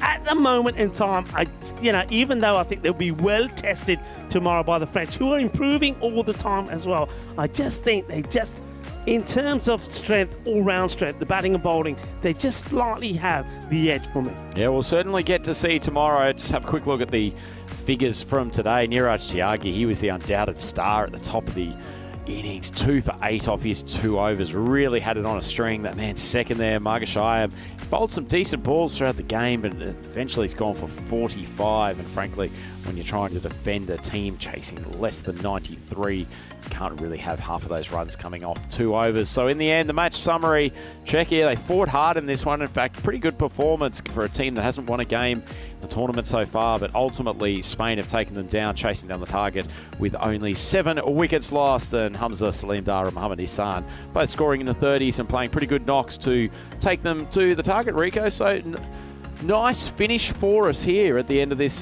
this Group A group stage, and we move on tomorrow to finals day. Yeah, it certainly is a nice finish. It's a good finish for all the spectators in the fan zone, because I know there was a lot of Spanish in there. Well, their team had performed again unbeaten. They're going to be very, very happy, and I think the expectations is going to be high for them tomorrow. Yeah, indeed, and it probably shows where Spanish cricket is at the moment too. That I don't think they've probably been at their best in any of the 4 group stage games they've had today, but it's just become an expectation of this particular team that they have enough weapons, they have enough experience, they're well led both on the field by Dorkale, off the field by Rutgers. They're just in a position where they probably expect to win most games regardless of who the opposition is. Yeah, I think at the moment they're just oozing with confidence. I've mentioned this before, I like the atmosphere in the camp. They're a happy team, they're a jolly team, they're gelling well together. It's not just all about individual talent, and that's very important, and I know a lot of coaches talk about this. It's about how those players gel, and they've got to play together as a team, and I think the Spanish team are doing that at the moment and doing it really well. Yep, certainly do, but we'll turn our mind to finals day tomorrow. We'll start with the eliminator first. I actually really like the way the Greeks have improved throughout this tournament, and I think in terms of momentum, they're slowly rising. I feel like the Isle of Man are actually just slowly dropping off a touch, maybe a bit of fatigue after playing 4 games in the space of 2 days. I think that's going to be a ripper of a clash to start tomorrow. Yeah, I think we're going to get some really good matches tomorrow. I don't know if we've got a chance to put up the graphic. Well, here we go. Well, the matches coming up tomorrow. So Isle of Man are taking on Greece. I think you're absolutely right. I think I'm liking what Greece are doing. They're getting better all the time. I'm liking the way that they've tried some things, and I think they've got the bowling attack right now. They're fielding pretty well as well. Batting, okay, they're a little bit light, but batters are coming in and making a contribution. The Isle of Man, of course, I think the 2 Websters are going to be pretty key for them. I think Knights as well has got to score runs, because once those 3 don't score runs, where are those runs coming from? So I think Greece will know, get 4 wickets, and then we're in with a really good shout. And then, of course, you've got that qualifier. Qualifier 1, Spain taking on France. Which team will win that one and go all the way through and book their place in the final? And then, of course, the loser of qualifier 1 has to play the winner of the eliminator. That's going to be a cracking game as well. So we're going to see some very exciting cricket tomorrow. And I'm going to say one thing tomorrow. Tomorrow, I get the feeling tomorrow might be a day that's going to belong to the bowlers. I've seen very much on the batting side. I think we're going to see bowlers bowling well. I think maybe you're going to see a hat-trick, maybe you're going to see a fifer, but I've got a feeling you're going to see another century. That's big call from Rico Fall, one of the masterful bowlers of the European continent over many years, so you should definitely listen to this man. Another thing you should definitely do tomorrow, join us for day 3 here at the European Cricket Championships. It's our first finals day. It's Group A. It's going to be a series of cracking clashes. It's been a wonderful day 2 here, Rico. Big thanks to you. Big thanks to the rest of the ECN team. Thank you to Spring Media, our wonderful production partners, and everyone here at the Carter Oval. It's been another cracking day of T10 cricket here on the European Cricket Network. Hope you've enjoyed it either on the YouTube channel or throughout our broadcast partners across the world. Please come and join us at 11:30 CET here tomorrow from the Carter Oval. I know you'll be here, Rico. I'll ask you for a tip before we go. Yeah, well, the tip before that I can give you is get a good night's sleep, maybe get some empanadas down you and be ready for tomorrow, because it's going to be a cracking day. And of course, Vinny Sandhu will be here as well. He'll be well rested, no doubt. I just feel it's going to be the first finals day, the Group A finals day. We're going to know which team is going to book their place in Championship Week coming up in, well, just over 3 weeks' time. And of course, we know the Netherlands, the reigning champions, are already there. It's going to be a fantastic day. And like I say, I've got a feeling about tomorrow. I think we're going to see a load of runs. I think we're going to see an individual get another century. I just get that feeling, and I think we're going to see something special from a bowler as well. I think it's going to be a fantastic day, so be ready and join us. Join us for some fun. Couldn't agree more with you, Rico. It's just the start of the ECC journey here. Plenty more cricket to come. It's Andrew Ryan on behalf of Rico Fall. We wish you all a good evening, and please come back and join us on the European Cricket Network for Group A Finals Day tomorrow. Have a good evening. Hasta mañana, mi familia.